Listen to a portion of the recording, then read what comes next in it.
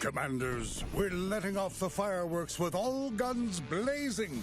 The time has come for magic and surprises. It's time to give, receive, and open large, no, the largest boxes.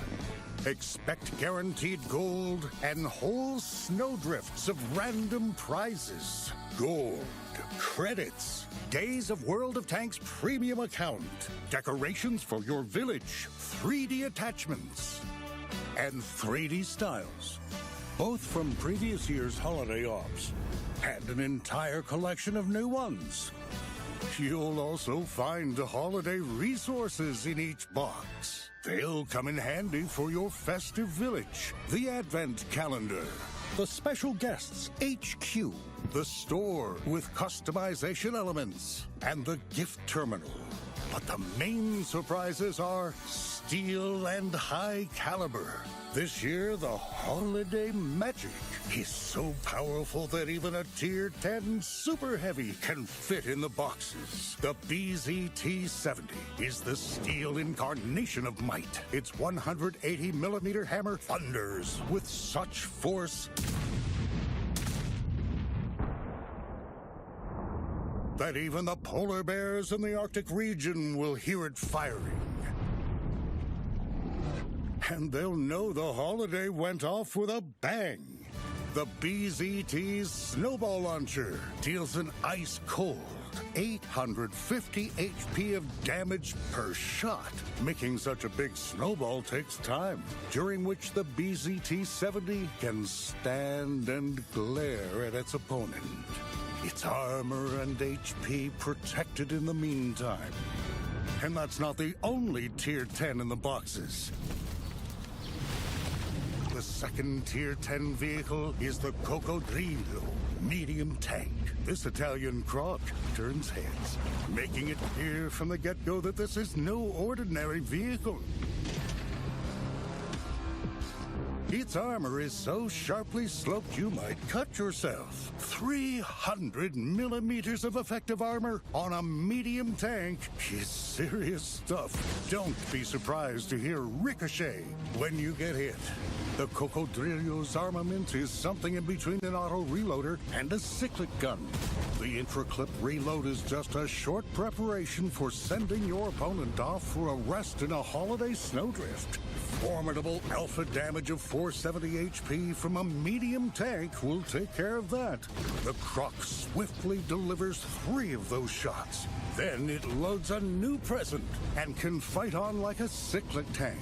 The loading time for all 3 shells is the same, so just give them 470 per shot.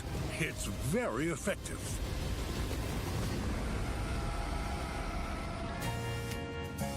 What's better? Making one big hole in your opponent, or 8 smaller ones? For the protege Louie, the answer is obvious. This Tier 9 light tank fires 8 shells in 7 seconds. Just a new surprise every second, one after the other.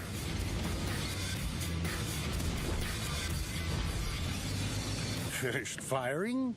Don't go far, because after a short interval, you'll be ready to go again. The Louie moves fast and fires often, making it a lot of fun to play.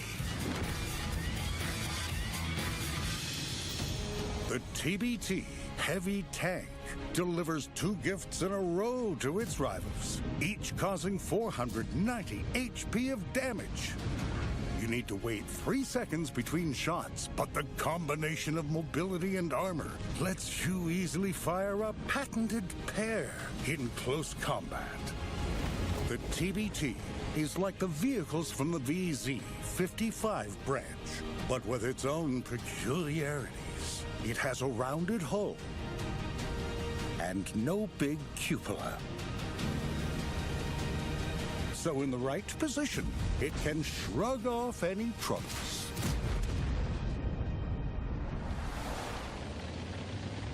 The Strid is a medium tank with an outstanding turret. Its unusual layout means it can comfortably fit in all its crew members. An extravagant visual balance, plus a combo of decent armor and mobility, make this vehicle a welcome guest at any party. Its gun fires fast, tilts on steep snowdrifts, and hits its mark even when the tank is rushing to the celebrations. The Strid 6 looks odd, but feels familiar and enjoyable to play. The Yog Poner E90 is both the Yog Poner after some jam-packed holidays and the Yog Poner E100 with the cabin moved forward. This gives it certain benefits. Minus 9 degrees Celsius has never been so hot. The premium Yogi scrambles up the highest hill, but not to go skiing. That's its seat of power. Its decently angled armor reliably holds off enemy attacks, while its gun allows for profitable HP trades with any vehicle of the same tier. In keeping with the tradition, if you don't receive a vehicle from 49 boxes in a row, then you're guaranteed to hear an engine revving in the 50th. You'll also find 5 lower-tier vehicles in the boxes. These don't affect the counter for a guaranteed vehicle, so getting one of them will always be a nice bonus. Science can't say for sure whether tanks feel the winter cold, but just in case, wrap them up in warm winter styles. The Char Futur transforms into a mobile base for field engineers and medics. Its crew will do anything. Bring stretchers for overindulgent feasters. Tow vehicles stuck in deep snow. And even power equipment with its generators. Now the Char Futur can handle any task.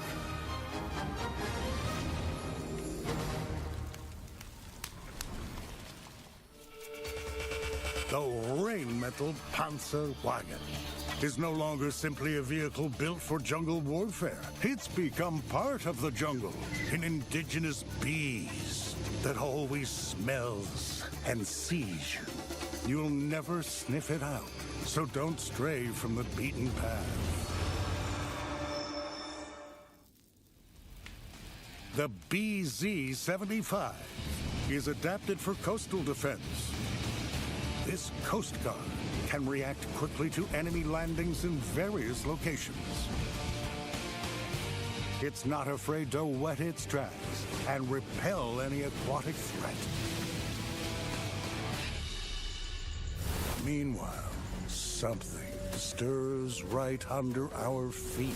There, down below, an ancient creature with the body of a bird, the tail of a snake, and the wings of a dragon has awoken. At night it hunts, its eyes ablaze with hunger. It's said that anyone who looks into these eyes is turned to stone. According to legend, one day a hero will come, armed with a mirror. But until then, the basilisk's hunt goes on.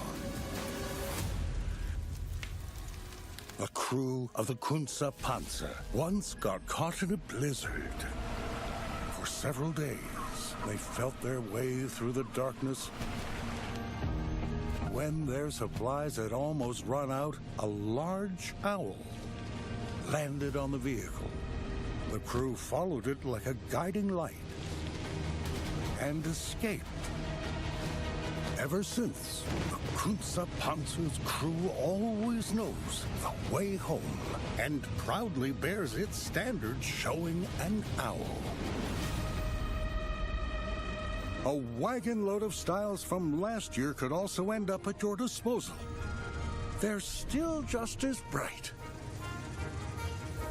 Also this year, the boxes will contain 3 new collections of 3D attachments. Get them and complement your favorite 2D styles with exciting details. There's a Chinese collection, aviation-themed attachments, and even a biker collection with a chopper. It's every driver's dream. The attachments drop in random order, but only ones you don't have yet. They will only start repeating once you've collected them all. That means you'll have a varied collection. Decorate your favorite vehicles, try out new rides, and enjoy some nice surprises. Joy, excitement, and the biggest guns.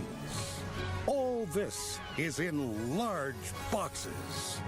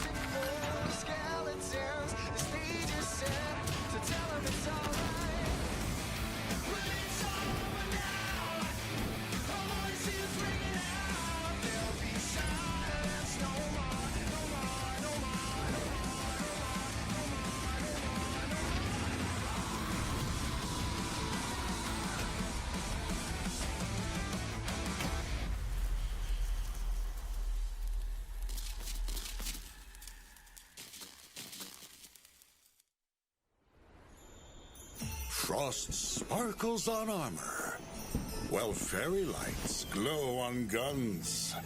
Commanders give the orders to decorate.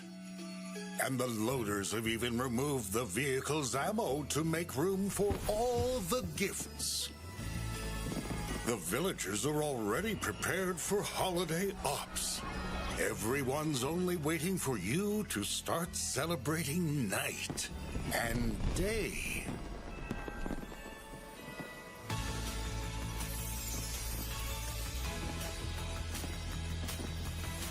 By day, the village is bathed in sunlight.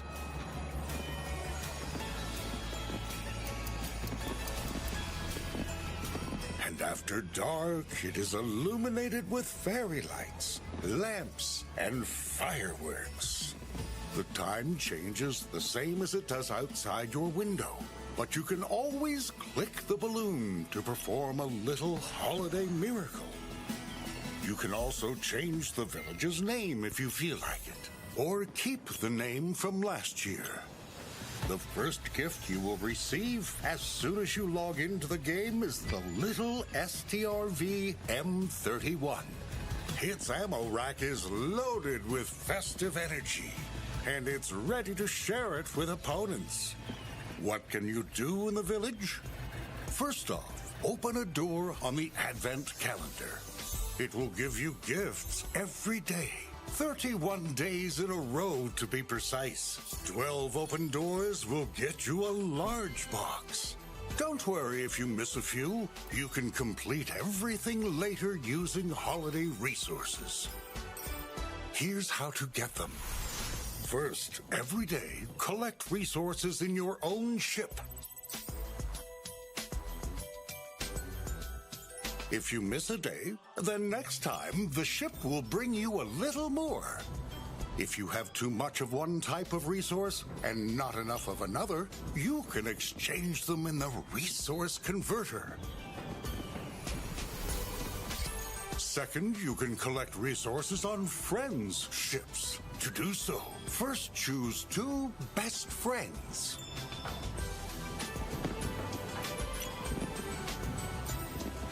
You can find even more resources in large boxes and in rewards for daily missions, including your old favorite, Play a Battle.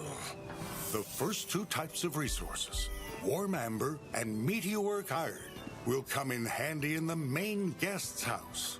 This year, the village welcomes the charismatic, the refined Benedict Cumberbatch. He's brought everything for a great celebration. His own unique style, memorable stories, and of course, presents. As you complete assignments, Benedict will decorate your village, share his signature customization, and even give you a credit or XP bonus, depending on which you choose. The size of the bonus depends on how many assignments you've completed. The remaining 2 types of resources, Rock Crystal and Pure Emerald, will let you enhance the items in your village. Increase the levels of the 3 main zones to unlock new decorations and slots for them. And most importantly, boost the festive atmosphere. This opens new possibilities and presents.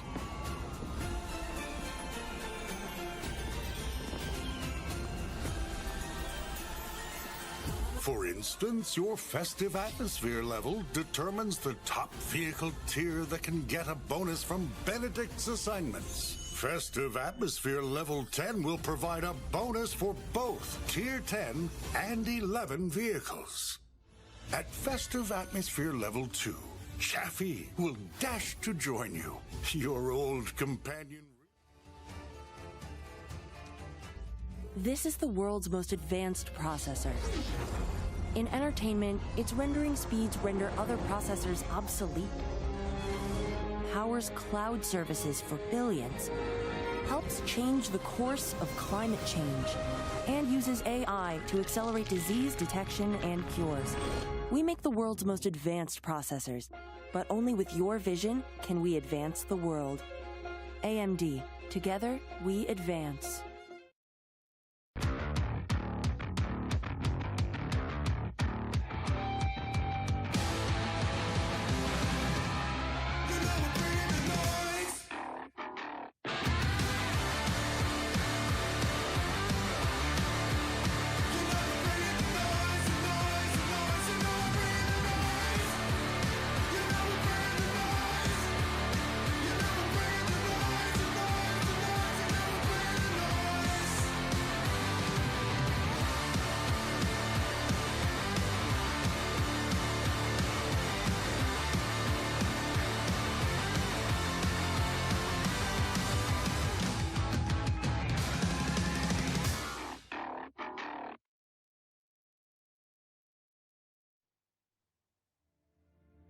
Hello everyone and welcome to the AMD Winter Invitational stream.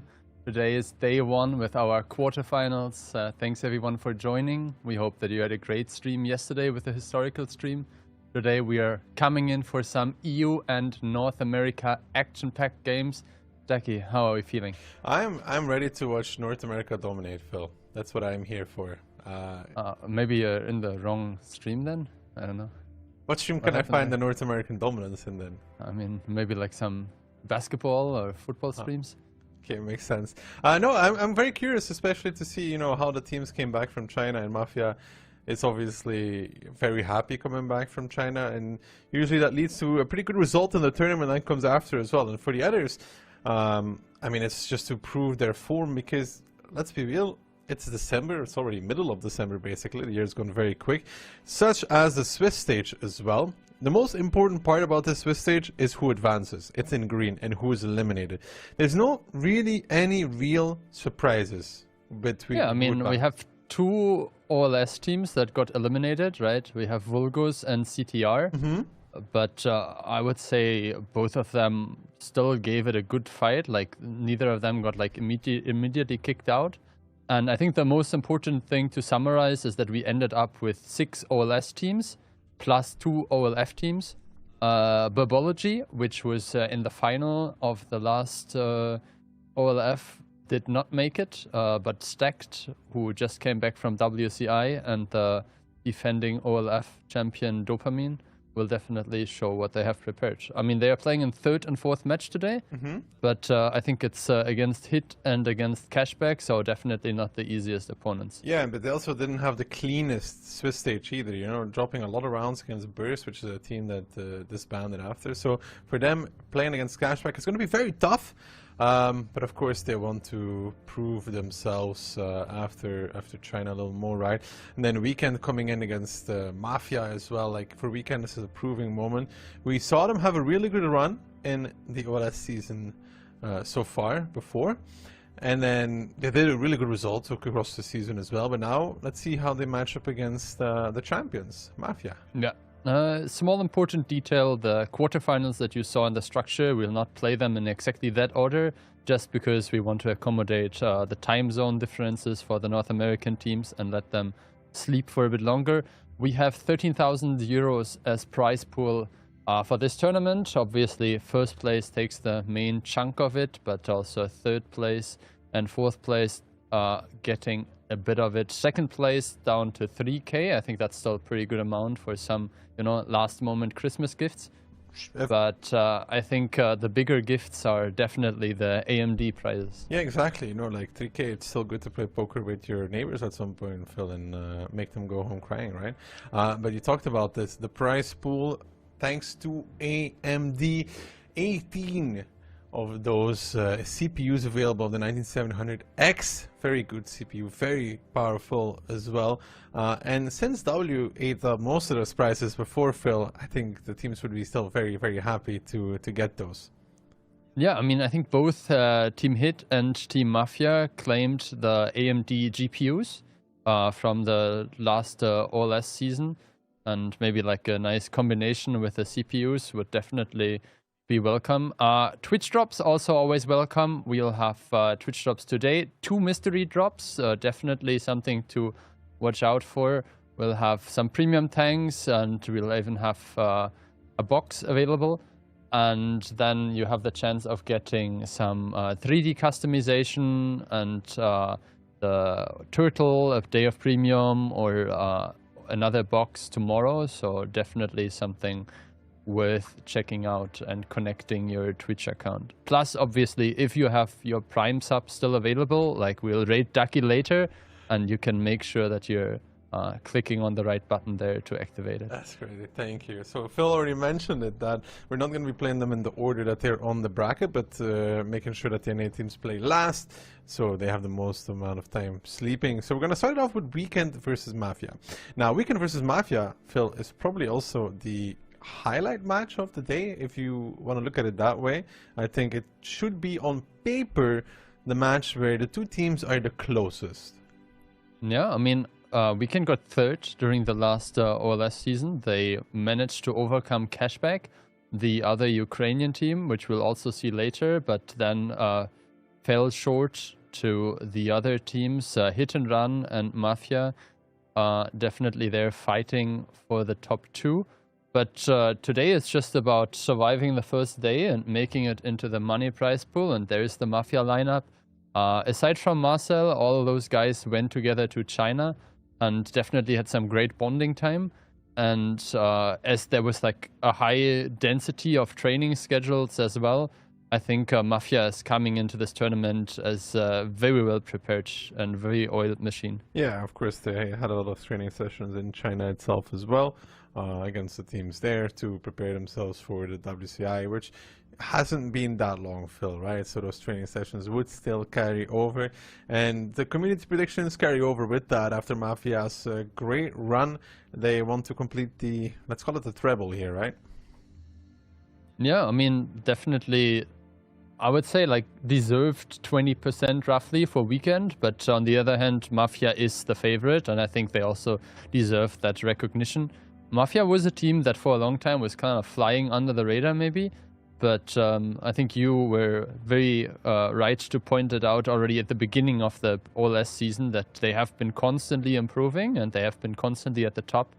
And yeah, well, this summer they made their first breakthrough this year, and then they ended up finishing firsts in all the subsequent competitions so far. So 3 in a row, maybe they can make it 4.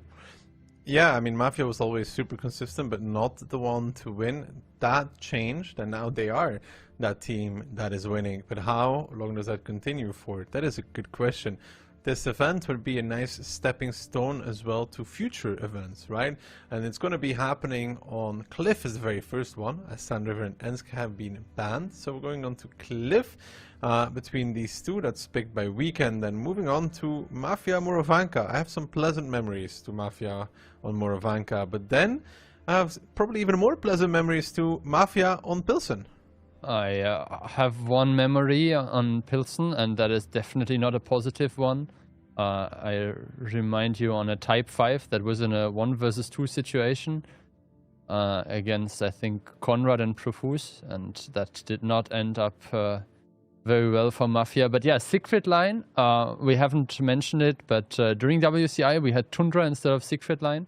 Now we are back to playing this map. It was picked by Weekend. I think you should be able to see at least one round, as this is a best of 9. So if Mafia or Weekend doesn't finish 5-1 or 5-0, then we'll definitely see Secret Line, and Ghost Town would be our potential tiebreaker. Yeah, I mean, best of 9 is going to be a long match. The question is just, can Weekend stop Mafia, right? Because they're obviously very happy with how the Q4 of the year has gone for them. But it's also like a motivational thing, I guess. You want to see Mafia still have that hunger, right? They've won, yeah, for sure. They've won OLS, they've won WCI. This, you want to look at it that way in terms of importance, is not the highest compared to those two, but you want to win anything you can, normally. Yeah, I mean, I think the caster scores from Mafia and me are switched. You and Morph predicted 5-2 for Mafia, and no, I think you and me predicted 5-3, and Kian and Morph predicted 5-2. But yeah, everyone going for Mafia, and I think it's reflecting what the community predictions were saying. But definitely nobody is expecting like a stomp, yeah, so where the teams cannot do anything. You and me were 5-3 indeed, and Kian and yes. Morph 5-2. Yes, that's what I thought. So, number 1, first battle here between Mafia and Weekend in the AMD Winter Invitational 2025, 4 BZs, double CS, and a 140 for Mafia. Yeah, and you can see Weekend with their new player Flash in the CS63, Evil playing the Batchat, 4 BZs, and a 140 as well. We are, of course, very good at the predictions, Phil, so that would make sense that we end up going the same way, right? Yeah, for sure. I mean, we'll figure out who of us will take the crown, but I guess in the meantime, Sunshine and Kano are going to the lower side. Very similar situation with Orsic and Rexa, so a bit more DPM and a bit faster for Mafia to get up into those donut positions. Conrad and Kono crossing, they get spotted but don't take any damage. And I think Flash will also realize that he can't contest the strike there. It's a bit split here from Mafia in the beginning. They have now the BZ taking 1k. Taking 1k, that's Sunshine and Kano from the 140 from 1-2. But they do have more tanks on the upper side, Phil, if you want to look at it that way, right?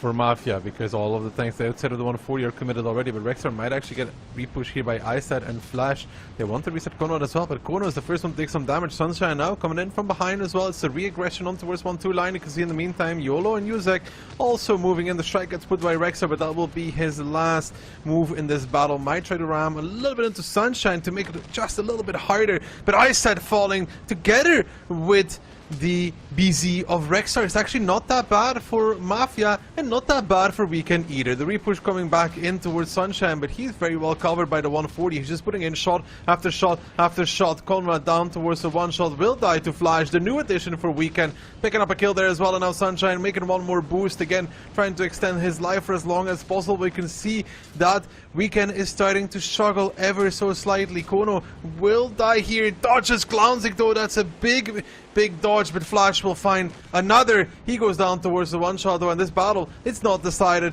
It's 5-on-4. Mafia need to find that kill, and they do so with YOLO as well. The ram, very important to find that kill, but Yuzek falling, Profuse coming back in. It's anybody's game. Yeah, Evil though on a one shot now being picked up by Profuse, who put in another good shot. The BZ really boosting into the right time there. Trash Panda and YOLO should be able to pick up the next kill, but if YOLO exactly puts in one more, Profuse might actually be the first one to fire, and if he picks up Trash Panda, that looks very good for Mafia. Ooh, Profuse misses, but Trash Panda misses as well, and YOLO gets into a little bit of a dip there. Smart usage of the booster even. Can he find the shot? He can actually! Beautiful shot from YOLO. He will fall against Clownzik, but because Profuse missed, YOLO had to pick up the pieces in 1-2 line though. Let's see the 1v1 Orchek and Kano. I know who's winning that one right now. Yeah, I mean, there's roughly 2 shots advantage. Now you can see down to 1. Orzic with the advantage there. Clownzik takes the shot from Profuse. He really needs to make sure he hits the next one. This face hack is definitely not so easy because you can gun block, and obviously the heat will not make it through the gun. Good shot into the cupola there by Profuse, now getting the advantage, and you can see the individual plays from Mafias are not too bad. Yeah, right now, Profuse winning the skill fight against the BZ of Weekend of Clownzik. Oh, Orzic as well. Yeah, good shot. Orzic is winning this one too as well, and that's mainly the Inspire as well, Phil, right? The Inspire there, high level Inspire for Orchek picked up again, and Profuse now starting to, I think, even out-reload Clownzik as well. Not missing a beat is that BZ of Profuse. He's also 795 HP, which means that he's not enough to die in one shot. Clownzik might have a booster though. There we go, that's why he was backing up. Profuse is a reload, is gonna get him. No! Clownzik!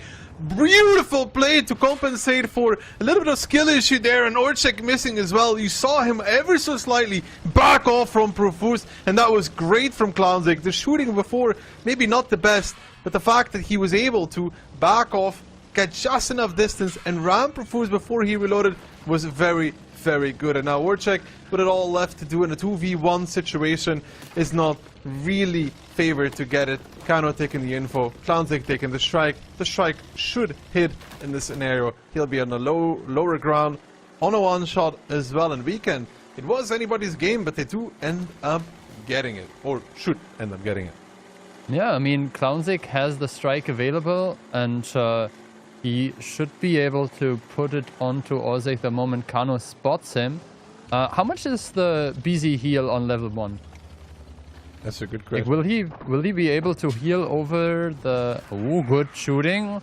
The strike now comes down. 450 HP needed. The strike hits home, or maybe it was actually the reload. Yeah, I think it was the BZ reload, and obviously that's not BS here, trying to kill Orzic from the upper position. Good stuff, and Weekend with only 245 HP left, securing the first round. We talked about that this match could be very close. So far, delivering upon that promise as well is the very first battle between these two teams. Anybody's game throughout, and then at the end, I think Profuse was skill diffing Clownzik, as in winning that, but I think Profuse also made one small but crucial mistake there, is he let Clownzik get the distance needed to ram him. And that is like, yeah, he was winning on shooting, but at the end in positioning, Clownzik won that. Yeah. Clownzik still with a great final result, 3 kills. I mean, 14-12 is still a pretty good result with only 1 missed shot. overall, I have to say it looked pretty good for Ursich there, who dealt quite some damage as well. I mean, he was winning his 1v1 and he was down, so really good stuff there at the end from both of the Mafia players, but some great individual plays coming out from Weekend as well. I said there, it's not really enough in this scenario.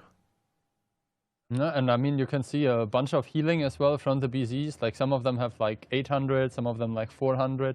So that is obviously the positioning of like keeping yourself around your allies, giving those extra HPs. And you remember at the very end, it was 254 HP or something left on Kano in the 140. So that was basically one extra shot by Ursich. Yeah. But I think Orchek stopped really fighting as well because he was counting on Profuse winning the upper side, right? When Profuse says, okay, I got my shot back and I'm winning. Orchek also just kind of stalemates in 1-2 line. And we saw that for a while there and even got the better from Kano one more time. But when Profuse loses, all of a sudden you have to try and play again. And then it becomes really tough. Sure. Especially as like with the 140s, if one of them is like side scraping and the other one is like driving towards it, the side scraping one always gets the first shot off. And then you have the reload advantage, which obviously helps then keeping the damage coming, right? I mean, it was a close game. It was really good. Good for Weekend as well. I think they need the momentum in their favor because, you know... No? Especially if you're on your own map pick and you start good, then it's like a good moral booster as well. Because I think they were eliminated by Mafia in the OLS, right? Like in the lower bracket final. If I'm not mistaken, that's correct. Because Hit and Run was making it, I think, through the upper bracket. Yes, that's also correct. But I guess we'll find out what they have prepared for round 2. We are loading in, and it seems like we'll have the Batchat back again. How do you feel about the Batchat being picked on... I don't know. I don't like the bat that much, personally, to be honest. Because it's very squishy, it explodes very quickly as well. And you need at least 2 clips to make that worthwhile, right? And sometimes it looks like we'll have a restart. And that CS mini strike is also sometimes nice to have. There's a restart being called, so we will quickly get out of the game and then restart the match. One of the players had a disconnect, so obviously this was called before the round started. The teams were able to confirm it with the administration, and we are quickly hopping into the next round. But yeah, talking about Batchats, I think there was one round during the WCI where it was 1 against 2 Batchats. I think Ketsai was playing it for Hit and Run, and there were like 2 Batchats, I think Kono and Yusek, who played it for Mafia.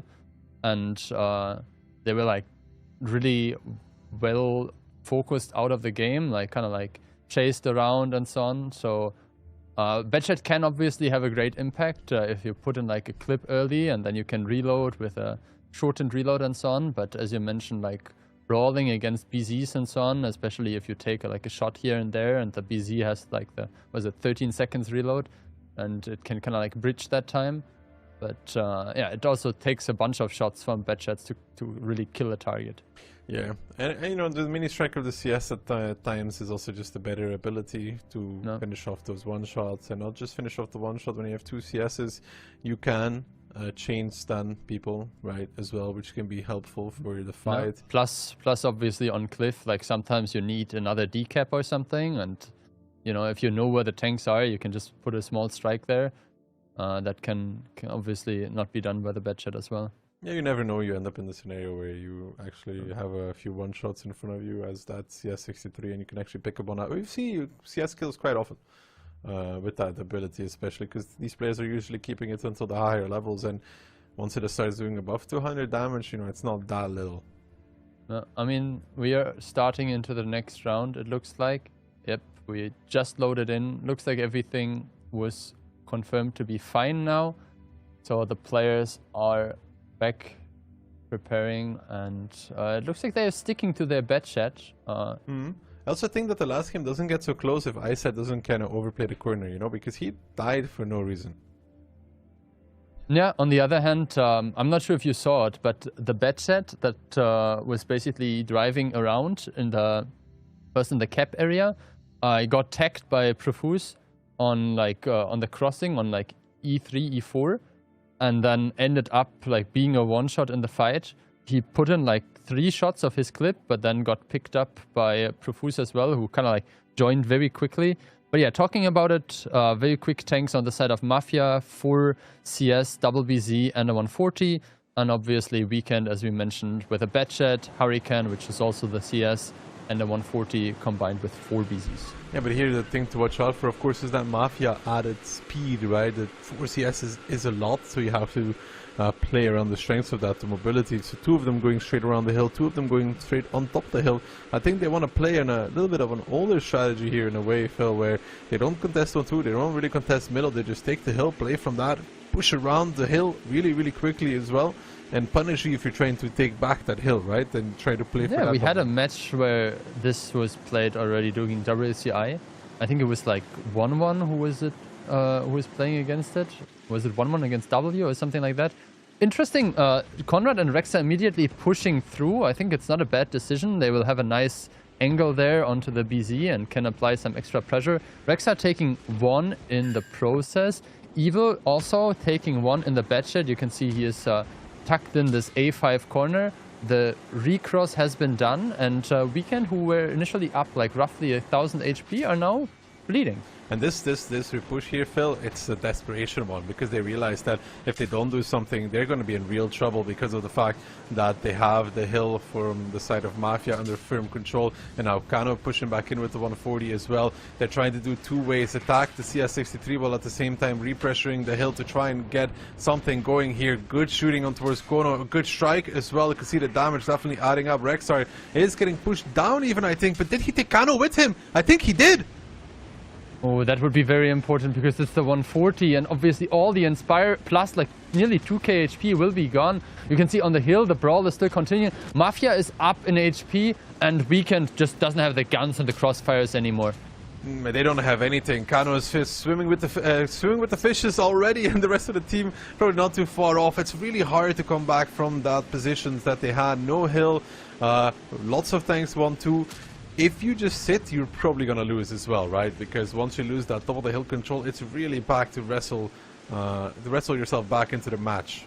Almost impossible. Yeah, and the Batchet doesn't really want to be sitting on A5 sniping. I mean, obviously it's great that you get it out, and you get it out fairly healthy, but it was just a very quick and good strike there by Mafia, taking the initial position, taking the initial aggression, and then like the hill was under their control. They had some crossfires.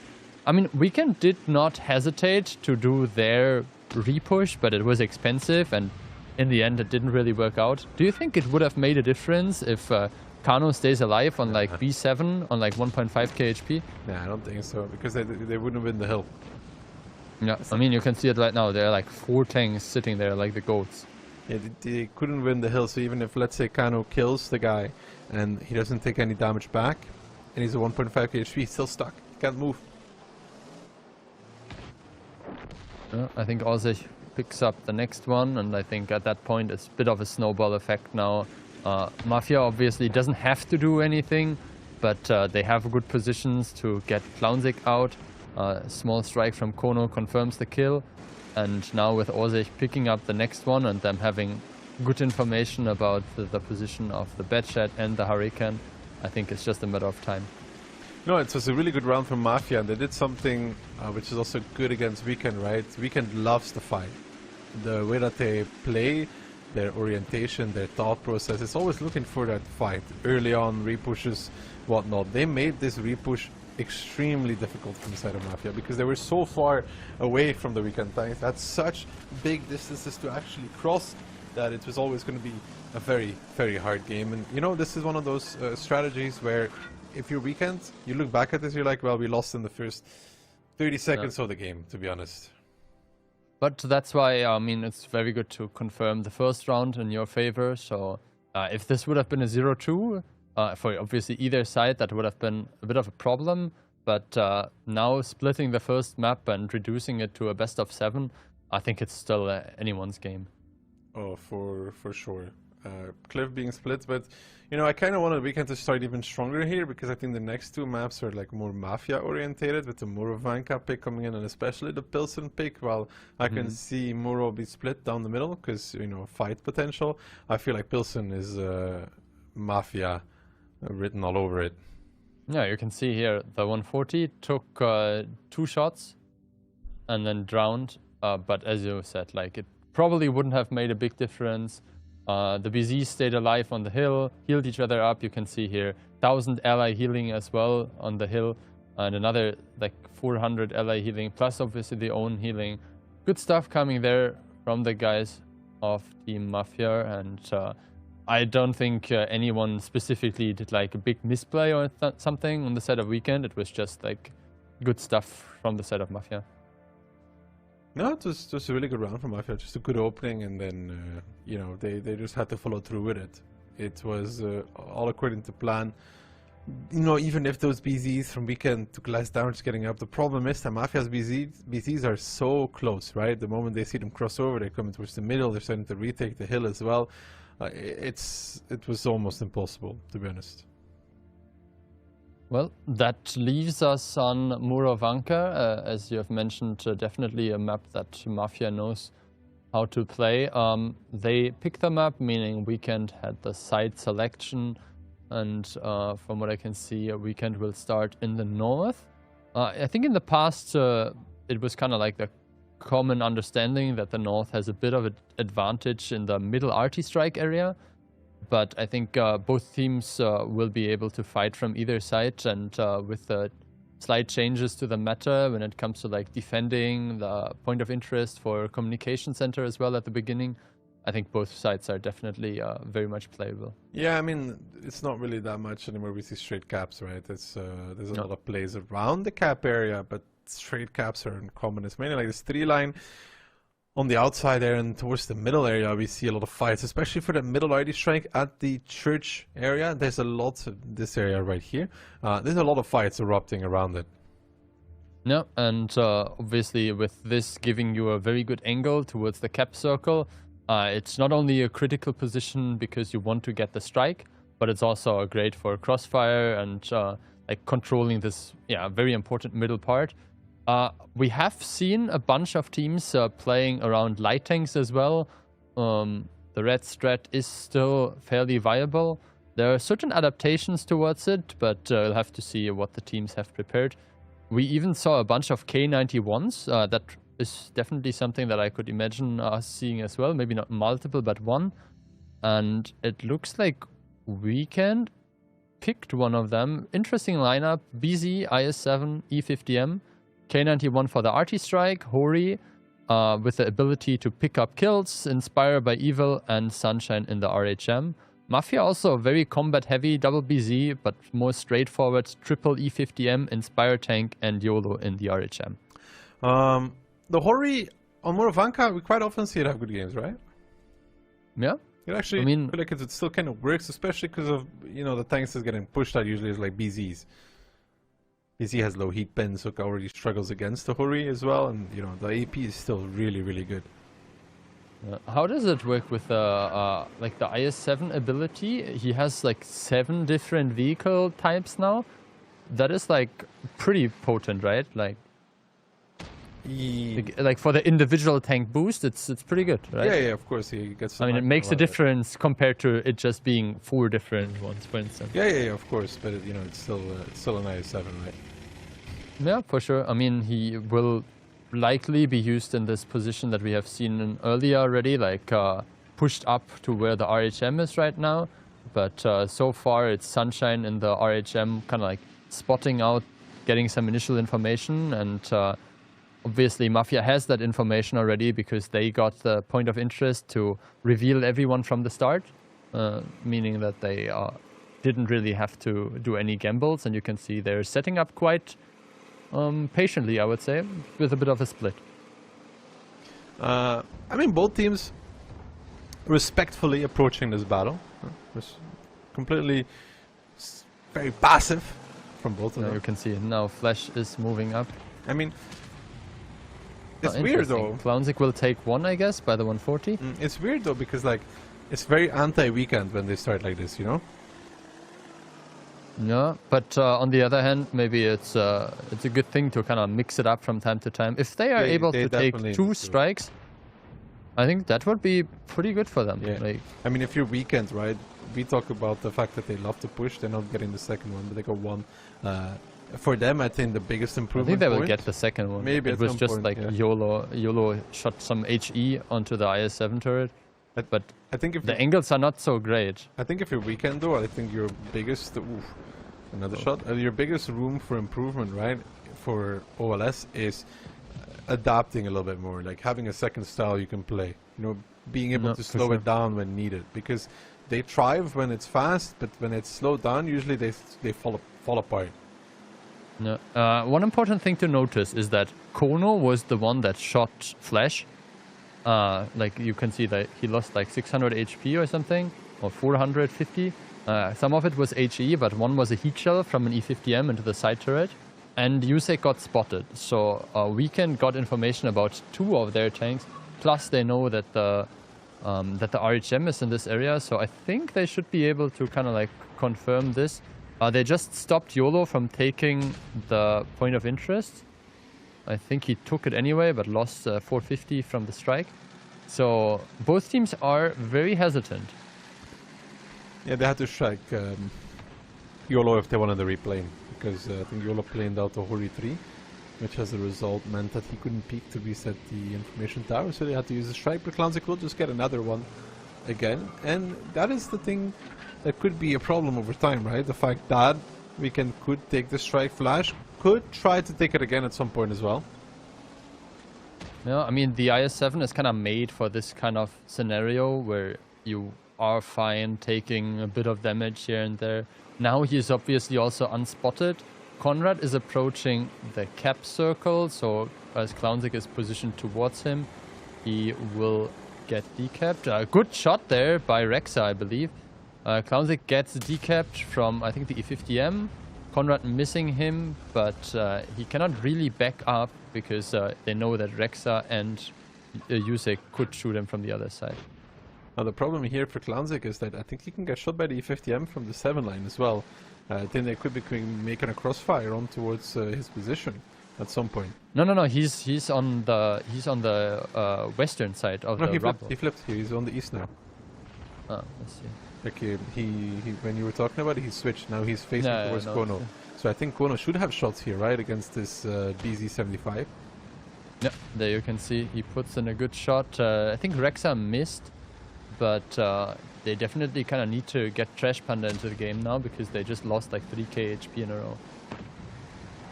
This is again the problem though for Weekend. The slower game, it just doesn't seem to suit them all that well. And now Clownzik, he switched back towards the other side, and luckily for him, there's nobody to spot him right now playing there, so he will get the strike in front of the noses of Mafia, stealing that one away. Lets a shot loose towards the E50M, but he's still a pain point. And you can see the repressure coming back in from Weekend. 1-2 line. There's an RHM moving up. There's a 140 moving up as well, but they don't seem to be too convinced about making this decisive move. Yeah, I mean, you can see like the bleed on both the IS-7 and the BZ was in the end quite successful. Big shots there now coming into Flash, who just took like another 1000 HP. And I think Conrad has also found an angle onto the IS-7. He is basically like gambling on where roughly the IS-7 is positioned because they can't like safely spot him, but that definitely forces him off the strike again and helps with the HPs as well. How do we feel about the K91? I feel like it's right now not really a tank that has a lot of impact. You can't push an E50M, right? Like it's very difficult to just do those 1 versus 1 trades. The E50M has the ability, obviously, with the increased reload. Clownzik now has to leave the middle area and looks like he wants to push onto Conrad. Couple shots flying his way, and now he's just a 1-shot. The problem is if Clownzik doesn't start healing right now, and he doesn't have a heal, then Conrad will kill him, even though Conrad will die on 1-2 line due to the overwhelming forces. Clownzik, I think, managed to bounce the shot. Yeah. So maybe he can boost in, get some cover, And if Iset and Sunshine pen their shots, maybe he can even survive.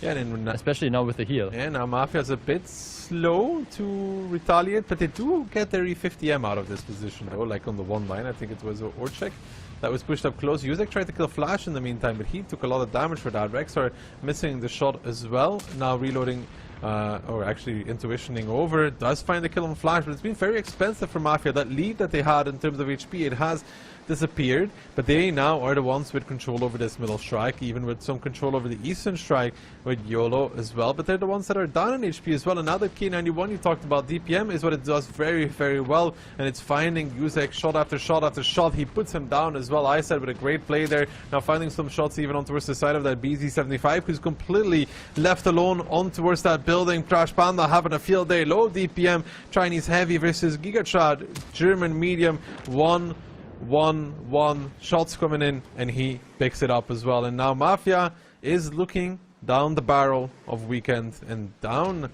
2-1 and a little bit of time as well. Good stuff there from Weekend. The repush came on 1-2 and Mafia seemed underprepared for this.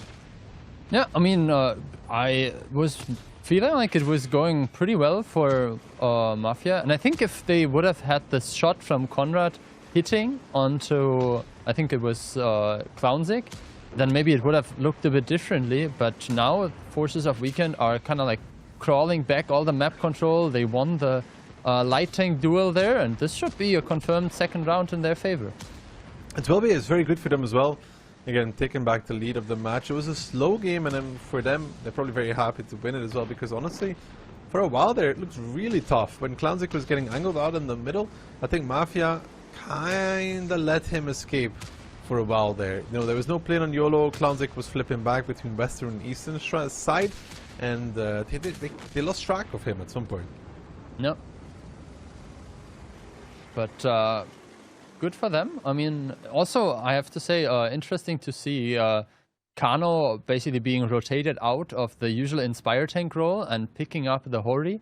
He was a bit of a silent observer, especially at the beginning of the game, and I'll have to see if he made an impact, because usually the Hori doesn't really want to just like sit on distance and snipe, because it doesn't really help you with your ability if you just go one by one. But he ended up with, I mean, 3k damage, not too bad. Not terrible, to be honest, for the Hori 3. But the Hori 3 is mainly powerful if you get pushed, not when you're doing the pushing, right? Yeah, especially not if you're like sitting on sniping. Take a look, it's like 2.1k snipe basically, and maybe he got like one more shot at the very end when it was basically over. So I'm not saying it was a bad choice of tank. It was just like how the battle was played out. He was basically not like very suitable. But yeah, the IS-7 did exactly what it was supposed to do. You should like hits received 15. A bunch of like non-penetrating or HE shots as well.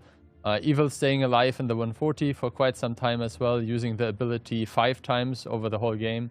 And then obviously you mentioned it, the DPM tanks, the K91 and the E50M just making good damage. Yeah, Conrad there, I have to say, like those 3 bounce shots, at least one of them was the one that kind of ended up not killing Clownzik, who then stayed alive and obviously healed up onto like 1k HP again, and then he took some shots later, but managed to stay alive and keep the gun in the game as well. So Weekend, well-deserved second round victory here, but I believe that especially during the mid-game, it could have gone either way, and for some time it was also in Mafia's favor. They'd only track of Clownzik. I think Orchek and Conrad have the ability to kill him before the repush even happens, and then you're really staring at a different kind of outcome because you're already down a BZ. Conrad can extend his life a little bit longer.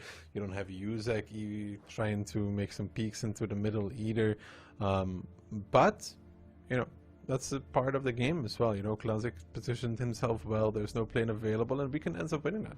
And I talked about it during the game itself. I think for them, learning this a bit slower style and making it work for them is a powerful tool to have. Not that they should fully transition, but when you only really are good at one thing, people will start countering you against this. And we saw that as well during the OLS, even during the playoffs of that constantly being the one to want to push is not always that great either.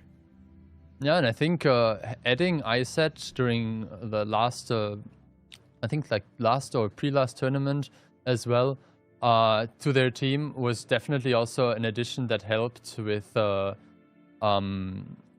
like coordination, like in terms of like tactics and so on. You basically end up like you have one extra set of eyes that can kind of like help you out, and if you have that experience, it definitely like adds to the versatility of the team in terms of tactics. Yeah, especially because ISET has gone through that transition, because he used to be with Cashback, right? And Cashback also had their point of time where they were very aggressive and then went way more passive, yeah? No, take a look. Talking about passive, interesting choice of vehicle, STRV on weekend side combined with ISET's K91 from last round, E50M, IS7, BZ, Kano in the 140 this time, and Trash Panda playing the T100. Mafia similar to what they did before, just with 430s this time. Interesting choice to me as well. Yeah, I mean, both teams going in a different style. I mean, T100 STRV versus triple double 430U, double E50M, a 140, a BZ, and an IHM. It's a very combat-heavy lineup here for Mafia. I think the important thing with the T100 is basically, in this game, mostly the size. Because you have a tank that is smaller and has like lower profile. He still gets tagged, also the plane coming in. Good damage there by Mafia, minus 1.1k on Trash Panda. He dodged some shots, but in the end it was not enough. And the plane obviously keeps him spotted for quite some time at the beginning as well. Good stuff, good start. That's what you need, that's what you want, right? Yeah, and you get the information about the STRV as well. You don't really care that the STRV can relocate. It's mostly about knowing what kind of composition you're facing. The double 430 used now, taking both strikes as well. And Weekend with the initial HP bleed due to Trash Panda losing HP on the light. It's kind of like extra important. ISET does get the information tower on 1-2 line, so there is that. But Mafia started it off strong with that light being half HP, and Trash Panda has to be really careful now as well, right, for the rest of this game.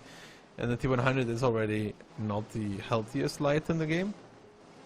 How much HP does it have? Because it added some extra HP from one of the recent patches. Does it have like 2.5 or 2.6 or something like that?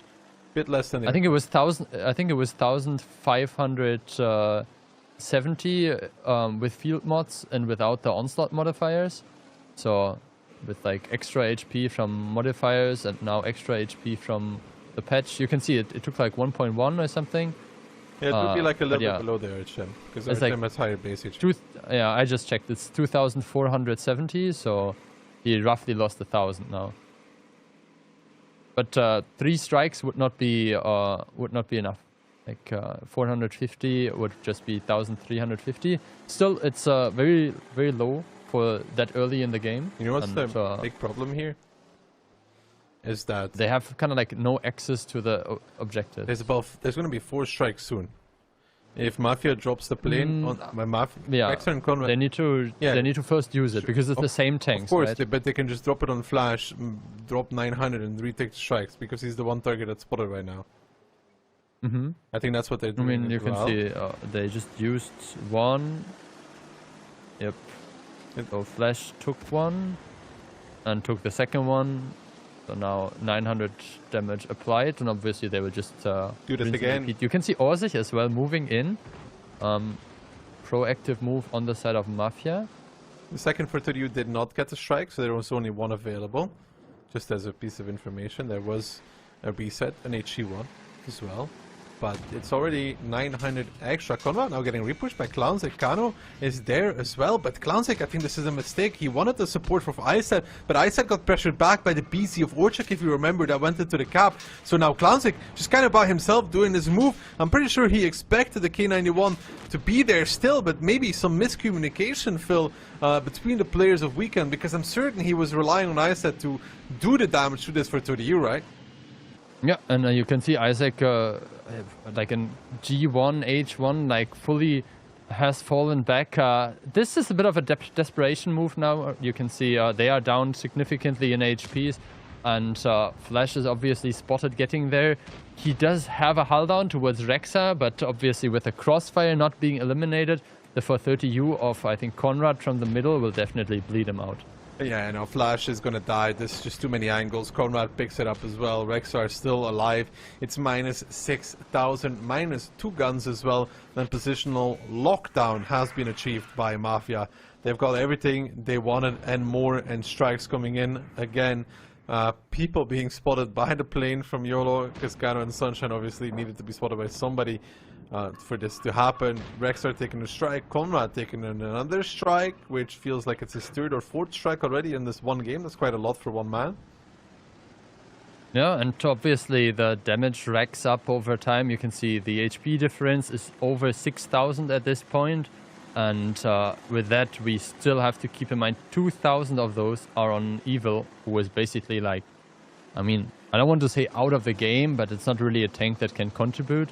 Iset as well, very healthy still, but with a K91, you don't want to be the one leading a charge to bring some decaps. So now it's very difficult situation on how to get this decap. Sunshine bleeding some more HPs, being found by the 430Us, and I think with the strikes finding their target, this match is pretty much over.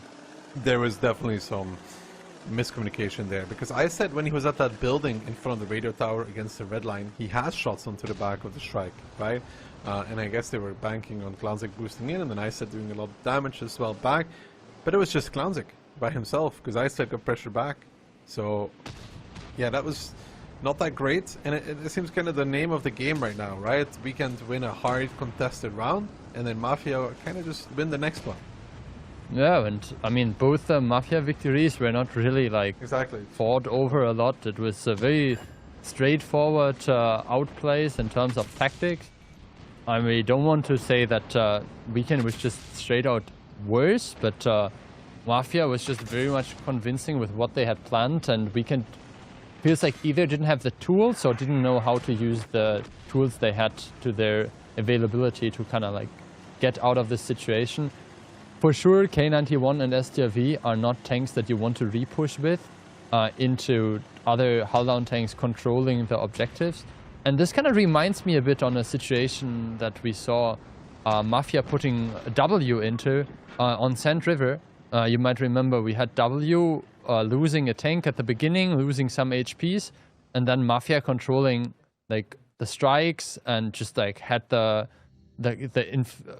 better tanks, more HP, and just no reason to move anymore. And Mafia did a really good job again, bleeding them out and taking the time as well.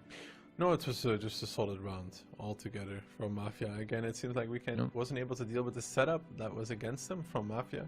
And as a result of that, Mafia generates some initial lead, which then, you know, once you control that double strike and the 430U is not an IS-7, right, for that position on the Eastern Strike, but it also has great camo though. So it's really hard to spot it. It's super low profile as well, and they do really good shooting, nonetheless. No, I mean, you can see the stun damage here. It was stacked up, and RT strike damage. So actually the RT strike damage is not that high. 900 from Rexa, and that's almost a full tank. That's like 60-70% of a full tank though. 2K. Yeah, but I mean the game was also not super long, so yeah. Flash obviously in a very desperate situation, having to like start some repush there. Not really lots that he could have done, but yeah, the K91 doing a bit of damage here and there. Also the decap coming in from the strike. But in the end, it did not really matter. Good stuff by, obviously, the whole Mafia team. Also, very initially, you can see 4.7k here, spotted by YOLO. You remember, there was this plane hitting the T100 in the point of interest. And that was kind of like what got the snowball rolling for Mafia, because they lost half the light tank of Weekend. And then it was just like very dire times. Now, with Murovanka being done, we go into Pilson, which is the map where I expect Mafia to make the difference. So, I mean, it could also just be a 1-1, or Weekend could win out. Of course, that's all possible. and you know, if you run it 1,000 times, that will probably happen. But I think Mafia is a very good Pilson team. They've proven to be a good Pilson team as well, and they've made Pilson matter where it matters most. Yeah, I mean, they won the tiebreaker on Pilson on WCI. Exactly. That is what you were referring to. Yep. But I'm not sure if Weekend will go with a similar approach as Hit and Run did, because I think they played triple Fosh B. Triple or 3 or 4 Fosh Bs. It was an incredible amount of Fosh Bs. And I think Weekend really likes their BZ plus like E4 or Brischkawitze kind of pushes. Maybe like they will put in like an extra IS4, something like that. But we'll have to see. I think Iset was also one of the players that were suggesting this like outside play with the medium tanks. But I remember he had his little moment in the 277 there once as well, which we'll not highlight much further. We have loaded into the game, and from what I can see, there are 2 Fosh Bs on the side of Mafia and 2 Fosh Bs on the side of Weekend. Definitely interesting how they will use their ability. A Type 5 Heavy, a tank that we have not seen yet, but definitely has some highlight plays, usually USEC as well. BZ on the side of Mafia, both teams with a light tank. Kano just switched to a Grilla.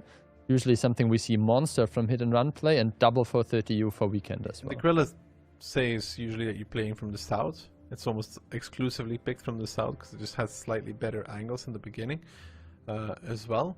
And as a result, yeah, we can see it is from the south indeed. Playing in the beginning doesn't spot much. 1 and 2, right? Like the Type 5s got spotted, Flash in the 430U, and USEC in the Type 5 on the side of Mafia. So neither of the light tank gets the replay, and you can see it there on the left side. But now with Sunshine taking a bunch of damage there, I think it was actually just a BZ shot. YOLO has the replay available, and this will help with kind of like getting some extra bleed onto Weekend.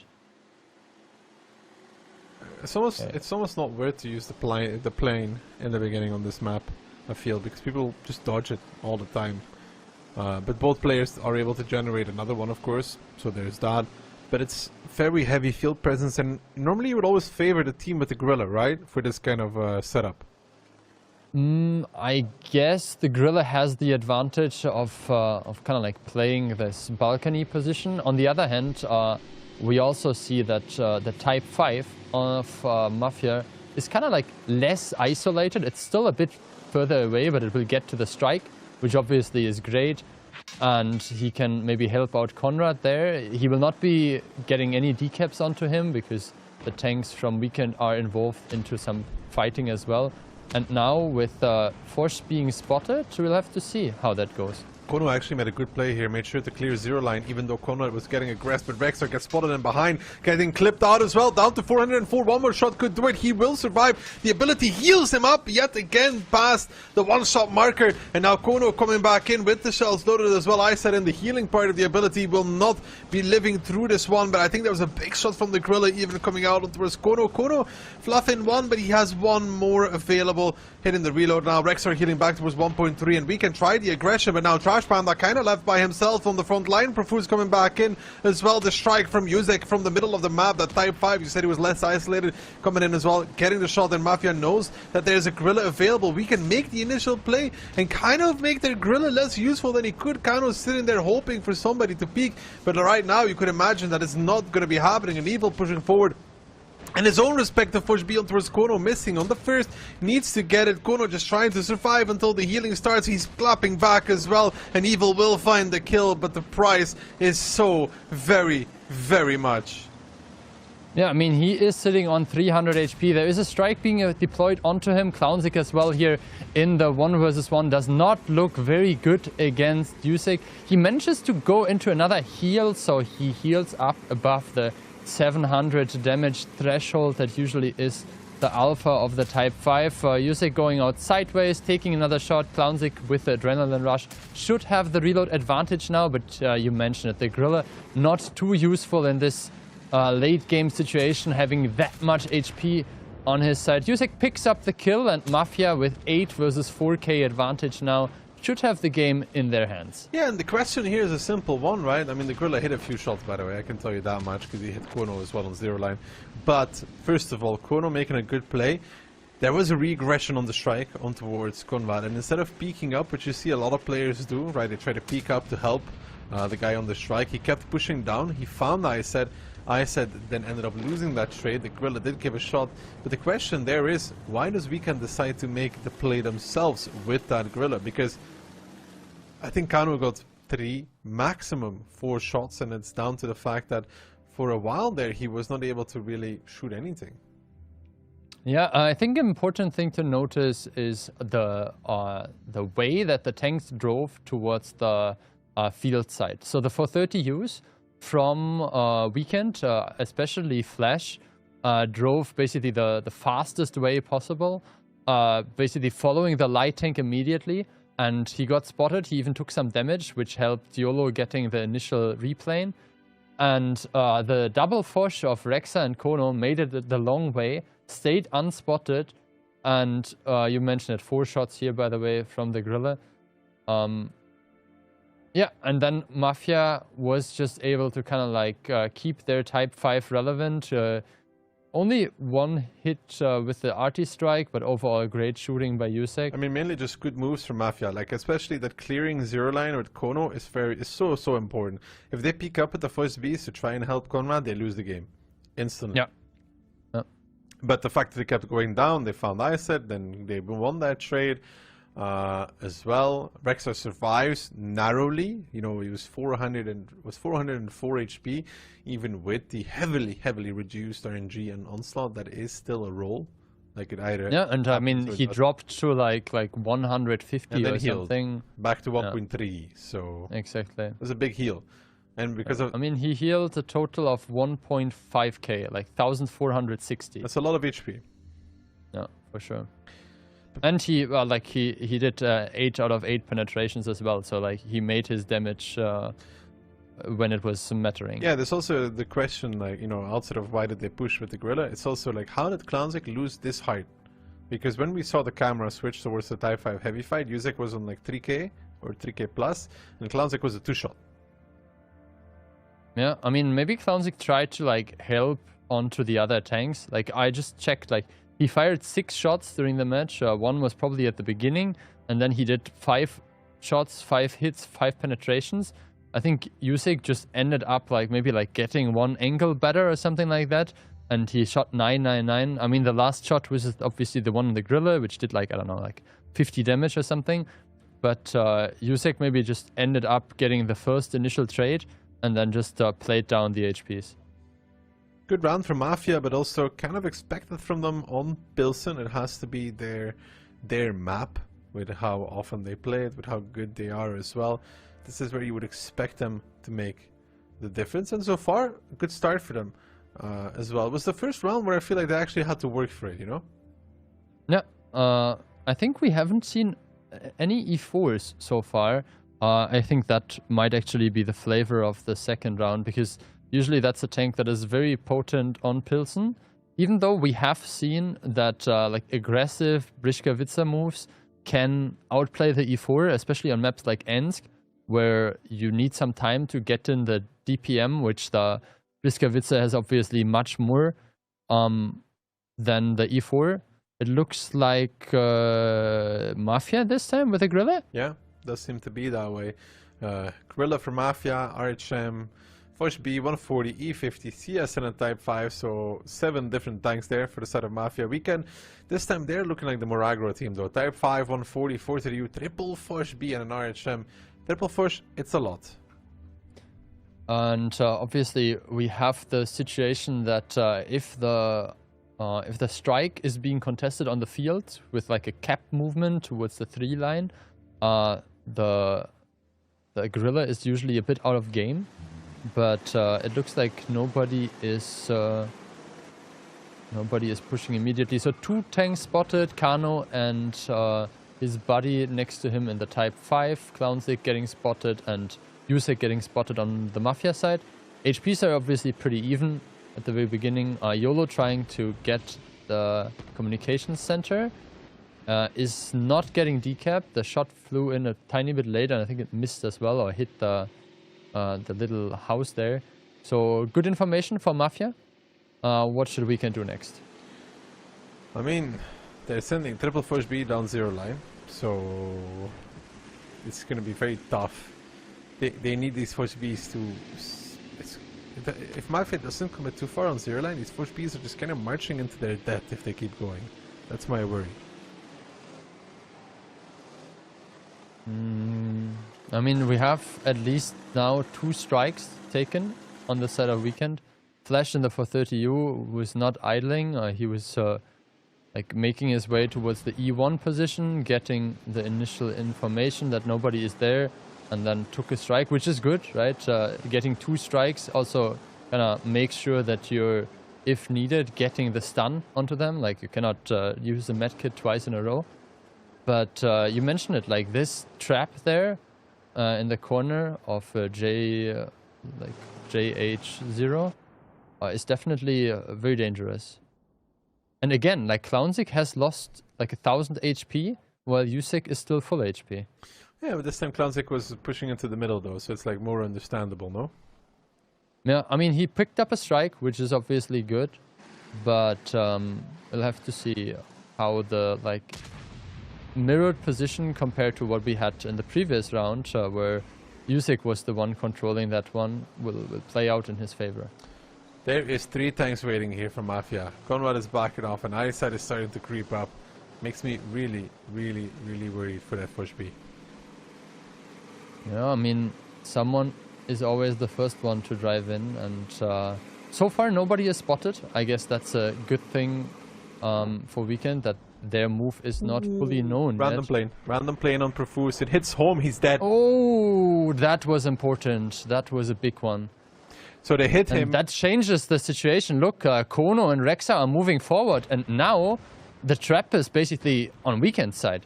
Yeah, I mean, you know, they did really good there. Random plane comes out on towards the balcony. It hits home. Kono now starting to get hit as well. Pops the ability. He will not survive that. He's dead. There's so many tanks there from Weekend. They had to do something from Mafia's side. The planes hit, and then the damage came, made him a 2-shot to the strike. The double strike comes out as well. Grilla dead. That's how you execute a Grilla. That's how you just win a game off of it as well. And it's just over for Mafia. It's over. It's 3-3.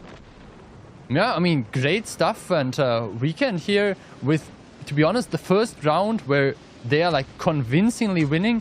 We'll have to like double check how this plane onto the Grilla was like figured out, because you mentioned it. It was just like the game deciding move. Yeah, YOLO put a plane and he got hit from 0 line a few times. You know, first B 140. I think even eyesight hit him, and then the double strike came in, and he was dead.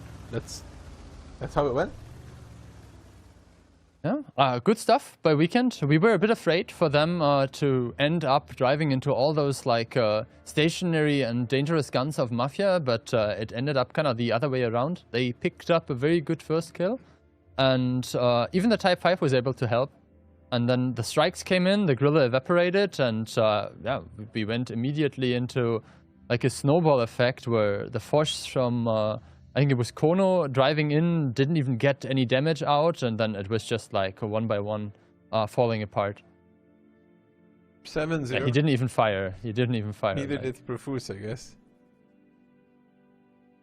Well, that was a round to forget if you're Mafia. Yeah, I mean, for Weekend it's great. For predictions it's okay as well, Phil. Yeah, I mean, I actually thought that we would end up with this being the map that goes more in favor of Mafia, and maybe we split Siegfried line. But good stuff, and 5k spotting as well for Sunshine. I'm pretty sure that it was the Grilla contributing there very nicely into his spotting. Yeah, I mean, that was just a good plane, you know. Profuse didn't respect that possibility enough, though. Yeah, we saw it actually in the game before, where the Grilla from Weekend was positioned a bit further away, like not directly at the building at the beginning, to avoid like a similar situation, and it turned out to be very good for them. Pilson is over now, obviously. Secret Line is the next map to come. Was picked by Weekend. Do you think there is a better site or something like that? I mean, there are some angles onto the communication tower. Not. I don't think so, to be honest.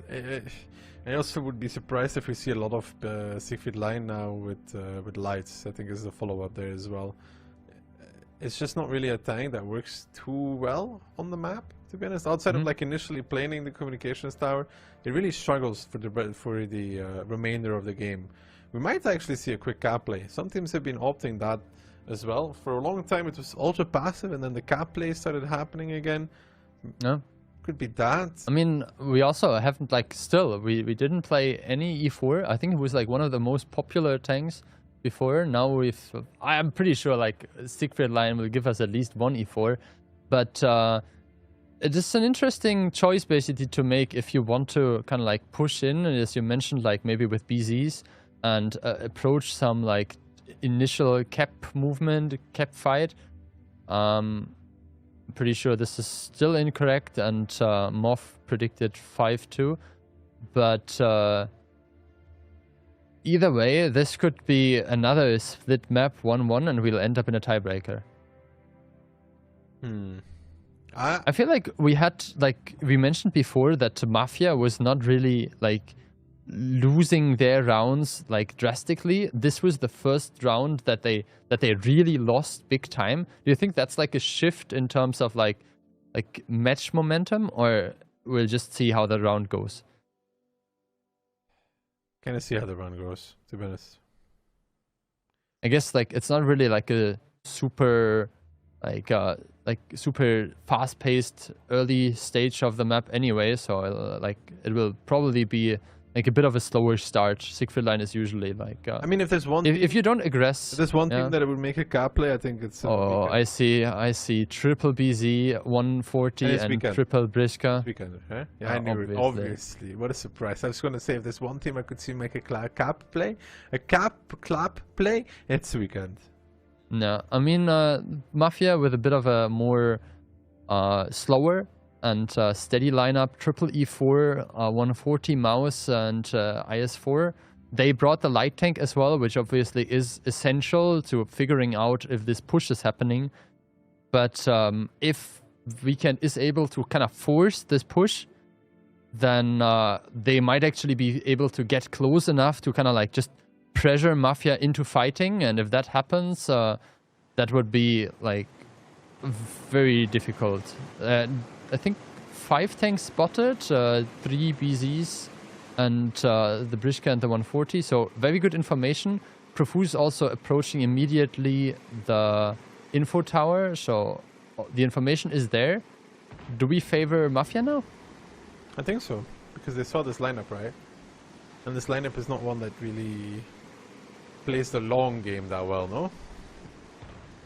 Yeah, I guess they are basically in the scenario where with this small decap shot there as well from the light tank, they have the information about like penetrating hit there into the Briska Witze. Maybe a bit over-eager from Trash Panda to leave that quickly.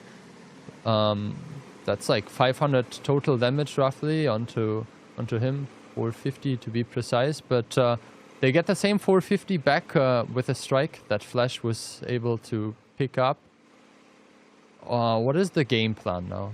I have no clue how you play with these BZs. I think you're pushing the 6-7, not even 6-7. I think you're pushing 7-8. Ooh, good shot from the E4 onto Flash 760. I think you're pushing the 7 line, but what are you pushing into? You're pushing into double E4 and into a mouse as well. The damage 2000 onto Evil. They haven't even crossed the second gap yet. There's another E4 that will cross back over. The one from A4 will go back towards A7 to reinforce. Kono Orchek already holding the angles. Yuzek with his second shot on the crossing. Orchek will find another as well. That one misses out though, but still the problems are not going away for the side of Weekend. Kono coming close, and he's followed up quickly by Orchek and Konrad as well in quick succession. And the 140. Yeah, I mean, they're all there. Look, the 140 and the RHM both made it back, and the BZ doesn't have the gun depression to just outrate the the E4s there. Now you can see the double Brishka is driving into Crossfire, and you don't want your DPM tank to be the ones taking the brunt of the damage here. The only thing I can see right now is that Weekend is getting a lot of tanks in the same area very quickly, and at eyesight will do missing one more. I mean, before he goes down, it's 5,000-6,000 lead for the side of Mafia. Orchak getting tracked though. That's going to be annoying because he's not going to come out of that one. Kano will pretty much track him. Kono is dead. Trash Panda will fall, but Orchak is going to fall here as well. He will find the shot against Evil potentially still, but Profuse picking up a kill as well. It's just so hard for the side of Weekend because they're always down a gun, trying to retaliate, trying to come back, trying to pick up the kills, but they are not looking that good. And then the second problem is they find the kill fill, but there's so healthy tanks coming from Mafia, you know, like Foolish. Yeah, and I mean, look at who they are fighting against right now. Like, it's like Yusek 4k HP, Rexa and IS4 3.5, and then Profuse sitting like on the sidelines, just farming 2.5k HP left on the 140 and completely untouched. Did you see why Flash was like so late and so out of the fight?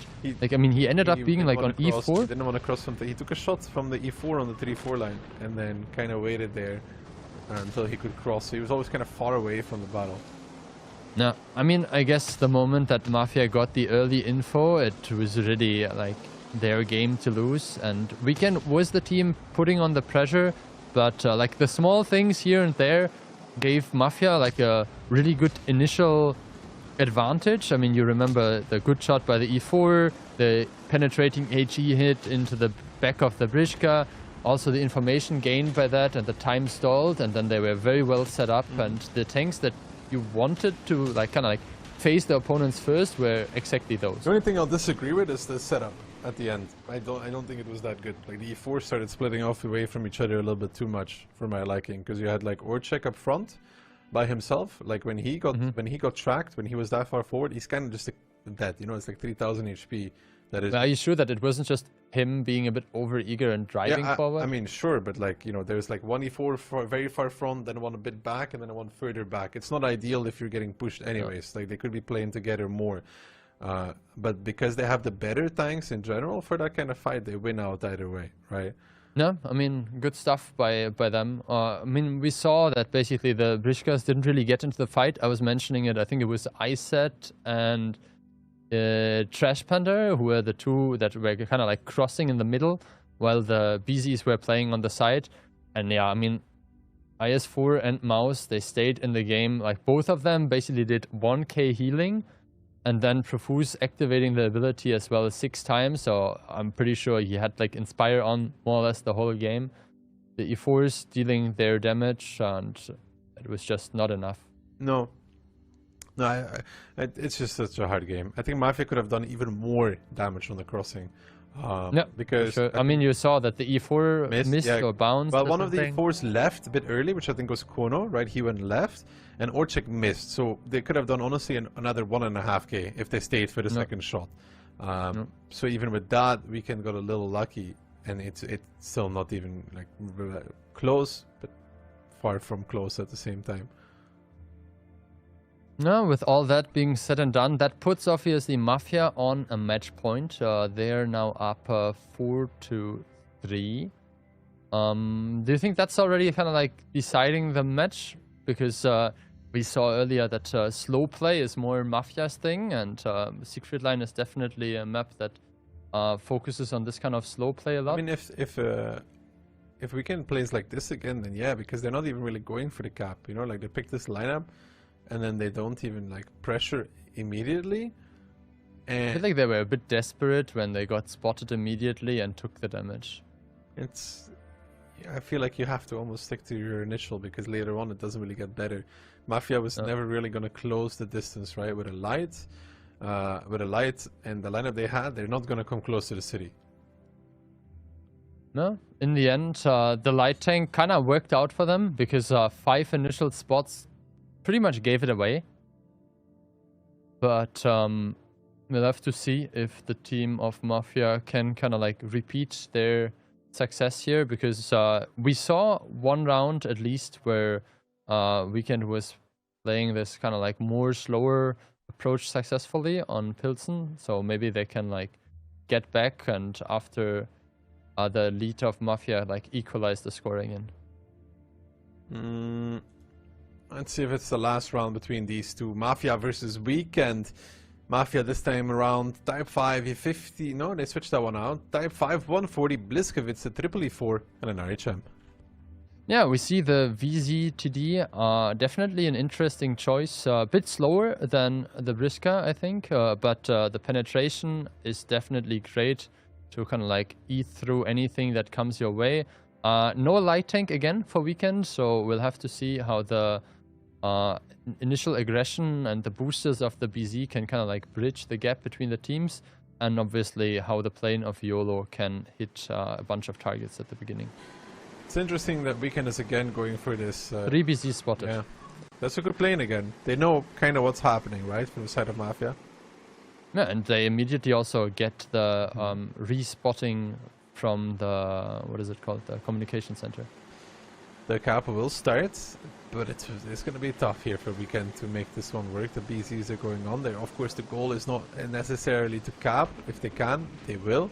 Right? The goal is more like, oh, we would love for you to come close so we can push something. Profus is going to face it off against Flash and Iset, but Orchek is here as well. Flash does get the look at this. He needs to shoot HE. Yeah, and Profus is 800 back in return. Pops the ability, and now the boost comes across from Weekend. Let's see where they go with this triple BZ. Trash Panda already in a little bit of trouble. Conrad, does he get one more on the way out in that Type 5? No, the answer seems to be not the case. Now, actually, he does find one on the back of Clownzik, and now Trash Panda down towards 1.5. Yuzek a little bit isolated there, wants to go forward towards Sunshine. He's doing that as well. The other BZs now coming in from behind. That's Clownzik. Trash Panda doesn't want to go anymore. Conrad coming in as well. He's got to be a bit careful. The Type 5 might be overexposing just ever so slightly in that Type 5. The team captain here from Mafia. Now, the rest of the team has to push back in, and yeah, Conrad definitely going way too far in that Type 5. He's dead. Yuzek down as well, and now Mafia re-pushing back in. That's exactly what Weekend wanted. A little bit of chaos, a little bit of disorder in the ranks of Mafia. They find one, they find a second one for free on top of it, and now the light is kind of useless in this one, and now Weekend is trying to make the snowball happen on towards Orchek, who's also very much by himself. The strike comes out, will hit on 2, so that's pretty good. Profus with the kill as well. Now YOLO finding a kill, and Mafia starting to come back in it, but still Orchek is going to fall here. Yeah, you can see the HPs are still fairly even, but now with this big salvo, Weekend picking up another kill. Keeping in mind that the light tank of YOLO has over 2k HP left, that's a lot of non-combat HP. Sunshine now with 2.7k boosting in, trying to help Clownzik out, who is there in a bit of a shitty situation for him, but now with Profus being a one-shot and Kono taking another hit also for the high caliber guns, a one-shot on a bit less than 500 HP, this looks pretty doable for Weekend. Rexar doesn't have his ability right now though. Can he block Sunshine? It's annoying for Sunshine in that close range with the BZ against the E4. He could get it. He's intuition. I think he just intuition. Yeah, can he get the shot? He needs to make it now because Kono's about to kill him, and he doesn't actually manage to find the kill. It's Kano that comes in and finds it. Now it's 3v3, and the problem is that light tank, that pesky little light tank. But look at the strike. Like the strike where Evil is sitting in is only 5 seconds until it's back. So that gives for YOLO though. Yes, but it's a couple seconds delayed. So maybe that can make the difference to pick up Profus. I mean, Profus they should be able to. Profus they could have gotten. I'm not sure why they are not taking the strike, because now their one shots will definitely die from YOLO's strike. I mean, he could even make Evil a one-shot, but Flash is spotted out. Profus finds the kill. That's the strike used. Evil goes down towards the one-shot against Kono, who finds a shot. Kano now taking the strike That's back. A good outcome for Weekend, no? Because the strike was wasted. Is it that great? I mean, it's not great, but like from the possible outcomes, they traded at least 1 for 1. Yeah, it's ideal, I guess, yeah. I mean, you know, it was never going to be a great trade for them, but at least it wasn't a terrible one. Kono manages to get out, and I think that is important, because Mafia has the more mobile tanks, and they kind of want to play the field. Like, they want to play it with longer angles, bigger distance. The strike is immediately being deployed onto Kono, obviously not enough to pick him up completely, but you secure the damage. And if they can kind of like keep the HPs of Evil in the game, this could still be somewhat doable. They need Kono to sit in a position where he does at least one shot. That's all they need. I think YOLO just will pick up. Yeah, but they need Kono to do one shot against Kano. So in worst case, YOLO plays against 2 one-shots, right? Yeah, exactly. So Kono is leaving now through the water, but he decides to stay. Very good idea to basically be in the bushes. He puts in a shot, but I think that will be the end of it. And now it's YOLO against 2, and I'm not sure if he has time to pick up the strike. He does, but also one note for YOLO, which is really annoying. WeezyTD has 1100 HP. He has to be really careful. He has ability as well, so I'm not sure if like if he gets on level 2 ability, it's still a 1 strike, right? Yes. Because like it would be like 50% reduction. Any level ability is a 1 shot basically. Again, on that HP. So. Okay, let's take a look. The 140 gets spotted. That strike. You know, he didn't use it. I think he just used the strike to see where he's going. Yeah. He didn't end up using it on Kano because that's a full speed 140. It's really hard to hit. Ooh, spots out Evil though. Evil turns. Does Evil get it? He puts the strike, the shot missing. The HE comes in and Evil picks it up. Yeah. You mentioned it. The big HE chunk there. I think Kano would have had another shot maybe as well, but great play and a bit too hesitant maybe from YOLO. Good stuff, and well, what an end to this round. Like 4-4 now, and we'll see a tiebreaker. YOLO, how do you say it? He kind of so much pressure that he ended up fluffing it. Like he has 2 opportunities, right? A quick strike or the shot. The strike wasn't that quick at all because he shot first. No. And the shot missed altogether. There was no ability on the WeezyTD. He would kill him in 1 shot. No. I mean, in the end, it doesn't even matter, right? We have the big chunk here, 4.3k HP. Kano actually also with like great performance, 14-14, 3 kills as well. This was a very close one. I mean, we see Evil picking up YOLO at the very end. Definitely like the deciding move, but it could have gone either way. I got a question, by the way. If Evil was the last player and YOLO striked him and Evil killed YOLO and it was a draw, what is the winning condition? Is it damage down still? I would say so, because obviously it would be counted as a draw by the normal game rules. It's 7 versus 7 tanks destroyed. Yeah, it was just, you know, so, yeah. wondering. I would say so.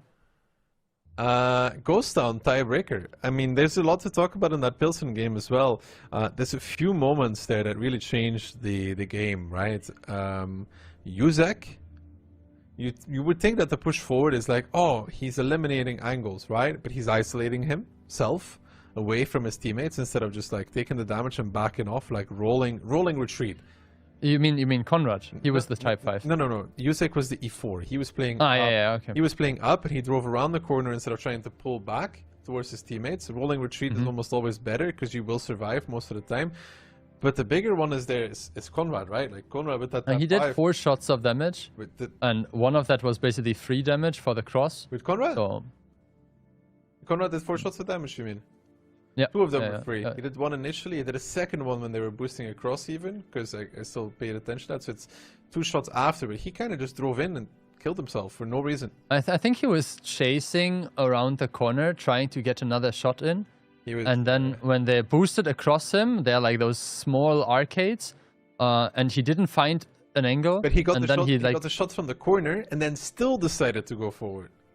No, I mean in the end, we also saw. I think it was Trash Panda who was the one taking the initial brunt. He ended up just on 1 shot of damage because he only fired twice, but he stayed alive and kind of did the baiting, and then one thing came to the other, and it got pretty close. I still think that Mafia's 2 versus 2 team there was another should moment have there, by the way, that I forgot about when I was talking about it. Kono missed a shot, and that missing of the shot led to Sunshine, I think it was in the BZ, healing, which led to him being above 320 HP, which led to him doing 1 more shot to Kono. If that doesn't happen... South was picked on Ghost Town, by the way. If that doesn't happen, Kono's 1000 HP. But I agree with you that the 2v2 from Mafia was played very badly. Kono should never be lingering in that area. You know what I mean? He should always be extremely safe. He should let YOLO take the initial brunt of aggression. Because he can survive a 140, he can't survive a VZTD, sure. But, you know, it's not ideal when YOLO's in a 2v1. Yeah, and I mean, I mentioned it as well, like the strike placement of the first strike of the two. Like, you remember, it was like, initially it was like a 3 versus 3, I think. And there was basically like one tank pushing in from Weekend, and the E4, I think, of, or the Blishka of Profuse was angled towards the pushing Weekend TD. He picked him up, and then the strike was deployed like, I don't know, like 2 seconds or something late. Didn't hit anything. And then the VZ could have basically been hit by the strike later because it got spotted a bunch of times, but there was no strike left. And then you mentioned it, the strike at the very end, obviously also not hitting home. I think it hit home, but it was just too late. YOLO had to just focus on hitting the shot there because you could see that the VZTD didn't have the gun depression, right? So YOLO had an opportunity to go way closer, but he was trying to do many things at the same time, right? He was trying to shoot. But I think it's also like the VZTD has some armor, and like you don't have that much penetration. But you couldn't really shoot him. But YOLO tried to do everything at the same time, right? Like drive, shoot, and put the strike, and it was a bit too much. Okay, so Mafia, no light tank, but a Batchat E50M combination. They have a 140 for inspiration, double BZ, and an IS4, all sich in the E4. And Weekend coming in with a light tank. They have 2 tanks that want to play on range with K91 and Leopard. They have also strikes, obviously. 140, no BZ, type, IS4 and IS7. I actually like the Weekend lineup a bit more. I mean, either lineup has potential, I'd say, for a different place. Okay, you can see the IS4 flash spotted out Conrad going towards the cap. Good shot there, coming in, I think, by the Leopard. Yeah. And the Leopard getting in a shot means that he has a mini strike available much earlier as well. Yeah, basically one more shot for him and he will have the mini strike. Conrad, YOLO and Yuzek are now looking at Flash. They could even decide to peek him at some point. Flash very, very far forward. Of course. Yeah, but like remember what I said about ISET. Like the Leopard always repositions to this like counter shot there onto whoever peeks on Flash. He misses this one, but he will, even if he just puts in HE shots, get some extra prestige for decapping.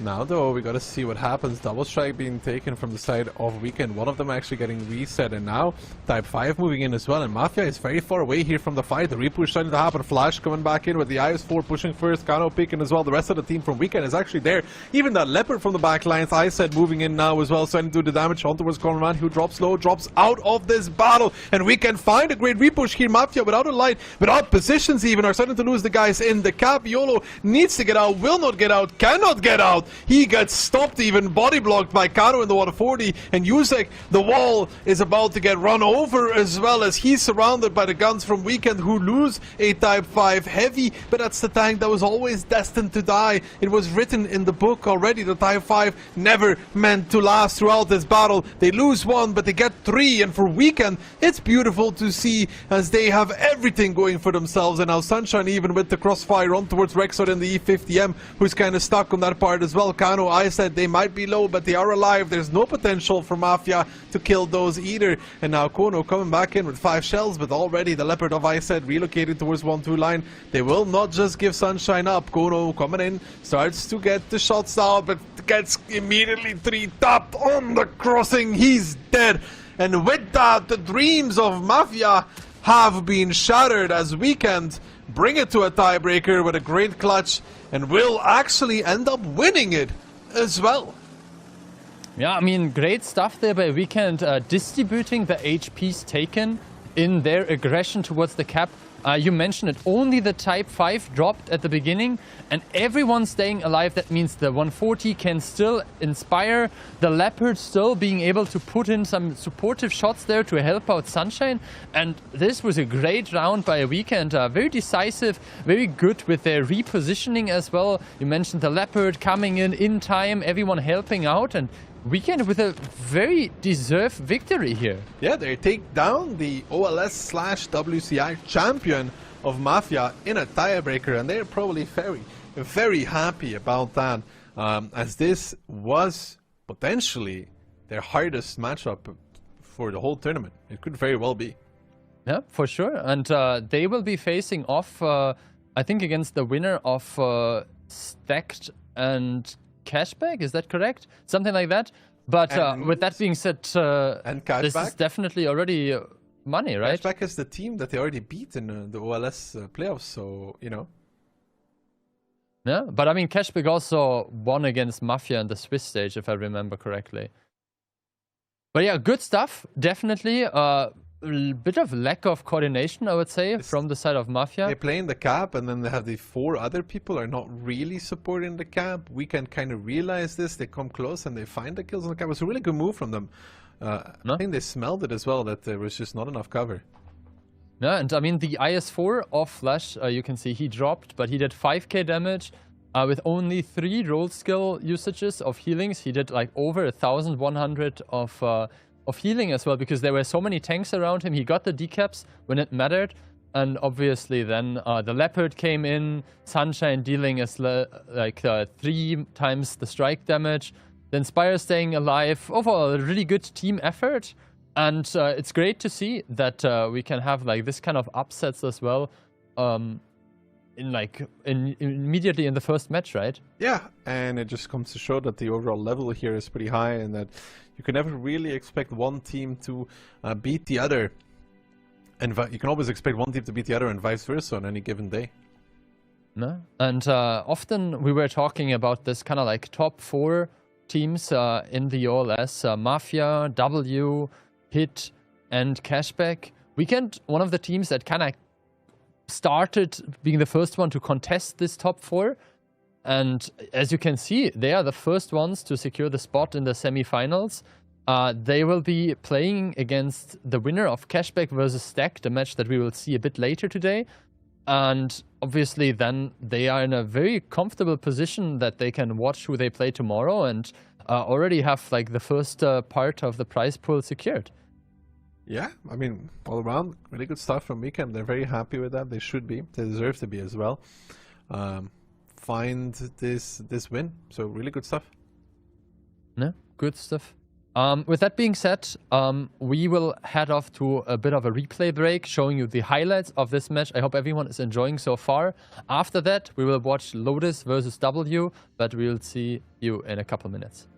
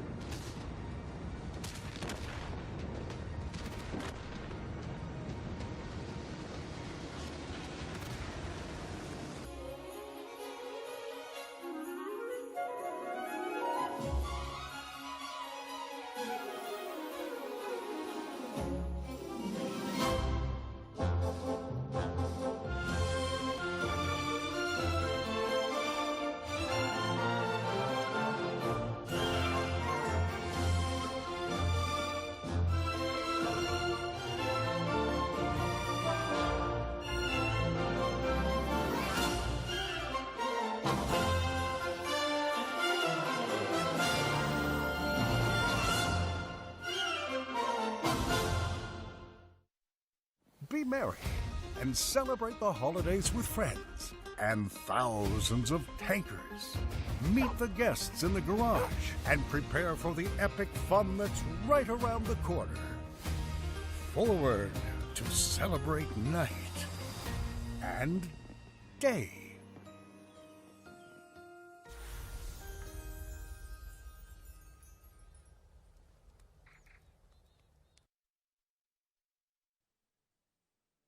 Hello ladies and gentlemen, and welcome back to the Winter Invitational sponsored by AMD. We've replaced Phil, we've brought in Mov. How are you doing? Well, I've already been on screen longer than I was in China, so there is that. That was an easy task to beat. Yeah. What did you think of the weekend Mafia match? Defying expectations is how I put it. Now what do you think of the Lotus versus W match? I don't think it's going to defy expectations, but given W's recent form, anything is possible.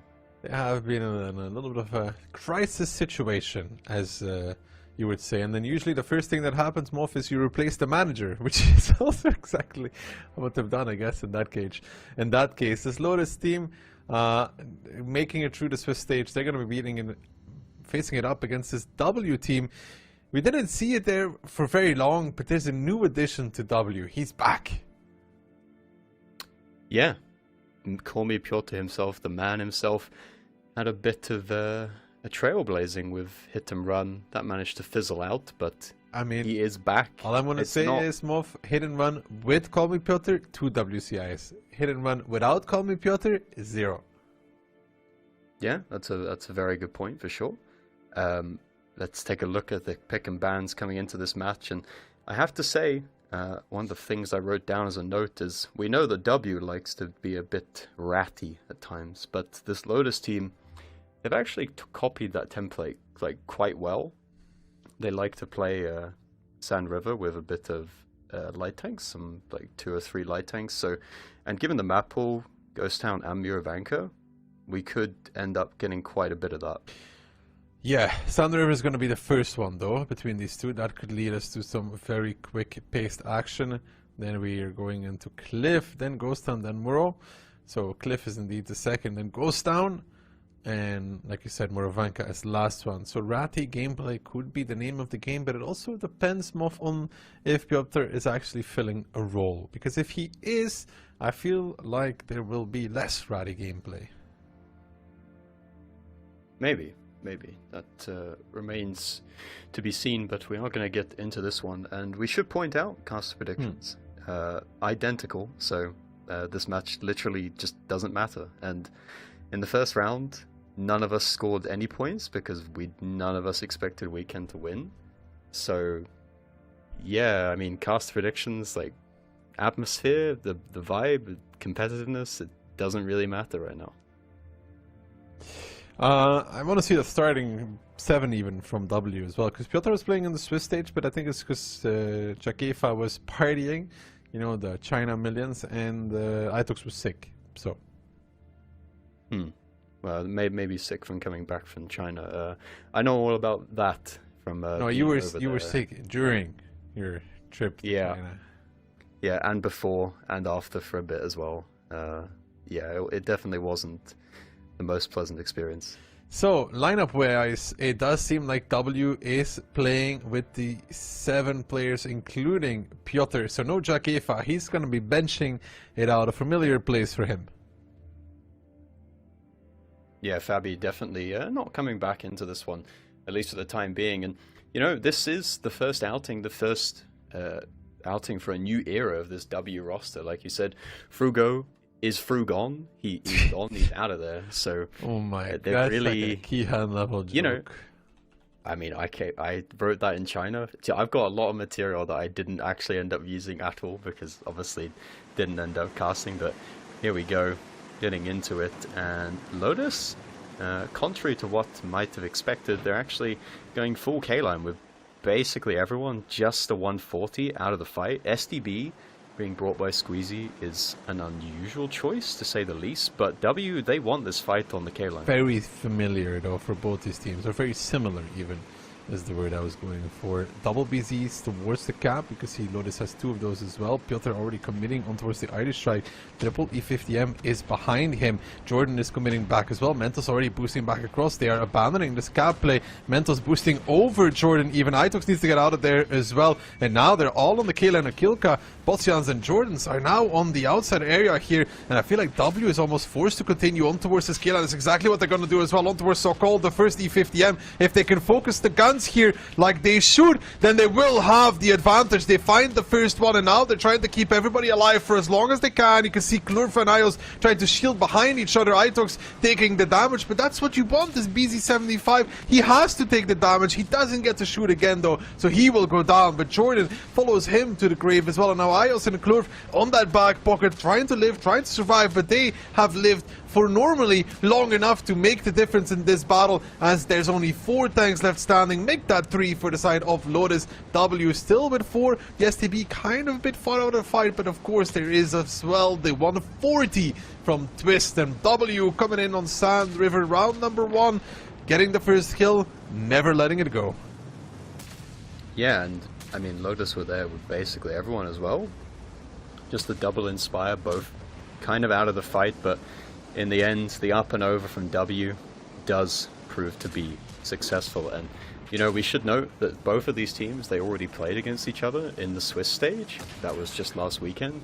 And Lotus, they actually put up, like, a pretty decent fight, and I was definitely concerned for W in that matchup, like, with how it was going. But Lotus, they started out strong, and, you know, this was a competitive round, but losing the first one is not ideal. No, it's not, but they were very mirrored in the beginning. The only difference there really for the W is that they were just quicker on re-pushing those BZs right from the cap area, and also of course they were much quicker on the K line, and they found that first overmatch as well on that E50M, and it's a bad start for Lotus, losing one of those damage dealing tanks early on. Yeah, it's definitely not ideal, and the Inspire factor was kind of null and void, right? Like both of them were just out of the engagement the entire time, so that didn't really play a factor. The triple E50M from W really did pack a punch, and I think they took down one of the E50Ms so early on. Squeezy doing 5.6, nicely done. I mean, Twist did 5.7 as well, but you know, both of their damage is kind of null and void. I mean, I guess the fact that they were both shooting means that they had the Inspire active for their teams, but they can't really focus the fire as well as the rest of the guys who are immediately in the fight. Right, good stuff there even from the STB though. 5.6k, not too bad altogether. I took the lowest on damage, yeah, but that's the BZ though. Yeah, and his role is essentially, you know, if need be, just go in, do one shot, and then die.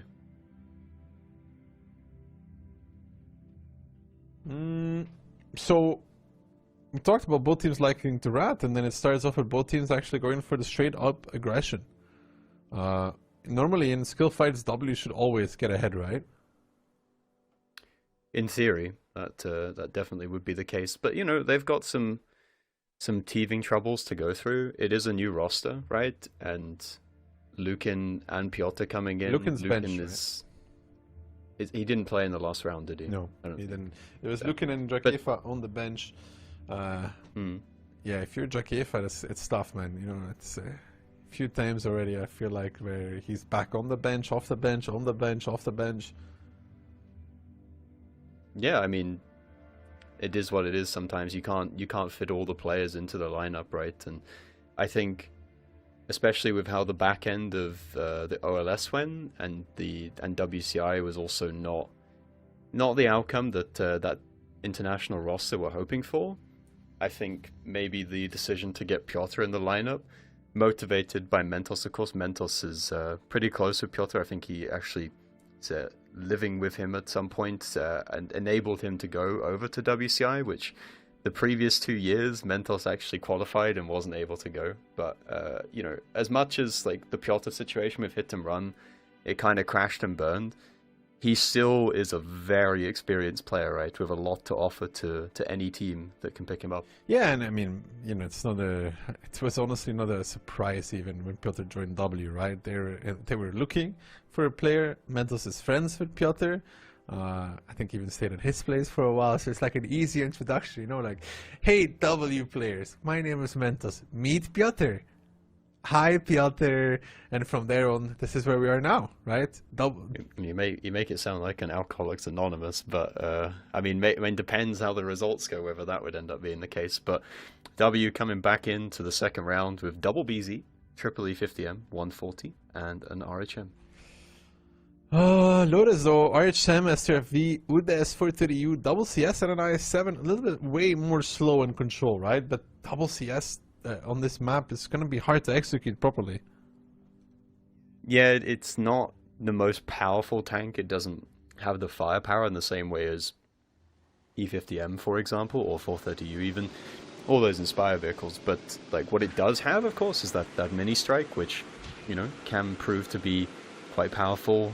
A little bit of radar tower being destroyed there. The spot coming in on a Quilka, and Squeezy sniping from balcony will oblige and deny that from being taken. So no info initially for the side of Lotus, and Clerf immediately bailing out after the information that he got from his north spotting run.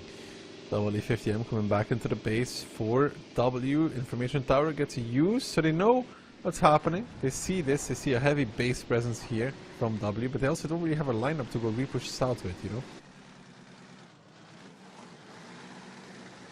I mean, they could try, but with the double CS, SCRV, Nepal committing forward zero line here, and who do we think this favors right now, the current positions? Well, I think Nepal moving back up to here is maybe kind of important. I mean, the K line is free for W right now. The mid strike is somewhat free unless there's an angle that can be found to snipe on towards it. And the difficulty is how do you get the double CS? How do you get the STRV to be involved in this game? It's really, at the moment, it's just looking like it's all going to come down to rotations. But what rotation does Lotus really have at the double CS? I mean, you know, it's not it's a control lineup, can't really repush. But at the same time, oh, Jordan gets a shot there. STRV, of course, very annoying in this because he goes D-spotted so quickly. Sokol, though, kind of an adventure here.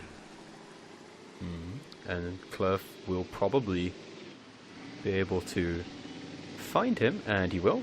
And Sokol, as soon as he arrived, he's already on the run, realizing that it's not a position that he can hang around in unless he's grouped up with someone else. And Clerf doing his best to just kind of puff up his chest and make that RHM look a bit scarier than it normally is. And W, they actually want to clear out this part of the map potentially. I mean, actually, Yoz is just kind of going to post up and hold from this position, realizes he doesn't actually need to go any closer, because if they stretch a little bit too much, they're going to put themselves too thin for W, and they're not going to be able to support each other across all of the map. But I think at the moment they're pretty content with how things are gone. They've got double strike for free, they have K-line, they have mid control, they still have relative control of the spawn. I mean, Nepal's like a little bit vulnerable because there isn't actually anyone covering him from base right now, but of course Lotus aren't to know that.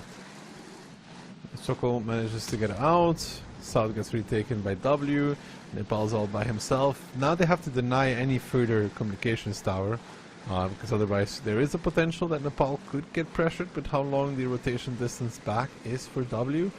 But you could see they're really spread thin across the map though. Yeah, and Lotus, they're actually rotating back towards the north. Sokol is moving in D2. I don't know if he was lit, I think there was just some random blind shots going in towards the balcony there, so he is going to be able to leave this position unless Mentos can snuff him out and figure out that this 430U is running away. But 430U, of course, has pretty decent camera as well. The double strike goes in on towards Twist, who tried to take the strike in the north of the map. And here comes the push from Lotus, and right now, Nepal is kind of isolated. There's not really anyone to cover him. It is going to be a straight 2v1. And Nepal pops the ability, but that is not going to be doing that much either. Like, he's getting owned by this double CS. That might take some strike damage at some point. Nepal trying to get as much out of this as possible, right? You know, in that E50M does a few shots, but honestly, not that successful. The bigger worry here, Moff, is in the middle of the map. Look at the Udes. Yeah, the Udes is being pinned from multiple angles right now, but of course he does have nice turret armor, so he can at least just sit safe for the time being. W used both of their strikes, so they don't have any means to kill him at the moment, and I have to say I do think it was a bit of an oversight from W to just leave Nepal so alone, so isolated. He should have perhaps fallen back to a slightly stronger position where someone could at least give him some sort of covering support, but that was just not the case at all. And even better for Lotus, because there's no one on the balcony and spawn for W, they can actually just leave completely unspotted for free in the CS. So now the UDS still kind of stuck in that area, doesn't really want to leave it either. Piotr is on the Overwatch as well. The i7 is now moving in towards the strike. There is another strike picked up by Klurf, of course, but Piotr cannot stay for too long because I think Botsik in the RHM will indeed, start finding the shots from the side. Another one coming in actually from the SCRV, even by the looks of things, and one more from the RHM. So good shooting from that player. Good stuff all around. Botsians will take the strike at some point. HP still up for W, but these positions that they currently have, they're very far back. E50M on 1-2 line. Mentos might even try to push down on towards the RHM, but he's in the open for Twist and for Sokol and for the STRV. Even that E50M will make it into the base, but how much will he be left on? Minus 2k, minus 2k, minus 3k. He's dead. He's out. He's no longer with us. That is a desperation push there from W. They're now down 2 guns and now also down in HP. That was a crazy move from Mentos. It was a crazy move, but like you said, they felt constricted. They did not have anywhere else to go on the map. They were already down a gun. So they know that Lotus, they can quite happily just rest on their laurels and just be completely content with how the situation is going. So I do agree that something kind of drastic needed to happen, but that definitely was not it. And he cannot blame the FC because he is the FC. Yeah, I don't know. He got spotted so early that I think you gotta be like, okay, we gotta bail from this. Like, we cannot do this. We gotta, re-establish ourselves and try something else. Because when you get spotted that early, it almost looks like a tilted play that I would make in Onslaught if I was just like the situation's just completely screwed and you just make some sort of tilted play just driving through the open. They still have possibilities here though. They can get double strike yet again. And there is a low HP. Yeah, they can't get radar tower though. I know, but like at the same time though, it's not like Lotus has great tanks to finish the game off with. They don't have game closing tanks. No, but you'd imagine that any additional moves that are made by W at this point, Lotus should have. Jordan takes 2 immediately, by the way, with the STRV on the strike. Plane came in, I think, from Klurf. Takes 3. Another shot as well, so Klurf's going to have a total replay if he wants to, and he does elect to use it, probably going to be on that STRV, so Jordan's going to be permalit for quite a while, and that means that he can't set up in a sniper's nest to cover, and there's a push going on the one line. Speaking of this, he hits the shot as well. He's one-shotable to the strike now. Piotr takes some damage back, but can they find Jordan with the strike? I think it gets used just about now. Jordan is going to die to Squeezy, and now they're pushing 1-2 line, and they do find a good timing, and this is what we're talking about. I don't think that this lineup from Lotus is a good game-finishing lineup. Tuka might find Klurf though. Can Klurf find it? No, Klurf overexposes a little bit and ends up dying. That's actually pretty bad for W. Yeah, it is. The light tank would have been vital for closing him out in the end game here. But Sokol could die to the strike? He could die to the strike. Is he going to dodge it? Just barely. You saw that if you were paying attention. Look in the top left. The little green circle. Sokol just barely managed to escape the outer part of it there and will survive on 230 hit points. Probably not for much longer though, because Squeezy is going to be sent out on a little mission to go and find that 430U. But Sokol, I mean, the fact that he's alive, it's going to at least waste another 30 seconds for W to try and find this kill. The light tank's still left alive. There's 1 minute 20 left on the clock here, and you can see Bossic is being problematic. He's harassing the double BZ in middle, making it difficult for Piotr to find a location where he can go safe, and he fires a shot on the move. Aquilka puts in one, makes him a one-shot now as well, and Aquilka's probably going to go and find that kill. Squeezy does in fact find Sokol in the 430U, so that kill has gone back, and we are in a 4 versus 4, but Piotr is about to go down, and Aquilka will not miss that shot. Botsians is in trouble as well in the IS-7. Down to a one-shot squeeze. He connects once more. No strikes available on either side. 50 seconds left now. And W up in HP. Find the kill as well on Botsians. 3v3. You got a question now, though. Who did more damage? I would say that it's probably going to be Lotus right now because of the heavier lineup from W. Itox takes a shot. Misses on a kill cap, but Ios is YOLOing in. Botsik finds the kill. Ios is now pushing for the CS63. The Ram will make him a one-shot, a big Ram, and finds the shot as well. 2v2. And now, though, W with a decently high HP lead. 18 seconds left. A shot coming out from the UDAS 15-16. Squeezy is going to drive through towards Twist. He takes a shot as well. It's going to be very, very close here. But I would say, Moff, with relative confidence, that I think Lotus is the winner of this round. I mean, you mentioned a high HP lead in both IOs and Squeezy. They do have decent health, but if you look at the top, it's only 400 HP. It's one shot of damage. It's CSs. It's CSs against the 50Ms. It's STRVs against BZs. The first rule, to clarify for all of you that don't know, it's who has more kills. The second rule is damage is dealt. When Lotus has a very low HP lineup with CSs and STRV, the odds of W doing more damage to them is basically 0. No, I agree. Like, that's definitely the correct analysis of the situation, and sometimes that's just the way it goes with the onslaught draw rules. And now we got a thing though, Moff. Remember the Mentos play now, looking back, yeah. No, but like Klurv dying as well, though. Like, Klurv dying was pretty unnecessary. I mean, I mean, if you want to be extra critical, you can go all the way back to Nepal, kind of dying for free as well. It's like there's plenty of areas we can look to in this match where W had something of an advantage and then just kind of needlessly threw it away or just cut some corners a little bit. And you know, Mentos's play, like, technically it was the right one, it's just the timing of it, and no one was there with him and everyone was already prepared to shoot him. Like, the timing was just completely off. I mean, he was spotted so early that it's like, it's never worth it in my opinion to do what he did. Yeah, I mean, it's not even close, by the way, I think. No, I wouldn't be surprised at all. But that's good for Lotus, right?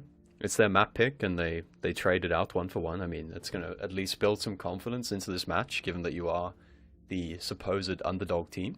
Now we're going to scratch that one off, go on towards Cliff, which is W's pick.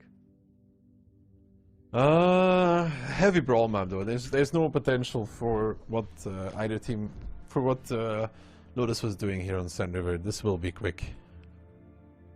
Yeah, I mean, I don't think I recall a battle where playing so light with Rat Tactic has worked out in this kind of a situation. I mean, you could play somewhat passive with an STRV, but I mean, the difficulty with doing that is that if you play too passive, you give your opponent the cap for free, you give them Donut for free, Hill. Cliff is one of those maps, just like in randoms, people will know, you kind of have to push forwards, because if you just let them take all the positions, you are screwed. Well, as confirmed, Lotus won that round. Not really a surprise. No, it's definitely not. But W picking into Cliff, it's an interesting choice. Like, normally you would expect them to go for Ghost Town as their sort of preferred map, maybe Murovanka even as well. So it's interesting that they're going for Cliff. Maybe this is them trying to switch up their map pool a little bit. Of course, since a lot of changes have come into the team, maybe they're trying to move towards playing Cliff as just like their primary. I mean, I've seen a couple of teams picking different maps to what we've seen in OLS.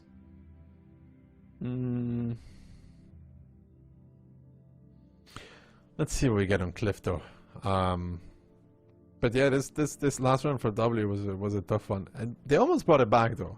But then again, there's some weird plays from Lotus as well, right? Jordan and the STRV. I mean, like, maybe it's a strange play. I mean, he got planed. Maybe he should have expected that. It's kind of hard to criticize. My man just wanted to take the strike. He just wanted to be a strike goblin in his STRV. Can't really blame him too much for that, but you know, normally the STRV should just always be bunkered down in some sort of sniping position. You never really want to get anywhere close to your opponent if you can help it. Not just because your tank is extremely vulnerable if you get exposed in the open, but of course the ability necessitates you shooting unspotted to get that alpha increase. Let's see the lineups. W, Triple BZ, W50M, 140, and an RHM on Cliff. Meanwhile, Lotus going Triple BZ, Triple CS, and a 140. So no light tank for the side of Lotus, but they've still got quite a speedy lineup with the Triple CS to take some early positions. Donut, Hill, D3, D4, like these positions are definitely an option for them. I mean, first thing to pay attention to really will be Clove's plane, right? Yeah, how much can he hit with that initial plane is indeed a big question. How many will he find? Should find 6, I guess. It is. It is indeed. It is indeed 6 out of 7. There's just one CS who's, I don't know, maybe lagging behind a little bit to just try and deliberately be unspotted potentially. I don't know, maybe just aiming up at the hill for the beginning of the round, but it seems to be stationary for some reason. W50M 1-2, double CS going up the hill for the side of Lotus. How much damage are they going to take going up the hill? Clove puts in a nice HE shell. Squeezy gives him one as well, but the hill is secured for Lotus. Yeah, and they have information tower as well. Mental's trading it out, not ideal, but of course now there's the CS retaking back his own base, and there is a lot of W tanks here on Twitter that are not very useful right now. They gotta do something with them. Yeah, they gotta figure something out what they want to do. I mean, look how passive Lotus is in spawn. The CS sitting all the way back in J2, and W, potentially the play is here for them to try and go back up the hill, but you can see Piotr and Itox just hesitating a bit, not 100% sure whether it's going to be safe to do so at this point in the game. And with Lotus having control of the hill, it's definitely going to be a more passive round from W right now. I mean, the radar tower.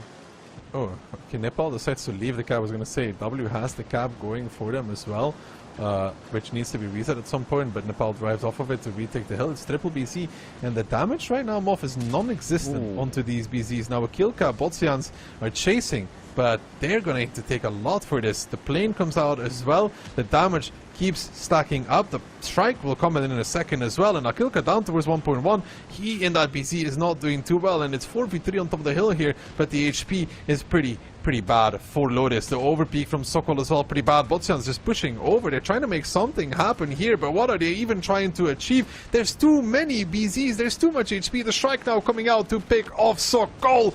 That's Klurf that picked it up on 1-2 line, and this overpush, it is falling into nothing. Piotr is even behind them, blocking the retreat. The ram from Nepal, the 1-2 shut down on towards that singular CS63, and I think the rest of the dreams of Lotus are also gone here. This was clean for W, but where was the damage for Lotus? You're right, there was not much support going up. I mean, as we saw the tracers, there were definitely some shots trying to go in, but they were just not connecting. And I think the repush back on towards the hill, W had control of Donut, E50Ms had free farm while they were going up, and even though they did have a 4v3 on the top of the hill, the strike comes in, then you've got Squeezy in the back sniping in the 140s, so is it really a 4 versus 3 when you take all of the extra factors into consideration? And, you know, compared to how competitive the first 2 rounds were, even though Lotus lost the first one on Sand River, this did not look pretty, and this is, to be honest, a bit more of what I expected. Yeah, it was clean though from W. They drive 3 BCs on the hill, and then you see indeed the reaction from Lotus is to chase up with the BZs, and that's where Mafia had a very different thing. When you have around the hill, you can push forward to shoot those on the back end of the hill to force them to push up in return, but like this, it's kind of just bad. It's not ideal, that's for sure. I think maybe the correct play instead would be to just allow the CSs to fall back into slightly more passive positions on the hill, because you know you can back off into these like hold downs, these little dips where you can sit relatively safe, at least getting some covering fire from your teammates, sniping at the back, just like Squeezy did for W in the reversed roll on the north of the map. So maybe that would have been the better play for Lotus, but I think we can both agree this definitely wasn't the correct one.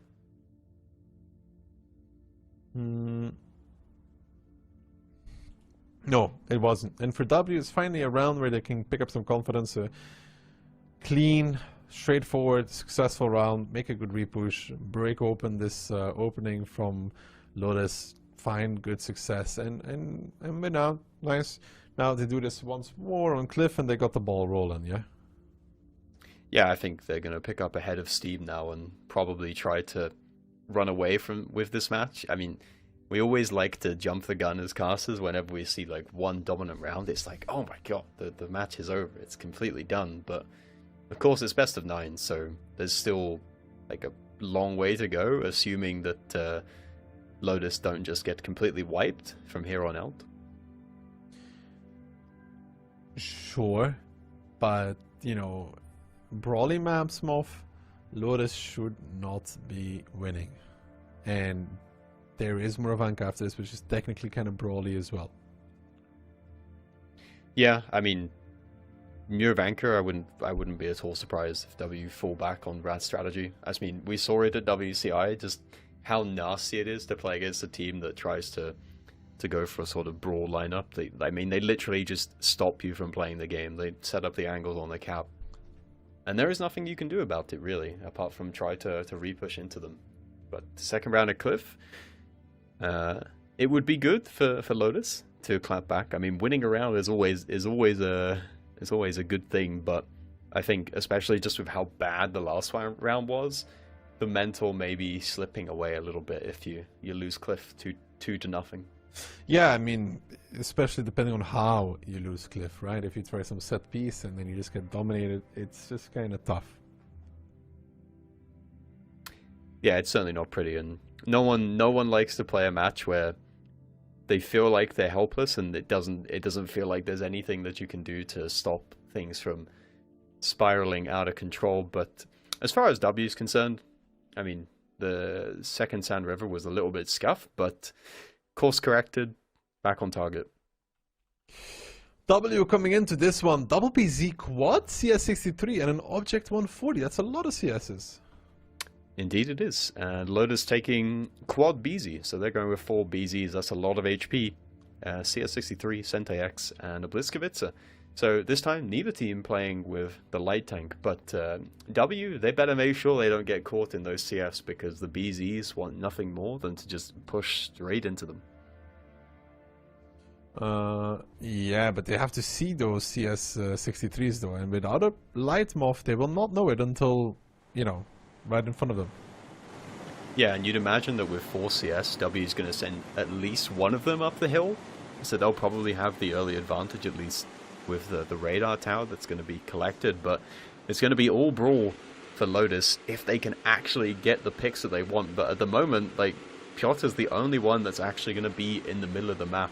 The double CS going up the hill. Are there going to be any shots coming in? A couple of shots fired on the move from the BZs. It is notoriously inaccurate gun, but in Onslaught it has some nice RNG benefits. But double CS up the hill.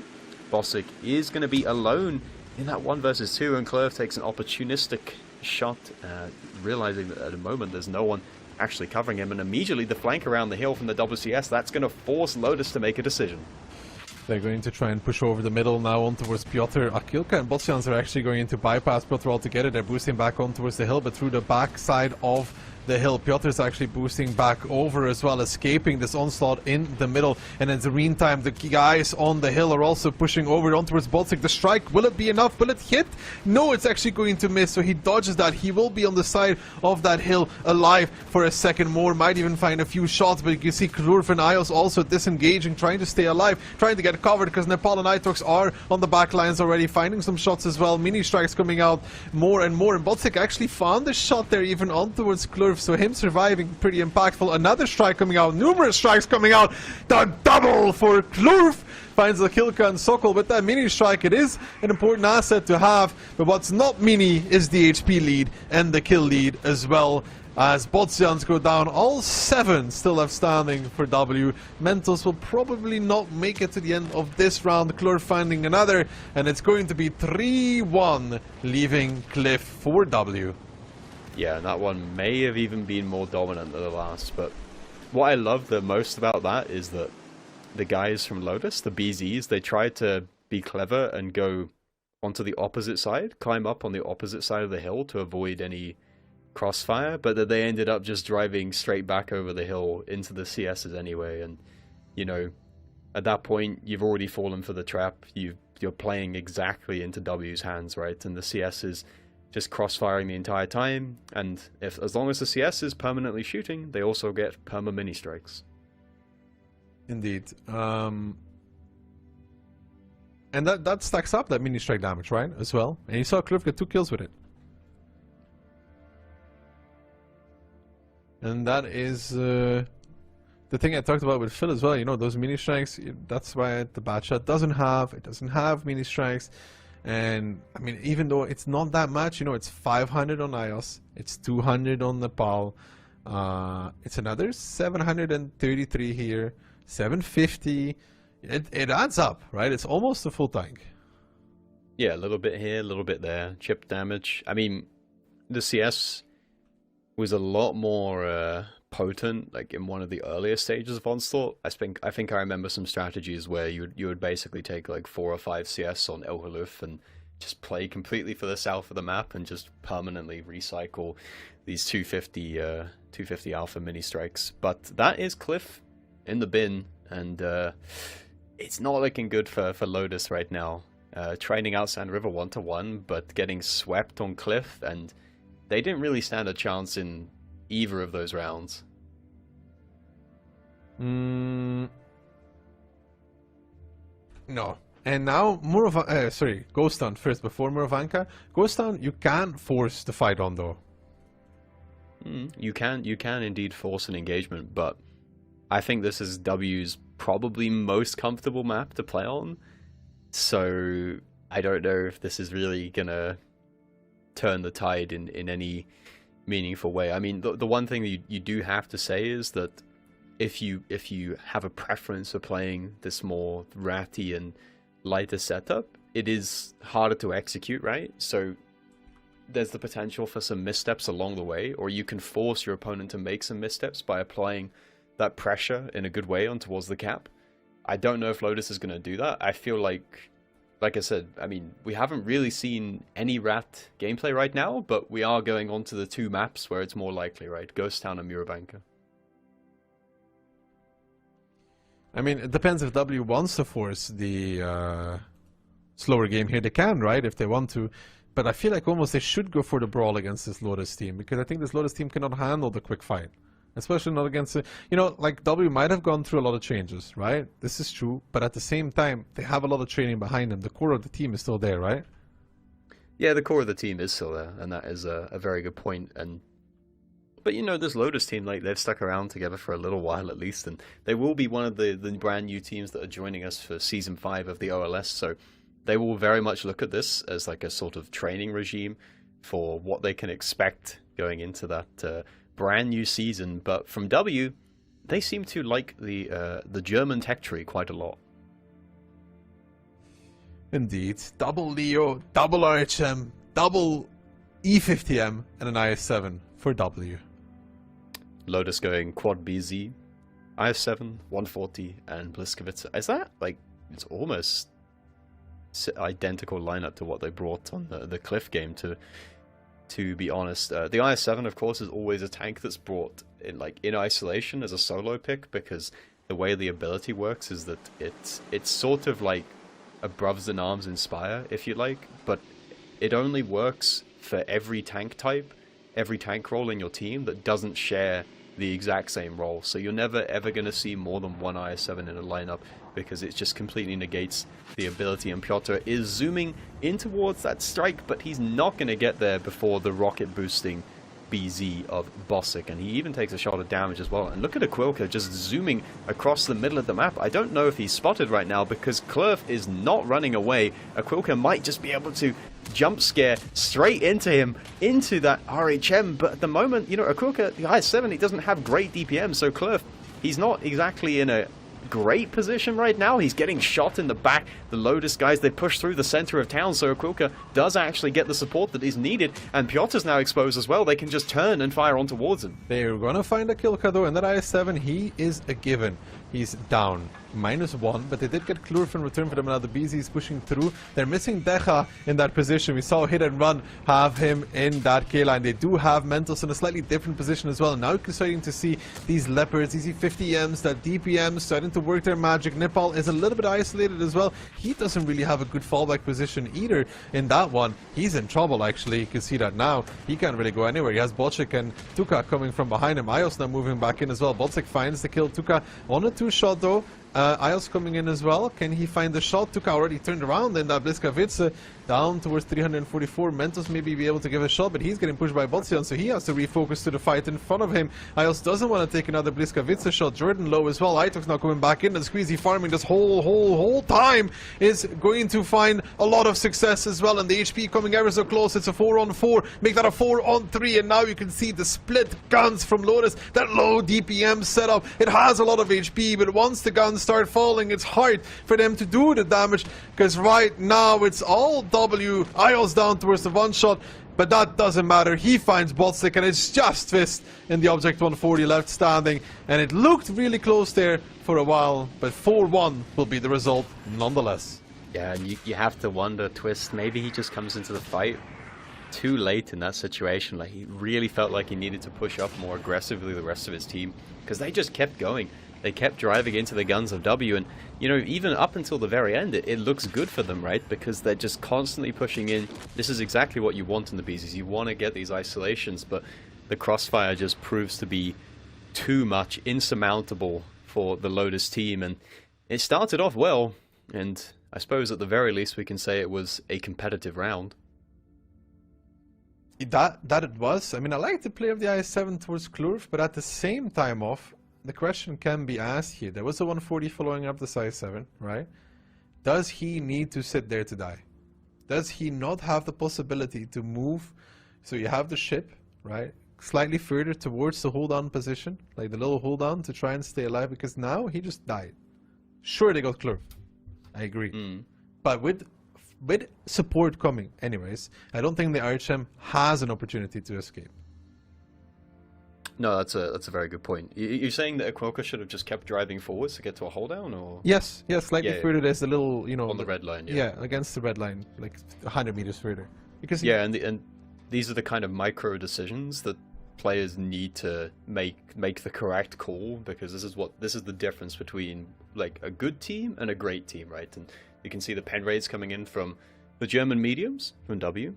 They do a very good job there, and it was necessary that they all pen their shots because they were going to get overwhelmed otherwise. Yeah, but now W was able to pick him up, and then you see this issue, right? These BZs are driving through. They even found more success than you would hope for, because Ios was in a bad position. No, sorry, not Ios. Nepal was in a bad position in that E50M. He ends up dying on the outside as well.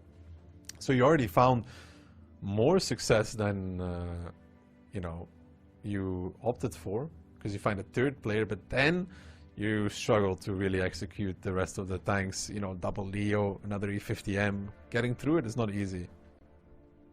No, it's not easy to chew through that, and you know, in the end, Lotus, I think, bit off more than they could chew, more than they could stomach in that particular affair. But again, I'll just go back to it. It's just a sign of like a good team versus a great team, right? Is that they're able to engineer an advantage because they had a good opening strategy, right? And everything was going perfectly, but you need to be able to convert the advantage, right? You don't want to let it slip in that situation. And you can just imagine the comms at that point as well. It's like, oh, just go, go. Don't care. We have advantage. But maybe they should have stopped to think about it a little bit more. Or just the execution, the way they push, like that Aquilka play, the fact that he died. like you said, it's not really necessary. And I still think that Twist maybe should be pushing up a lot sooner, especially when the call from the rest of the team is that they are in fact going in. Like, they were literally pushing in on the K line, and he was still sitting on 0 line.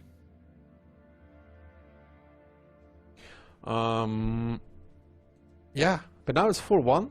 What do you think? A W rat again or go for the brawl this time? They could do whatever they want at this point. I mean, I think they will rat just because it's where they're most comfortable. Like, most other teams feel more comfortable going for a straight up push, just like we saw Lotus do in the last round. But yeah, there you go. You know, if it works for you and it's like the most familiar territory and it's probably one of their favorite maps, like, why would you not just run it back? Potentially last round, they're running it back indeed. Double line, double Leo, W50M and IS7. Lotus though, again, triple BZ, and IS7, 57, Type 5 and a 140. They will not know. Yeah, they will not have any information whatsoever, and Twist is the only tank that you can even say has like remotely good mobility. I mean, you know, BZs and IS7 are fast, but they are still heavy tanks, so they are kind of flying blind in this situation.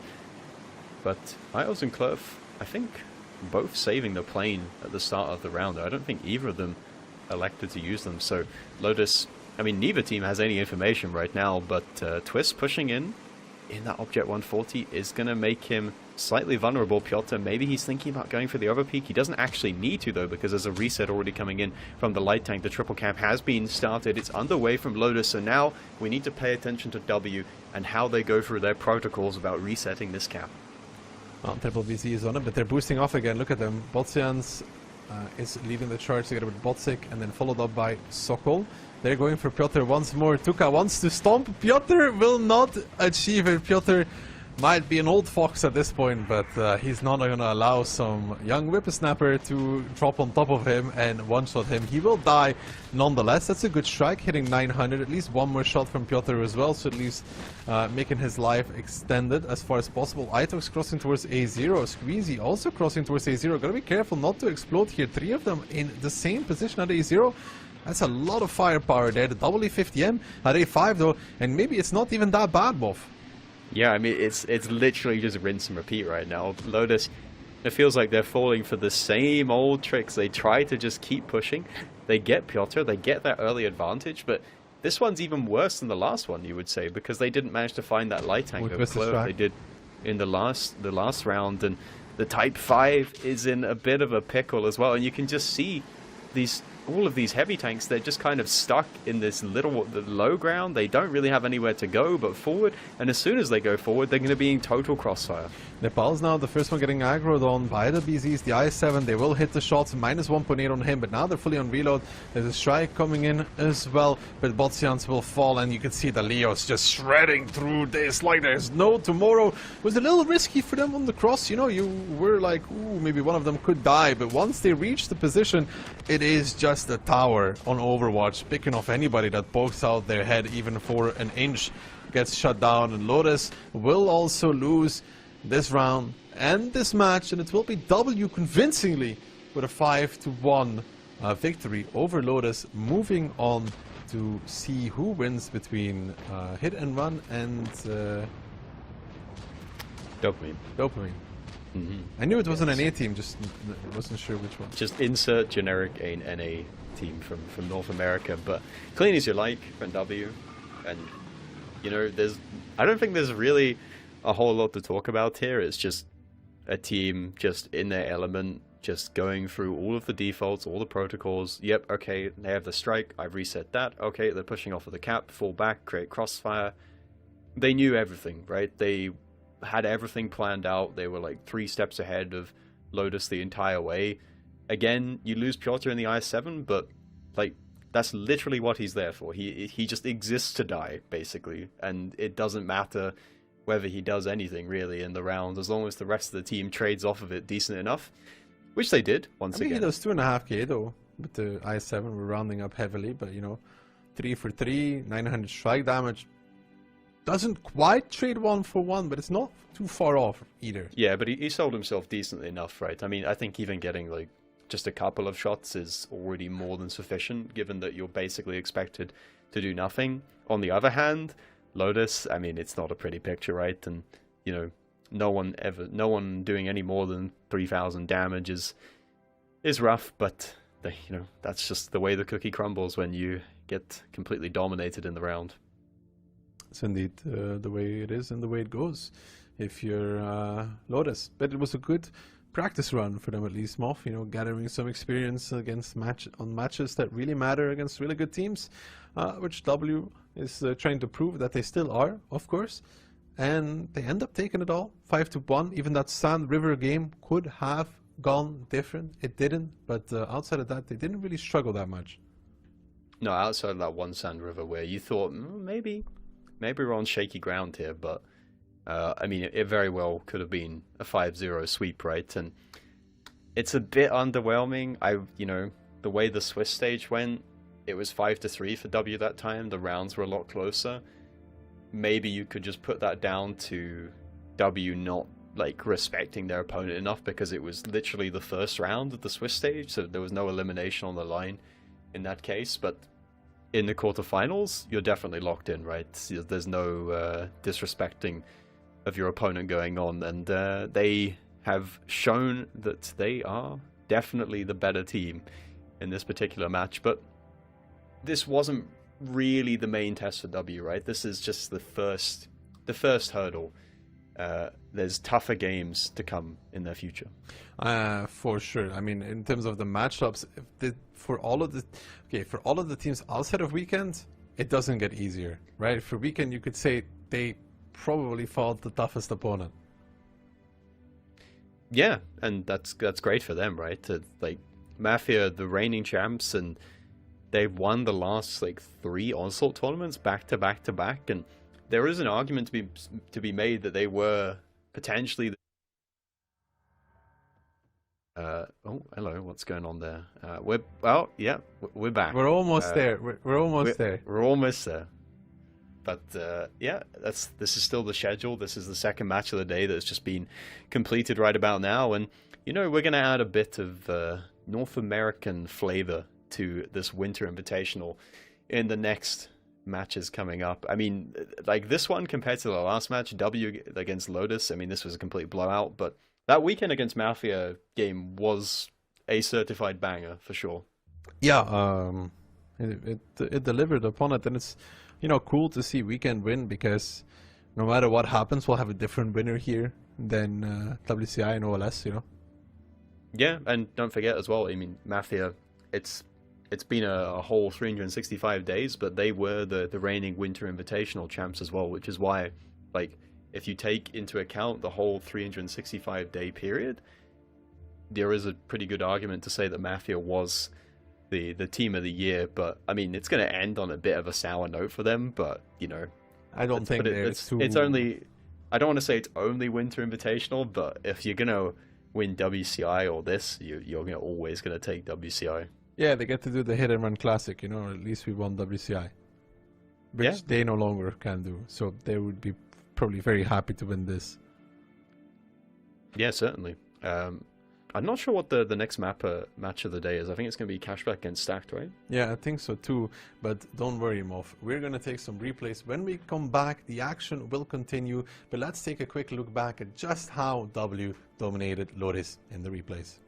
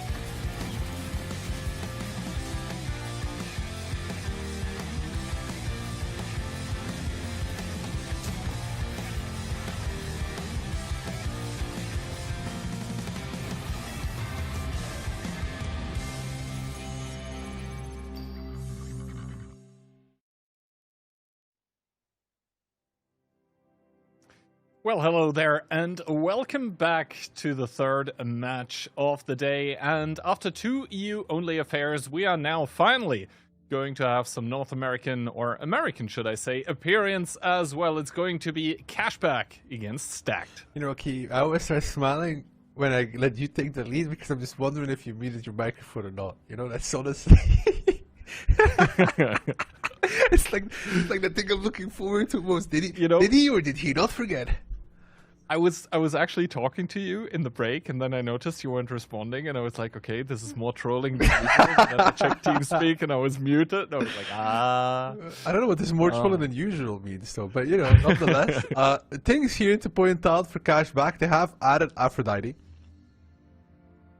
Yeah, so a little bit of a shuffle going on there. Small one. For Cashback that, to be honest, I mean, they've kind of looked not as sharp recently as they have in some... Yeah. And then again, you have Stack coming in under OP Hacker. I mean, WCI for them, I guess, went okay-ish, but before that, there was actually the OLF, where they only finished third. Yeah, that was not ideal for them, but also can't forget to mention that their Swiss was not that great. Like, it was tough. Yeah, I mean, Swiss stage, of course. There is a total of 16 teams. You need to be in the top 8. And Stack, they did manage to do that. And from there on out, Swiss is only important for the seeding, to be honest. And here it's just do or die every single match. It's single elimination. And Cashback, I mean, they're getting a lot of props. 92% to 8. That is extremely harsh. Is it justified, do you think? A bit on the high end, to be honest. I would say more like 75-25 is a more realistic odd. 90-10, I don't think I'd really give that to any team, to be honest. Not in these matchups, at least, you know?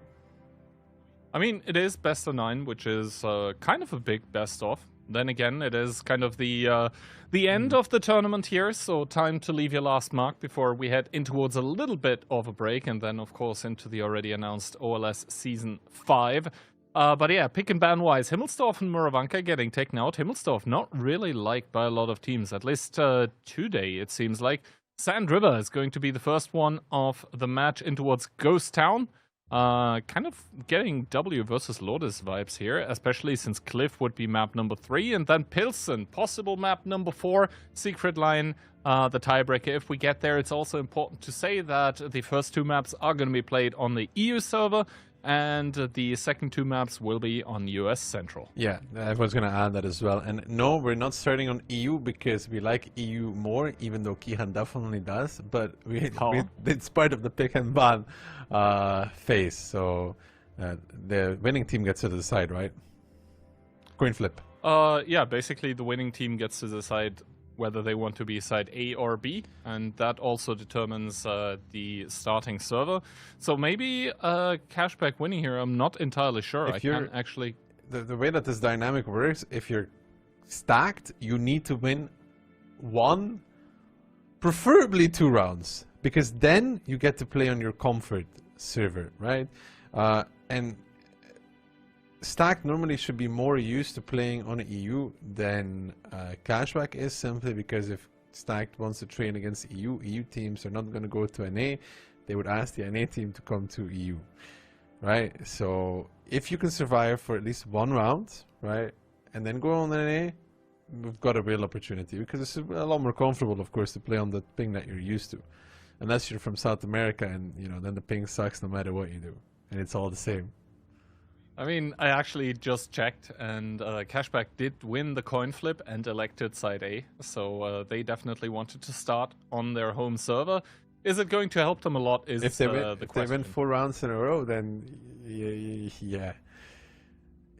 And I mean, as well, they might. They also chose Sand River as the first map, and normally when you play on low ping and the opposing team is supposed to be playing on a little bit higher ping, then normally you want to take those kind of open maps, because I mean the snipes on 150, let's say, ping are just a little bit more difficult. Then again, once again, if you're from South America, then you're hitting everything anyways, even though they're already behind the corner for like 3 seconds.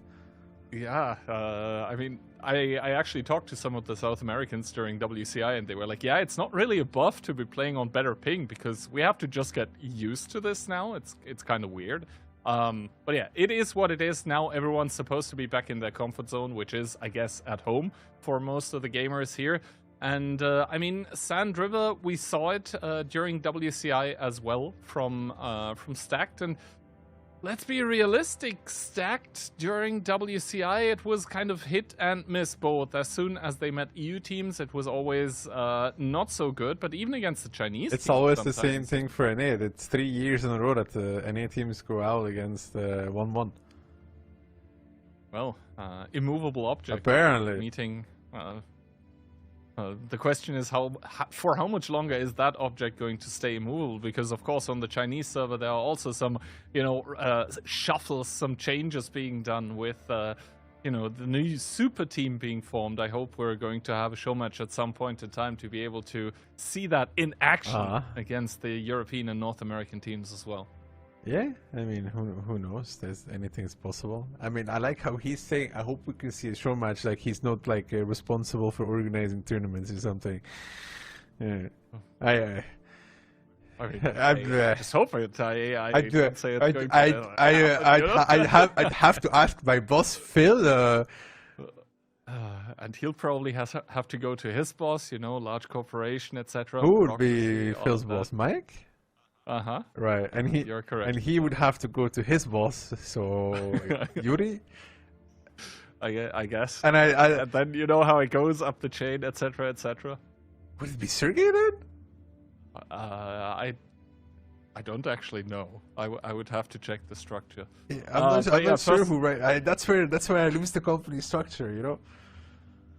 But yeah, let's first of all focus on the matchup at hand. That's obviously going to be Cashback against Stacked, and I think we're just about to head into the first round here on Sand River. And as we said, Stacked is going to be playing with a little bit higher ping, but to be honest, I think in World of Tanks it's manageable. It should be manageable for these teams. Can they manage it? We'll see. Cashback coming in with double K91, double E50M, an AX, an IS7, and a BZ75. That's certainly a lineup and a half, and they're not going to be missing for baby strikes, as Stacked still shuffling around a bit. We do have a BZ, an MBY E50M, a 140, a 430U, and an RHM, and now both teams coming in with the RHM. That means both teams with the light tank, with the plane ability, but some stock differences still. Yeah, Stacked more orientated around the brawl than Cashback, right? Because of that double E50M. Yeah, I mean, I have to say I don't hate the K91, especially now that the turret can be fully rotated. And I mean, the DPM is absolutely crazy, but let's see how this one goes. Stacked opening with double tank in towards the middle, but both teams, I think, with a big split as Liberty gets the jump on Coman here. It's not good for Coman. Liberty has a shot still, like a tiny one when he peeks up, but it's mainly, I think, Little coming in as well that will push Coman away. He's taken one, he's taken two, repair kit expended as well. Now Little peeking, trying to get an angle. Coman down to 1.5, needs to be very, very careful in that Little light tank. The RHM Panzerwagen, Little closing the distance. He knows that there's tanks at the base, which probably means that he's not wanting to peek. And I'm just looking at the lineup. Who is benching now for Cashback? That is a very good question. We'll probably be able to answer after the game. First of all, Brainbreaker, though, taking 1k damage in that K91 here. Oh yeah, I remember that is who's benching. Who do you think it is, Kian? Never mind. I just saw Arca. I'm actually not sure now. No. That was playing before. Little also in there. Vladislav, no? Vlad? Ah, yeah. I mean, I'm not sure. Yeah, like the Ukrainian teams are actually shuffling as well. Huh? Whoa. So Brainbreaker has died. Brainbreaker has died. He slipped. He's fallen. And he can't get up. Oh my god. Well, how to crash and burn. Brainbreaker edition, and that obviously puts Cashback on the back foot. Meanwhile, Stacked are going to be very happy with that, as now they're also in the north here, aggressing a little bit on towards Little Mindbreaker, little going down towards 1400 here, and that is a 3 versus 3 with more tanks being pulled in towards the fight by Stacked. They are going to have the overmatch. I mean, they have everything going for them here. W50M peeking on towards Mindbreaker. I don't think he's fully safe either behind that. More tanks crossing to the open now. Little stuck behind a rock. Liberty still trying to do some shots, but he's a little RHM against the 6 tanks from Stack that are moving in. Mindbreaker, like I said, I don't think he's fully safe at all. OP peeking over as well. Wants to get the shot. Can he hit it? Can he get it? Little is not dying just yet, but JM and Eaton now wanting to move in. Twilight boosting across as well. Aphrodite coming, and Cashback would like to hold on here, but Twilight right now in a little bit of a tough spot himself in that BZ75 because they see him crossing the open. They're re-pushing towards him with Kenway and OP Hacker. Mindbreaker still taking damage slowly but surely. It's 3k difference. Let that also be the HP of a K91 that could have fallen and not getting up anymore. Aphrodite moving in, but it's just really bad for Cashback. The angles are there, 4 stacked with A8 as well, that 140 from the side, and now Twilight dead in the BZ. They do find Koman in the RHM Panzerwagen, and the HP is still relatively close, but it's such a hard matchup if you're Cashback. Yeah, and the problem for Cashback as well is that the tanks they could be re-pushing with, they're all dead. The high HPs are the IS-7 and the Centurion, which cannot really do anything, together with the RHM as well of Liberty. And now in that 4 versus 6 here with Kenway getting pulled into the fight as well. Sebastian is just going to trade it out against Aphrodite here. Yes, the Centurion AX from the backlines is going to support, but it's not going to matter. The collapse is just in full effect. And Cashback on their own map pick, on their own server, are just going to get shut down in the opening by the North American team all stacked here that really catch a break. And I think if you're Cashback there, that is not a happy way to start this match, because, you know, you end up losing the first round for, I'd say, very little reason. I mean, the game is kind of decided. I mean, it got really close still, right? But playing down a gun the whole time for no reason, I think Brainbreaker just jumped off a cliff, man. Yeah, I mean, the bad thing for him is that, you know, on the North American server, he could cope. He could say, like, oh, sorry, guys, it was ping, you know, I slipped, I didn't expect to, but this is why we are on the EU server. This is why you get yourself a few cats, right? And then you just say they are walking over the keyboard. You're speaking from personal experience here? Yeah, bro, have you ever... Dude, when my cat is in front of me, I don't see nothing, bro. All I see is hair. I mean, you do have quite large cats, from what I... Yeah, see, that's the problem, and I need a bigger screen even, you know what I mean? Need like a projector. But no, it's good for stacked, right? I talked about winning one round, so you can move to an A with at least something to play from, right? If in case everything goes badly, they already have that round. Absolutely. So the minimum they were probably hoping for is absolutely achieved, whereas for, you know, for Cashback, it's kind of in the bin, in the dust already after this first round. And I think everything that Stack can be picking up from now on is going to be an absolute bonus. But, you know, if you win the first round like this, you're going to be looking for more. For sure. I mean, you know, you have 3 more opportunities. Who says you can't go 4-0 on an A, towards an A, and then finish the job there on home soil? Yeah, indeed. So we're going to start off with this kind of, you know, not really expected first round for Stacked. I mean, we keep saying that, but then again, you know, the EU server normally is supposed to be the stronger one. Then again, if I may take your mind back to, what was it, 2022 or 2023, the Winter Invitational, where we had an all-American finals being played. Yeah, I remember that very well, and I think then we were hoping that the second EU team was throwing on purpose so they could still, you know, have EU versus EU finals, and then the next day they both lost anyways. Yeah, so I think all of the teams playing here are going to be, yeah, they're going to have learned that lesson. So I think everyone's going to be playing at their fullest, especially since, you know, this is likely the last event that they're going to be playing with the current Onslaught modifiers / stats. I mean, they've always been changing, at least a little bit. So let's see. I don't think anyone here is quote-unquote saving strats right now. Doesn't really make sense to do it. Although prediction-wise, I mean, those were of course done before the first game was played, and already for you and Phil. It is kind of up against the odds there. Relax, big man. Relax. Anything is still playable, right? Maybe me and Phil knew that it was going to go this way. What? That Stacked was going to be picking up the first Yeah, round, and then they just lose. They just roll over and lose 5-0. Give you a little hope, you know? Mm-hmm. And then shatter your dreams. Well, let's see if Cashback is going to be shattering your dreams this round by possibly losing another one. Double PZ75, an IS7, double E50M, an UDAS, and an STRB. In return, Stack, triple BZ, triple E50M, and a 140. It screams I want to fight, but, you know, STRV is pretty decent against this. I mean, the tanks by Stacked all either have heat or, you know, AP with good caliber that should be able to overmatch the STRV. But then again, first of all, you have to spot it, and there is no light tank on the lineup of Stacked that could be achieving this with a plane. So let's see how this goes. Both teams without a light tank. This means that also Stacked, the push over the south of the map, is not going to get spotted right from the get-go. Then again, both teams kind of sending a lot of tanks there. It's going to be sort of like an engagement here, but the SCRV will slowly but surely destroy all the buildings in front of these guys, and then I think the worrisome part will begin. Now, OP and Eaton are there in the BZs. They will push back towards the cap. Aka playing close, peeking over. Little you can see there. That's the annoying part. You see how the SCRV lights up and then disappears. And he's going to continue doing that the whole game. And that could be very good because he's going to be doing the big alpha shots. Now Brainbreaker and Twilight boosting back in.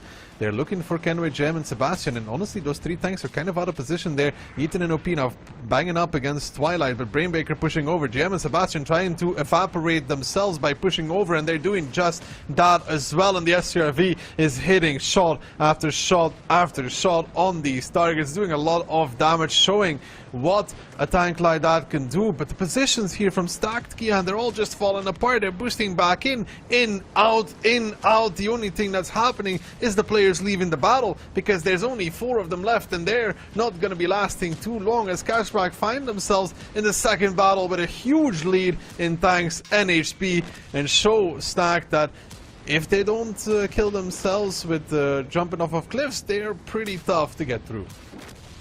Absolutely, the second battle here, a complete walkover for the team of Cashback, just everything going their way. With that STRV, probably a lot of damage dealt. He was just in the perfect spot at the perfect time, but first of all, being the player of Little, you know, you have to kind of accomplish that, so kudos to him. And yeah, Cashback in the second round, probably a little bit annoyed with themselves as to how the first one went, but the second one at least leaving no questions unanswered. I mean, restoring order kind of quickly, you know, like making sure that they don't get too confident with their position. Wipe the smile off their faces of winning the first round. Don't let them get a second and wrestle back control. That's what they needed to do as well, because if Stack gets the second round out 2-0, then you start worrying a little bit. But you know, like the FCRV there, there's 6.8, and that's like the onslaught modifiers, of course, the reduced spotting time coming in, which gives him the ability to get despotted before he reloads, which means he gets the alpha boost again, right? And over and over and over and over. Yeah, and I don't think there was any tank of Stack that realistically had the radio equipment that would push the spotting time to 5 seconds, right? Whereas the STRV would be dropping below 5 seconds of reload with the Inspire of the 140. So, yeah, good job for Cashback, or the Inspire by the UDAS, should I rather say. But yeah, good job by Cashback coming back into this second round. But I think it was more like a loss on opening more than anything else, with Cashback just executing well, because realistically, Stack, they were looking for a fight, but what were they fighting into? Well, an STRV that's going to be outputting 500 plus alpha damage every 5 seconds. That is just not a matchup you can win. No, it is not. And then you have the Stack team that's not really well coordinated between each other. Like, some people are trying to jump out of K-line while others are trying to jump back into K-line. So that leaves us with still a pretty desirable result for the team of Stacked coming out of Sand River 1-1. This means we're going down towards a best of 7 with only 1 map being played on EU and 2 on NA. Sure, and if you're cashback here, you want the next 2 rounds to go 3-1 into NA, you might play at a disadvantage then in terms of ping, but you play at a score line where you can smell the victory. You're close to the victory, you just gotta grab the victory. Well, let's see. I mean, this second map here, if Cashback split it again 1-1, or if both of the teams, should I rather say, split it again 1-1, then there would, of course, be question marks already. I mean, at the end of the day, it doesn't matter if you win in Tiebreaker or not. The fact is that you win or lose, and that is kind of what counts as well for Weekend and Mafia. Like, yeah, it was impressive to see Weekend go all the way to Tiebreaker and then win it. But at the end of the day, it's still 1 step of the way only towards the title. Yeah, but if you only got to take 3 steps, 1 out of 3 is not that bad, no? Yeah, that's true, of course. However, like to bring it back for Cashback, we cannot say how the first round would have went if they had 7 players in that match. So they could very well just, win the next 2 and go 3-1. They could also very well lose the next 2. Right? Stacked is a capable team. Ghost Town is a map where things can happen. You can make mistakes. You will make mistakes. Light tanks can explode. You can get capped. There's plenty of stuff that can happen on this map. Yeah, and to remind you as well, Ghost Town is the pick coming out from Stacked. So they wanted to play this map. Maybe not on this server, but they definitely wanted to play it. So let's see what they're going to be able to do in game number 3 or map number 2. I mean, at the same time, they knew that they're going to be playing this on EU though, when they picked it. Right? So they consciously made the choice to play Ghost Town on EU. They're going to do it with an RHM, quad E4, they changed a little bit, an RHM, triple E4, and 140, an E50M, and an IS7. Well, and for Cashback, we have the can opener coming in together with double T57, Batchat, K91, Bliska, and RHM. So both teams bringing the light tank, but yeah, Cashback, that's a lot of autoloaders together with a lot of DPM with K91 and Bliskavitsa. That is, yeah, that can melt tanks kind of quickly. Oh, for sure, it can. They're gonna play the bit slower game though from the Cashback side because of the K91. Bad shots, those are tanks that need time. The RHM gets spotted out of command, so Liberty hits the plane there. Who gets first towards the strike? I think it is Liberty, even. Interesting to note if Liberty is using specific equipment for that, by any chance, because the turbo can be equipped with an RHM. Well, let's see. First of all, both teams are going to be following it up with a heavy tank as Coman immediately evacuates from the premises here, and that is going to be the strike secured for Liberty. In the RHM as well, as Twilight is trying to screen, trying to shield against Kenway so the RHM can leave. Kenway is speaking though, you can see that. He's trying to keep the Cano spotted so Liberty cannot really escape that easily, like peeking a bit further. But now Kenway takes a shot from the J0 tank, which is the K91. So he knows there's a low alpha medium in J0 with probably APCR, I guess, that shot him. I think it's a CS, but probably not. 140 maybe. I mean, the CS would be firing premium APCR, so he knows that it's standard APCR, so he's probably calling either 140 or K91, something like that. But yeah, I think Stacked, having lost the battle over the 7 and 8 line, now starting to reshuffle a little bit, sending Coman in the RHM, so he has made a full rotation and is now attempting to kind of find a little bit of open space, a little bit of map control for himself. Pretty passive for the time being, though. And I mean, for Cashback, so far so good. They dealt 1 shot of damage, they got 1 artillery strike, but now OP Hacker makes his way on towards the cap, and he's going to be facing off against Aphrodite in the Bliskavitsa. They spot each other out, so, I mean, Cashback knows now that there's a tank in the cap there. Kenway needs to be careful, because Little's starting to be a little annoying. A little pushing up a little bit, starting to destroy those. You see that truck, that house, all of those things kind of in the way for the shot against the I-7. But the biggest downside is if the tanks get spotted on 1-2 line from the side of Stack, they start taking the strike, or Brainbreaker spots at anything, they will lose Kenway for this. They will not be able to keep him alive. Yeah, Kenway, I think if he doesn't run now, he might be a dead man in the water, and Stack know this. This is why we see them pushing over that one line. Brainbreaker a little bit late with the spot. Ethan already extremely close, but they of course don't know how much is actually in front, or rather behind that bad shot. Brainbreaker is going to take a shot on the cross here. Second one, even by the 140, now is going to be fully in the open, but there are tanks behind him that can support Brainbreaker. Now seeing Coman in the RHM, does choose to go for it. Doesn't really care about the E50Ms behind him, even with the Ram here. Might be able to take out Coman. That would be huge. That's actually a beautiful trade there from Brainbreaker. Many people dying at the same time as OP Hacker goes down. Coman follows him, and Kenway will as well go to the grave. So 3 stacked players will fall here. Kenway does get one more shot because Little bounce, but Little, I was going to say, will not bounce it again. He does. Twilight finishes it off, and Brainbreaker there gets the most optimal scenario, right, out of that play. Killing the light is huge, but killing the light in a 1v4, that's even better. That is tremendous, some might say, and this leaves Cashback now in the 6 versus 4 situation. Slight HP advantage as well, and they have complete control over both of the info points, over an artillery strike as well, and realistically Stacked already up against the ropes. I mean, Stacked is going to make quick moves, in my opinion. If they don't, they will play against radio tower strikes, everything in the setup team. The longer they wait for it, the worse it's going to get. What do you do if you're Stacked? Wait, let them gather like 5 strikes on the whole team. I mean, you need to hope for a lucky opening somewhere, right? Because if you play the long game, you're going to lose against double info tower and strike. You realistically have like 1, maybe 1.5 strikes that can also be reset. You also know that Liberty at this point in time has an info tower that he didn't select to use, so you need to be extra careful on all of those crosses. So yeah, it's problematic right now, but I think the biggest problem for Stacked is that they don't have a light tank of their own anymore because they didn't keep Coman alive. They will take they're not even taking the 4-line strike with Sebastian, which I mean, I kind of think they have to take it at least. So they have 2 strikes going their way. The radio tower gets pulled by Liberty. He sees the tanks in the positions that they are, so he knows that there's no immediate danger of any pushes coming out.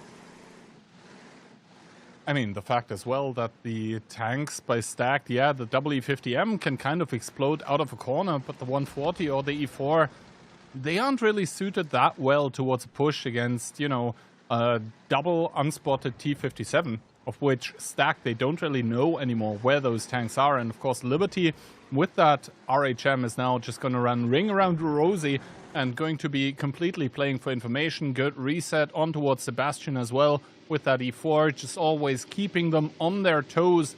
And now Liberty, I think, is starting to creep up this K-line, even sees Deft in the 140, so I guess CBS, pretty good piece of equipment. I mean, he's outspotting Deft. They could even drop the strikes on him if they wanted to, just to drop his HP even lower. But, you know, Stacked is dragging out this game, and I don't know if the dragging out is really doing anything for them.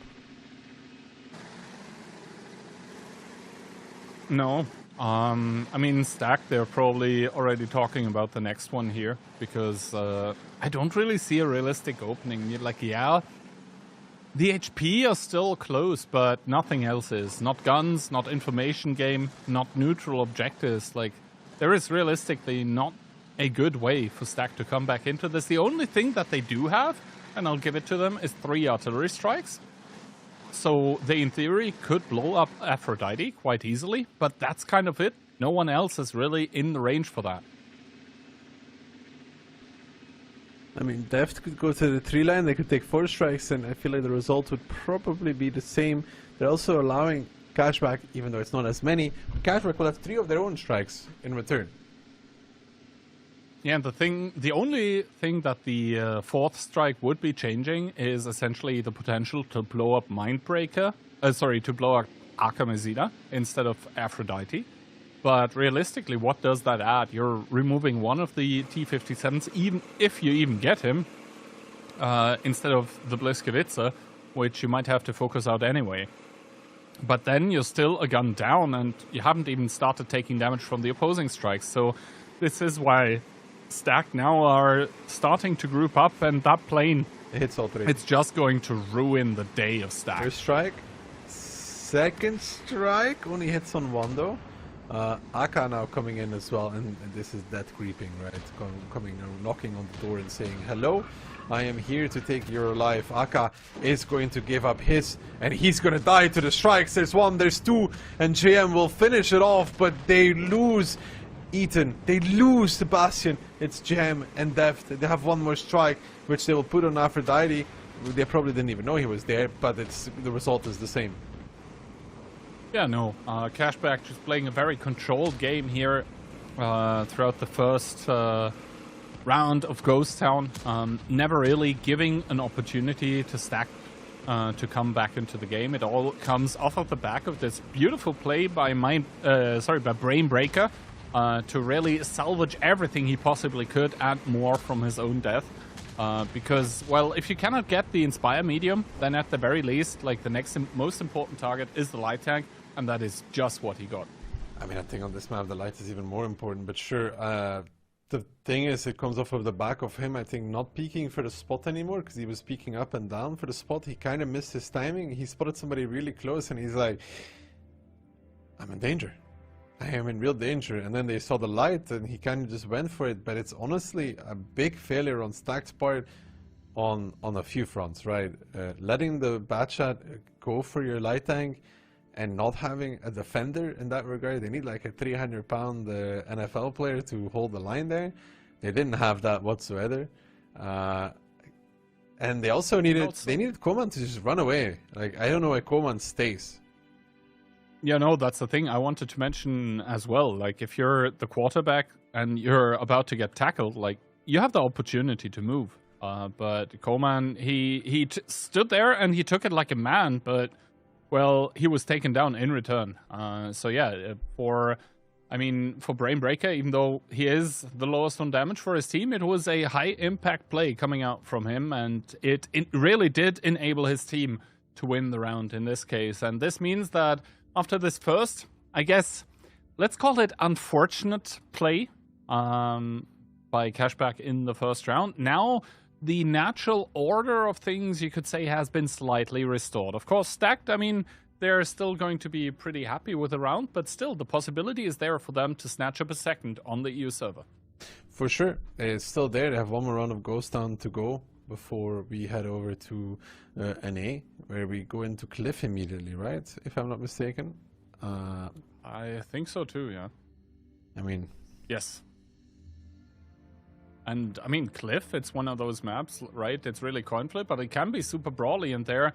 Once again, if you're in a brawl, the ping might make a difference. It could. Then again, we could be coping about it. But yeah, overall, I mean, Stacked still in it. What's for dinner, Kihan, on Christmas? I'm thinking raclette. Meh. What? Meh. You know, meh. Raclette is like mid, bro, to be honest. What? It's mid at best, even. What? Excuse me? I'm just saying, dude. It's a personal opinion kind of thing. You know, I'm happy that you like it, but I'm saying it's kind of mid. I mean, yeah. Bing bong, your opinion is wrong, I guess. Wow. And what about New Year's, Keith? Raclette from the week before, or what? No. I was thinking maybe meat fondue. Oh my God, Kihan. What? Nothing. I'm just. It's okay. You just like doing it yourself, huh? It's also the experience about preparing it and having it together. You know, the social aspect of it all. Yeah, the part where people get to enjoy watching Kihan eat it. They're busy eating themselves at that point in time, so it's fine, I hope. Also, I have never heard anyone complain about my manners at the table, so there's that. Anyway, Cashback coming in, looking to extend the lead. A singular RHM together with an EBR, an STRV, a Foch B. Don't see that too often nowadays. A Leopard 1, a Type 5, and a BZ75. Stacked in return, still switching a little bit. They're going for the double stinger this time, or double T57, let's make that singular. They're switching around a little bit. They're going very heavy. Double BZ, T57, E50M, 140 and double E4. It looks like Cashback this time around, going for the strategy of death by 1,000 cuts. Meanwhile, Stacked, they really want to brute force it if you look at the lineup. So let's see, Stacked, that is a big plane, by the way, seeing 4 tanks immediately, double BZ and E50M and E4. I mean, not too much revealed here, but the EBR on the left part of the map immediately will take so much map control. OP spotted as well, takes a shot by, I believe, the Leopard 1. Is that immediately an artillery strike? Yes, so they could even have resets together with the EBR being in the artillery strike as well.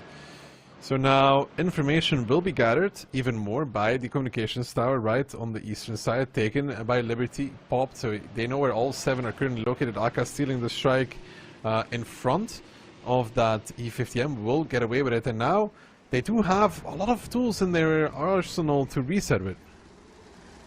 And that is kind of a problem for Stack, because the neutral objectives in the east and the west have been taken away from them. This not only means that they can't get it, but also that Cashback have all the tools in the bag necessary to be able to provide those resets. And so the cap, yes, it might sound alarming at first, but realistically it's not too big of a threat right now. There's still the double strike, right? And as long as you have the double strike, then you have the options. You can only reset one at a time at the way that they're currently sitting, but you also have the Leopard 1, right? The Leopard 1 has a mini strike. He's not used it yet, and the strike comes out, the big one. There we go. Ethan takes that, so back down to 30 seconds. But Cashback does need to do something, though, at the same time. They cannot just rely on the strikes. They will run out of those at some point. Let's see, 23 seconds once again, and Darko, of course, having that strike pocketed for himself. And Twilight now starting to draw a little closer, and to be honest, who really can punish the Type 5 for peeking the cap? Maybe the E50M on the one line, but that's kind of it. OP, that reset hurts. The damage not so much as the fact that OP now needs to leave. Yeah, he got reset the normal fashioned way, you know, just by a straight shot, which means that the strike of Aka will stay in his pocket. Liberty takes another communications tower, spots out everything. And you talked about it. Twilight, I think he's going to peak this, because why would you not? Why would you not start trading in the Type 5? Oh, the shot, it connects, but it doesn't deal damage against Ethan, who probably now is intuitioning over to Heat to maybe be able to deal with that Type 5. But you can see Ethan, he got reset. He is now unspotted, making his way away from the cap as well. And this gives the info to Cashback that, well, the cap that we were maybe worried about is not an issue anymore, as Stacked are forming up for a push here in the city, because over time they're always going to be losing those trades everywhere. Sebastian now peeking the street, does not see the Type 5, so probably isn't sure where exactly that one is right now. Would be a good punish on the cross, but then again, the Type 5 has a lot of HP. I mean, they don't see OP in command, and Sebastian is ready to punish Twilight. Liberty has a plane. He'll have to drop it on the cap pretty soon. Aphrodite now coming back. They'll spot out command. They'll spot out OP hacker. That's where the strike indeed will go. That's a given, right? 2 for the price of 1. Amazing. There is still another strike on Brainbreaker, of course, and he's getting his back pretty soon as well. They're starting to hunt Twilight a little bit, though, by the looks of things. Sebastian now pushing up. Still a level 2 strike on Mindbreaker. That one is used now. It will go on towards Ethan. Yeah. It does connect as well, so cap once again not a problem. And in the meanwhile, Coleman and OP Hacker, they continuously took damage by the Leopard 1 of Mindbreaker, probably out of render. Good pings coming out from the team of Cashback, as JM now forced into a push on the one line here. Aka and Mindbreaker are going to be evacuating the premises for now. And yeah, Stacked, they are trying to make something happen in the city, but I think Twilight is more than aware that there is a lot of enemy tanks close. But Liberty actually ends up getting spotted on the field here. Is there anyone available to keep him lit? It doesn't seem like it, so he's going to make a fade away. Yeah, that Inspire of the 140, it does kick up the view range as well. And OP Hacker was on the balcony, so there is that Liberty Liberty now needs to be careful against Twilight, starting to peek against Sebastian though, and against Koman. He wanted to get the shot against Koman. I don't think he got it, and that is going to hurt for that Type 5 in return. Taking some damage, taking some more, taking some from the zero line as well. Twilight now pulls back around. That was not really the trade they were looking for. Liberty still has a plane available though to reset the cap with. He uses it now on towards Ethan. Ethan gets spotted out. There's a mini strike on Mindbreaker, which he will be using, you would assume, in a pretty quick fashion. Or they'll use the big strike.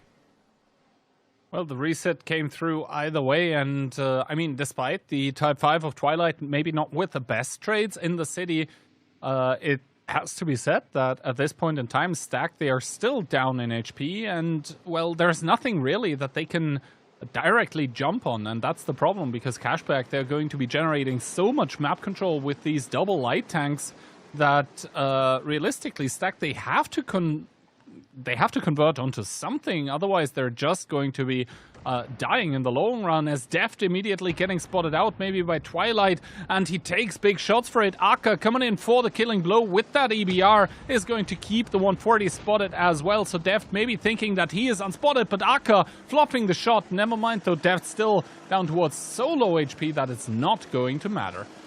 Yeah, that's the problem there. Re-pushing on the zero line with the EBR, spotting out 140. They know he committed. They brought the STRV close as well. Close, relatively close, right? Close enough to shoot on towards the zero line. Close with the STRV is always relative. Ethan dodging the strike though. Dodging the reset as well. 20 seconds now. Aphrodite, I think, realizes this as well, that his team is out of reset options. Has to commit on it. That's not ideal, because you can imagine that he's going to die for this. But on the flip end of things, let's be honest, at least he realized the situation his team was in and decided to make a decisive play off of it as well. Reset in the base, making sure that they don't fall at the last hurdle in this battle. Yeah, and now, I mean, 2 players of Cashback have fallen, but still a lot more of those are there as Ethan tries to DPM against the Leopard 1 of Mindbreaker. That does end up taking a shot by one of the E50Ms as well, but the strikes, actually those are strikes from Cashback coming in. I was about to say the Leopard 1 is not going to get hit by those, but Ethan in turn did. Now Kenway coming in with that E50M, that's going to be some brunt force of damage in towards the Leopard 1 of Mindbreaker, but he doesn't end up finding the damage. Instead, they readjust on towards him. Ethan might be able to get the pickup as he does, and now Little actually in a problem. He is in a 1 versus 2 against tanks that are closed, and we all know how that goes with an STRV. Yeah, it's I mean, it's basically all Ogre. Even Little is sharing his HP at this point. You know, it's beautiful to see the STRV player just making sure that he contributes towards the battle one way or another. He may die as well. Aka finds the kill. Gem will find Little. He will not. Brainbreaker will, however, maybe serve him on a platter, on a raclette, you know? It doesn't matter, though, because JM is going to get shut down by Aka, and Cashback, just like that, after losing the first round, are going to make it 3-1 on the European server. And in the end, all good for Cashback, I guess, you know. The first round is one to be forgotten quickly if you're Brainbreaker, but they move into an A pretty confidently for Stacked. I don't know how confident you are moving over. Your 1 round comes off of the back of a paid actor, I guess. Paid actor, unlucky situation, whatever it might have been. Cashback really recovering well, I have to say. And here, especially in a round like this, where, you know, your initial strategy, if you're Stacked, doesn't end up working out, and you're realistically faced with the prospect of, well, we're doomed if we do, and we're doomed if you don't. That can be super annoying to play against. They do... I mean, they were in a good position the first round anyways, but this one it's tough, you know, like you're playing against double lights, you're playing against double strike from the beginning as well, you're getting reset manually. I don't know. I think there also was a little bit of indecisiveness on the team of Cashback. Like you could see the BZ75s, they went off the cap, then they went on it again, then they went off, then they tried to cap again. And throughout all of this, Cashback was essentially dealing damage on a lot of the tanks of Stacked, which really in the end you saw the tanks that they were re-pushing, all of them weren't full HP anymore. They ended up dying to some pot shots. And even, for example, when Liberty was caught out with the RHM on the field against the 140 Inspire, he didn't end up dying, because, well, there just wasn't enough damage to be dealt. Now, Cliff is actually a good map to play on Hyping, though. We talked about it, so close range. I mean, you're not really going to be missing. And the thing as well is that stacked, at least in recent times, on Cliff haven't looked the absolute super greatest. Other teams from North America, like Burbo or Dopa as well, they've looked a lot better at Cliff than stacked. So I am kind of curious as to why they keep choosing this map. But maybe it's something like, we just need to keep digging. At some point, we'll hit the jackpot. If they start digging now, maybe they'll make it just in time to China before the next tournament. Well, maybe. But yeah, first of all, they've got their work cut out for them. And I mean, Cliff, really, it is a coin flip. So maybe that's why Cashback were also quite content with leaving it open, to be honest, because here it's not so much about, sniping. It's more two things. It is immediate reactions upon seeing the opening, and then just being able to brawl well together as a team. And I think we can all agree that, well, Cashback and Stacked are both good at it, but if I had to give the edge to one of those two, it would be Cashback. Have you guys ever noticed that whenever Cliff comes up, Kehan starts yapping like it's a map guide? It's crazy, dude. He thinks this guy thinks that just because he makes one mediocre, actually below average, below average, we keep moving the goalpost below average at best, yeah, absolutely single-handedly making the map worse for everybody else. And now all of a sudden, now he thinks he's like an expert on the map. And whenever it comes up, he starts to be like, "Yeah, well, Cliff, I usually just sit in the base in my FV, just shooting towards the middle of the map. But I could imagine the rest of the battle going this way, right?" I mean, we saw the OLS and OLF teams both take that advice, right, with the stage 2 in the base. So maybe all along it wasn't such bad advice, and a great player like yourself, Darky, of course, would immediately know how to play around such a fact, right? Because if you know that the danger is there, then you would take all measures to prevent this incoming damage, right? What Plus has a free trial for 30 days. You can also ban Cliff if you want to. But yeah, realistically, where do we find ourselves in this match? I mean, Stacked not looking too hot, right? They just get one round gifted to them by Cashback, and the rest they, kind of end up getting schooled so far, Ducky. I mean, it's tough for them on this, because you know that the one round you've won comes off of the back of something that normally shouldn't happen. And the rest of them you kind of got dominated in. It wasn't really close, to be honest. If we're looking at it, the one ghost down could have been close if they did not let Coman just die for some reason, which is a number of reasons to why it happened, including Coman just kind of getting, like a deer caught in headlights. He just kind of stood there and it's like, you want to kill me? Okay, you can kill me. It's not a problem. I will just stay here. This is my happy place. I'm happy eating some raclette. Everything is good. Vivi. I don't think Coman sounds like this. No, but if he tries, if he imagines, maybe Whenever I think of cheese, I think of the French. Yeah. You don't? All right. No, whenever I think of cheese, I think of cheese. I'm just a simple man like that sometimes. Honestly, that was exactly what I was thinking.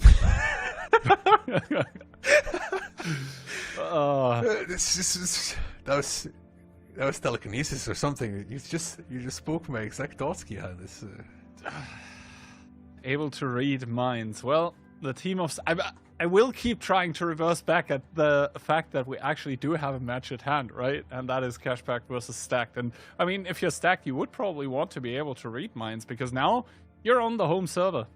We did switch to North America. That's of course why it's taking a little while, because Can we go back to the pick ban? So Stacked was Team B, right? Which is the one that picks the second and the third map, no?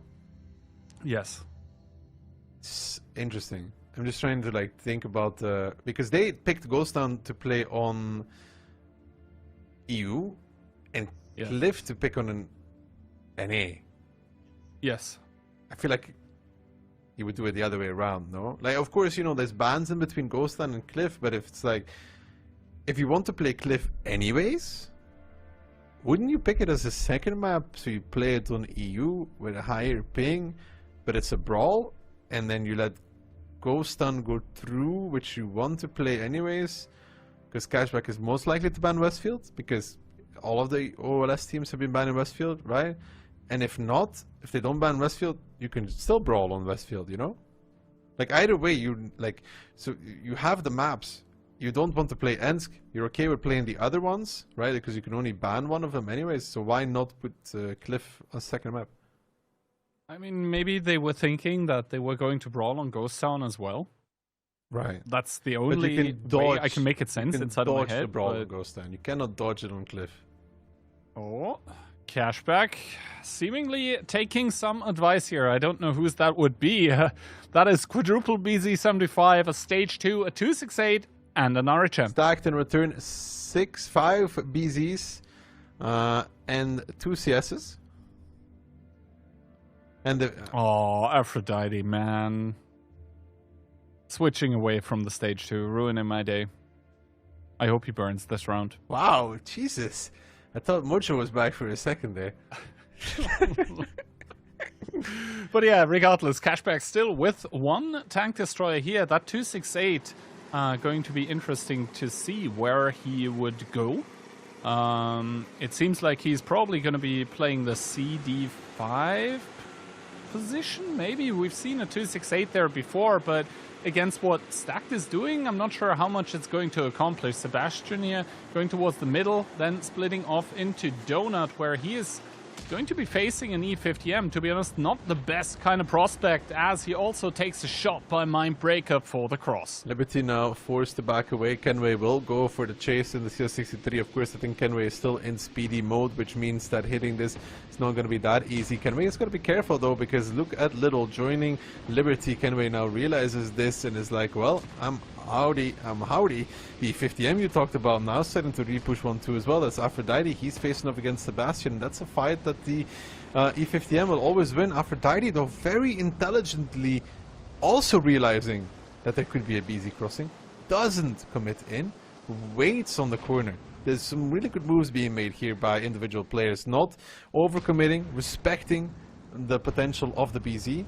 And still though, Cashback I think comes out ahead in this one, because they can take around the hill fully if they want to. Sebastian has been pushed away from that shot from the 268 on towards OP Hacker as well from Brainbreaker. The cap will be blocked, and now when we settle down, it's HP lead for Cashback, although that drops immediately.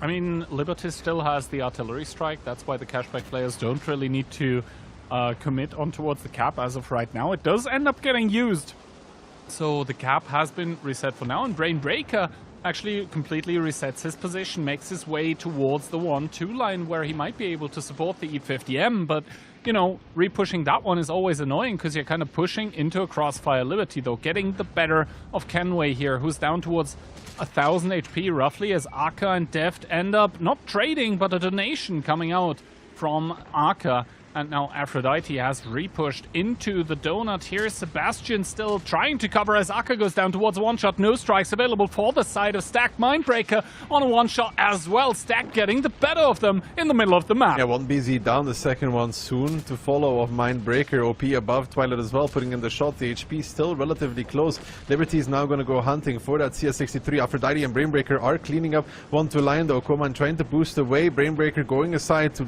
give Aphrodite an opportunity to shoot. Brainbreaker will find... No, he doesn't find the kill actually. He doesn't find it. Coleman survives and even kills Twilight for that. And Brainbreaker, of course, doesn't get the super reload reduction from killing someone. Now has to back up behind the corner. I mean, Liberty is still some HP, and yes, the HP are even.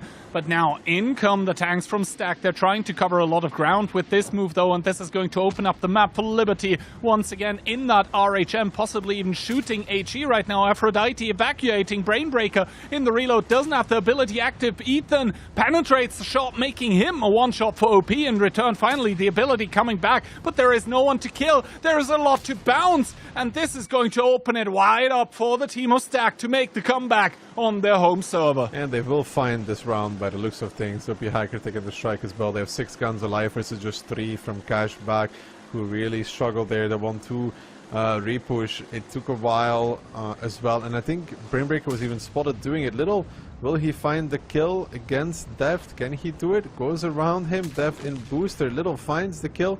Liberty might find Sebastian as well. Silent to take the strike. In the meantime, Sebastian down towards a one-shot. The strike there missing against Liberty. The HE shell coming out. Also good one from Sebastian. It is 4-on-3 though all of a sudden, with Liberty taking the strike. Coman being a one-shot. It's throwable for Stack. It certainly is throwable here. And Liberty has a plane though. Coman is spotted. Hold up. Liberty has a strike. Does he? He ends up using it. Yes, he ends up killing Coman. And now John is going to be taking the info tower on the top of the hill. There is no way for Cashback to prevent this from happening. This means Aphrodite all of a sudden might be in danger.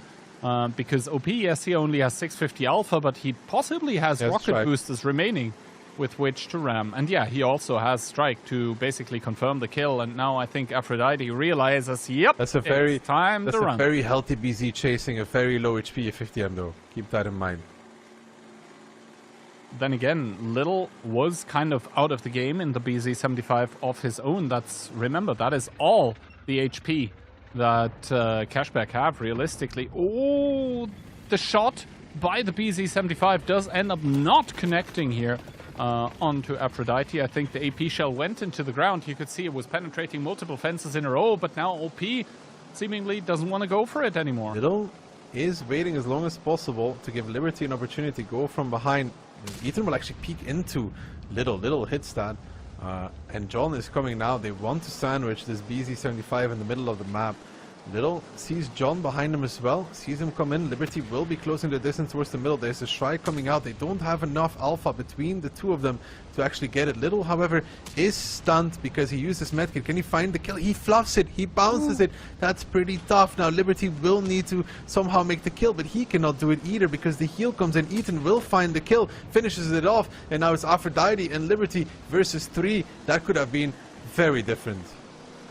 I mean, Aphrodite, in the meanwhile, has repushed the 1-2 line, but against OP, the problem still remains. There is just so much HP on the BZ75. Yes, he's going to be able to do some damage here, shave some more HP off that very healthy tank, and also OP doesn't have the artillery strike anymore, but still, it should be more than enough to be enough, especially with the RNG onslaught modifier. He ends up taking the track, but OP still with a rep kit available, also reloaded at this point in time, seemingly having hit the intuition. Not sure what that was. Aphrodite picks up OP Hacker. Now Liberty has the strike again, or access to the strike if he wants to. He's just playing a bush though. John could take the info. They don't know where Ethan is. That's the problem here for Liberty. I mean, if the strike gets activated on 1-2 line and the info on top of the hill, then they will know, of course, where both players are, and that's a possibility, to be honest. There's a strike. I think the problem here is that both tanks, realistically, on the side of Cashback, are a one-shot for HE. Doesn't matter if penetration on the E50M or not. The E50M, does get spotted out, and John, I think, shuts it down. That possibly even was HE. He found the shot. I mean, Aphrodite. John activated the radio tower really early, before Ethan had the strike, which I guess ends up working because he actually kills Aphrodite the normal way. Yep. And now, I mean, both teams with a strike, but one of them just has more tanks. Ethan with a shell into the ground, Liberty faking a little move out, but stacked. They should be out of the problematic area here. Should be, mind you. I mean, yes. Then again, I think if Liberty somehow finds a way to kill John with strike plus one shot on top, then I think Cashback have dealt more damage. But that's a big if. Just because of the fact that Stacked were coming into this with 5 BZs and double CS. Like, I don't think there is any way that Cashback had more HP to start off I don't with. think Liberty can allow John to take the communication tower again. That's the problem. And Ethan will play the middle of the map to cover the hill. It's gonna be very tough. Because the moment Liberty goes to take the communications tower on 1-2, Ethan goes 2-line to cover off the strike. Which means Liberty cannot get in there to... Okay. He has to take the communication tower. But I don't think he has time for everything he wants to do here. I understand the process. I mean, he uses the plane and nothing. So he's gonna get the... Did he just go out of the... Yeah, there was an artillery strike used. It's going to miss him, so... But the problem is now that he has even less time. And he's got no plane, he's got no info tower. What's he supposed to do?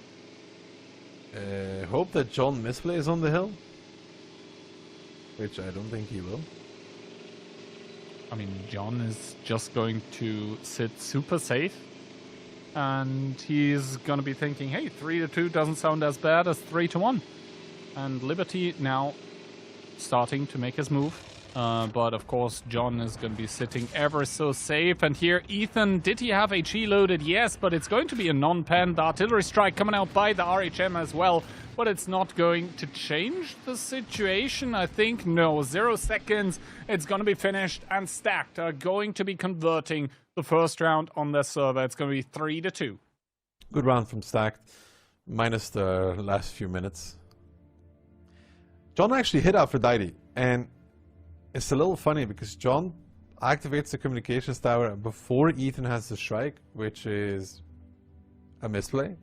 Because you want the coordinator, right? You hit the info and then the strike comes on the one-shot E50M and you kill him. But he hit the radio and then killed the E50M by himself. So it ended up working out. But that was throwable. I mean... If little doesn't bounce there, it's definitely throwable. It's also weird how OP died. Like, he was so healthy against that E50M, and he did the first shot of damage, like, no problem. And then he just needs to load HE and kill him. Like, I don't know what happened there. I don't know either. OP should kill that guy. Yeah. Glad we agree on that. But, yeah, overall, I think the team of Stacked still... a little bit behind. I think not only when we're looking at the scoreline, but also how decisive the rounds were. The fact that Cashback was able to make this a somewhat competitive game is kind of crazy. Yeah, but they ended up losing out though, and that's really all that matters, right? I mean, good 5k coming out from Ethan, and I mean, OP, we were trash-talking him a little bit for his performance against Aphrodite, but still, he also comes in with a very respectable amount of damage. And talking about respectable amounts of damage, that's a lot of it by Liberty. Yeah, but he definitely tried. I mean, Aphrodite had a good game as well, but there's a bunch of stuff there as well for Cashback. The amount of bounces is a bit worrisome. You know, Little does do 5k, but bounces is the most important shot there, the close range one. And Brainbreaker doesn't pick up the kill on Koman, who ended up living for a long time. Yeah, after that, and also doesn't hit the last shot when they're pushing into him. Like, all of this stuff in this high decisive moments matter, right? All of this, though, still means that Cashback is ahead, although not by much anymore. And, I mean, Stack, they now have the possibility to even it all out to make the scoreline a 3-3, whereas Cashback, I mean, they will want to go towards that match point.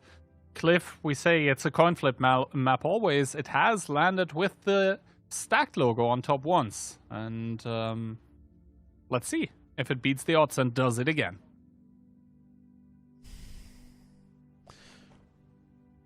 Middle of the map is heavily won by Stack though, like heavy. But 1-2 and mid, they were really dominating those BZs.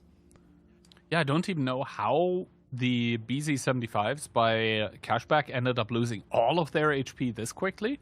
It felt like the brawl hadn't even begun and two of them were on a one-shot. That was crazy to see. Round number 2 on Cliff. It's going to be a 140 WE50M, a CS63 and triple BZ for Cashback. And for stack quadruple BZ, a 140, a 268 this time of their own, and an RHM. Kenway flipping around for an E50M, but still, that 268, both teams bringing one for each round now on Cliff. Yeah, and both teams from the same side as well, right? From the northern side. Mm-hmm. It's the same lineup from Stack, no, as that Cashback had. I mean, we saw that 268, I think, make its first appearance during WCI. Basically, when you drive up towards the middle of the map, directly at the first stone on the right, you have that tree, and you also have those bushes. You can cover the middle, and you can actually cover the E3 position, I believe. But I think Cashback kind of avoiding that a little bit by only sending a CS and a BZ towards the middle of the map. Everyone else is in 1-2. So they're not going to be meeting anything over there, no? Because there's only any 50M. Aka, how much damage is he going to take? I think the 268 has taken aim, and so do some other tanks. Minus 1700. That was a pretty expensive cross. Still wins this 1v1 though. Against Coman. Should normally. He should. And just purely fighting wise, he's still a 3-shot. Coman is a 3-shot to HE as well. That's the problem for Coman.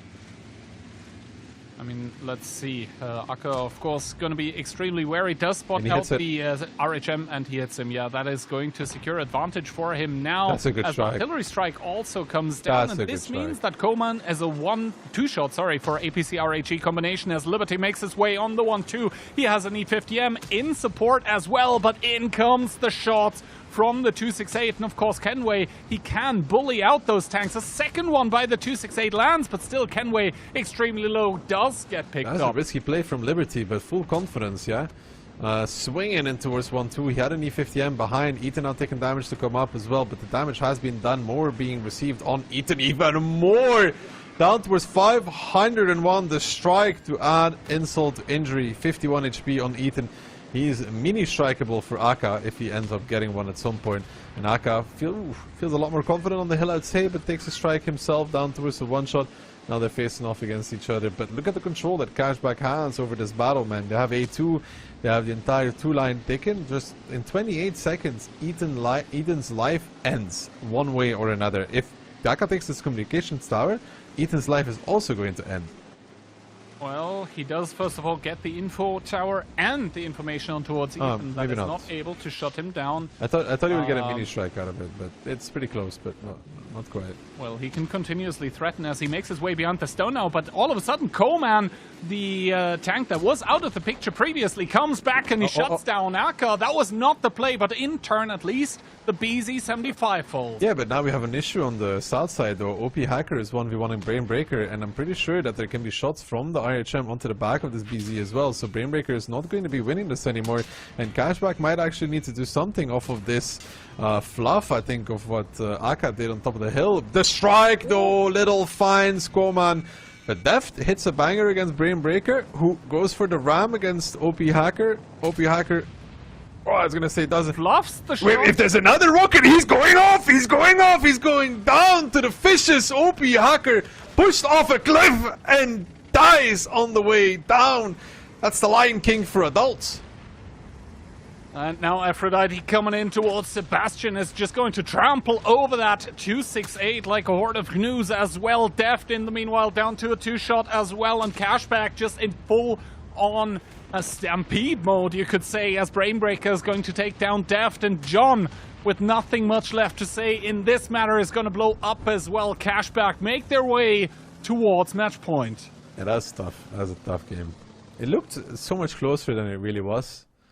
Maybe because Aka died on the hill, but then, you know, while OP was 1v1ing, everybody else just kind of died. I mean, they just kind of disappeared. Yeah, we all have our Lion King moment on Cliff, you know. Yeet. Yeah, yeet. I think Brainbreaker was singing as well, you know. Started like singing. Could have been. Buzzing. What? No. Anyway, that's yeah. Every time you do that, minus 1,000 viewers. Relax.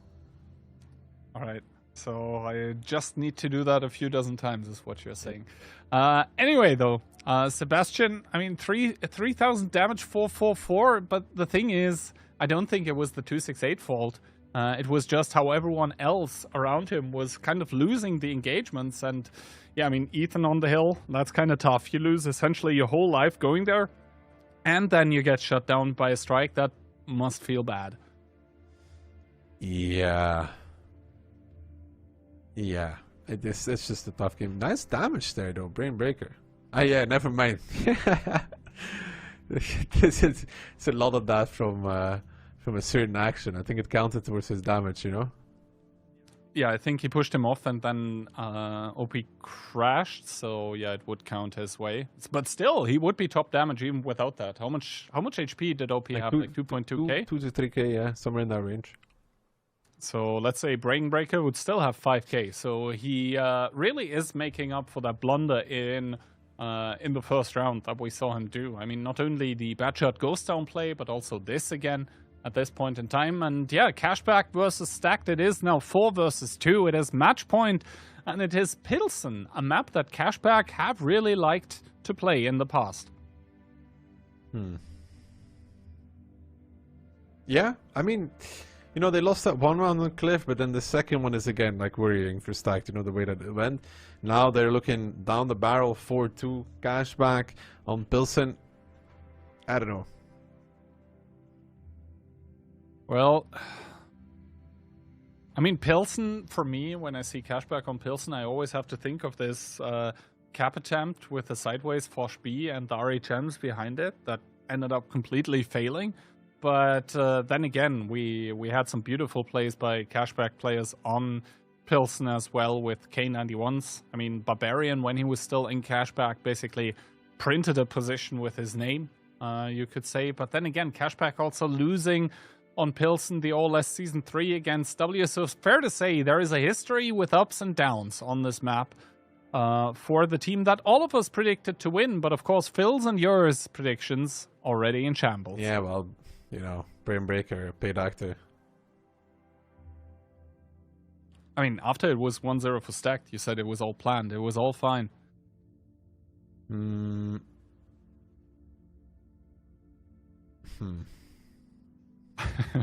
Yeah, but then the plan got ruined on the second cliff, you know? Because, I don't know. Somebody misplayed. I've not decided yet on who. I'm sure you'll have an answer soon for us. Anyway, we will also soon have an answer to this match.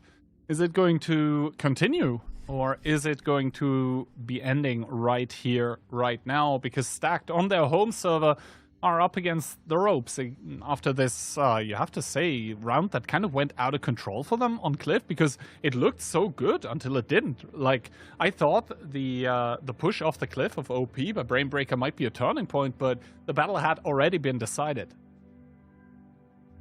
Pilson coming in though, Cashback, T57, Type 5, AX, Double Forge B, an E4, and an RHM. And for Stacked, we have an EBR, W4, 430U, K91, E50M, and a Type 5 Heavy. On Pilson, what do you prefer, RHM or EBR? I mean, both have their uses. EBR, I think.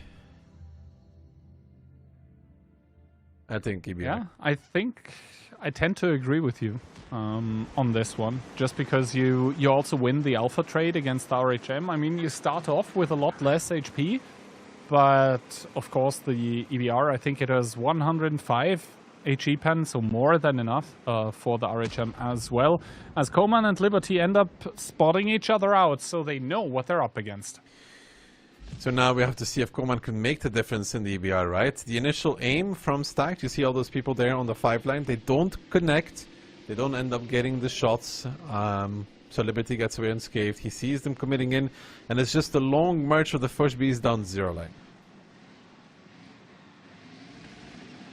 It will be a little bit of time until the Fosh Bs arrive there, and we have seen Fosh B pushes with different outcomes over the 0 line in the past, from great success to great carnage. Everything is possible, as Kenway gets spotted for taking the artillery strike here once again by Liberty, that is trying to, you know, project a lot of presence on the coal piles. But of course, as long as the Fosh Bs aren't there, there's not really a lot to follow that up. Yes, there is a Centurion that now was spotted. Yes, there is a T57 that already fired a shot of damage, make that the second, so he might be reloading soon. puts some damage, I believe, in towards Coleman, but now Twilight coming in against Ethan. Is he going to penetrate the shot? He is. No damage reduction either. So tit for tat, I think the better trade for the Type 5 Heavy. For sure, the Type 5 comes out ahead in that regard because he just simply has more HP to trade with in the beginning, right? Now the Force Beats have finally arrived. It takes them a while to go all the way through. Now the question is, does Coleman catch them when they're moving down, or do they simply make it to position before? Maybe they even run into the EBR. A lot of things here are possible. This is the coin flip moment, I guess, for Cashback. Like, what did the Force Beast see? Who spots what? And Coleman gets spotted out. There's no plane available, though, from Liberty. So Coleman will fade, or should fade.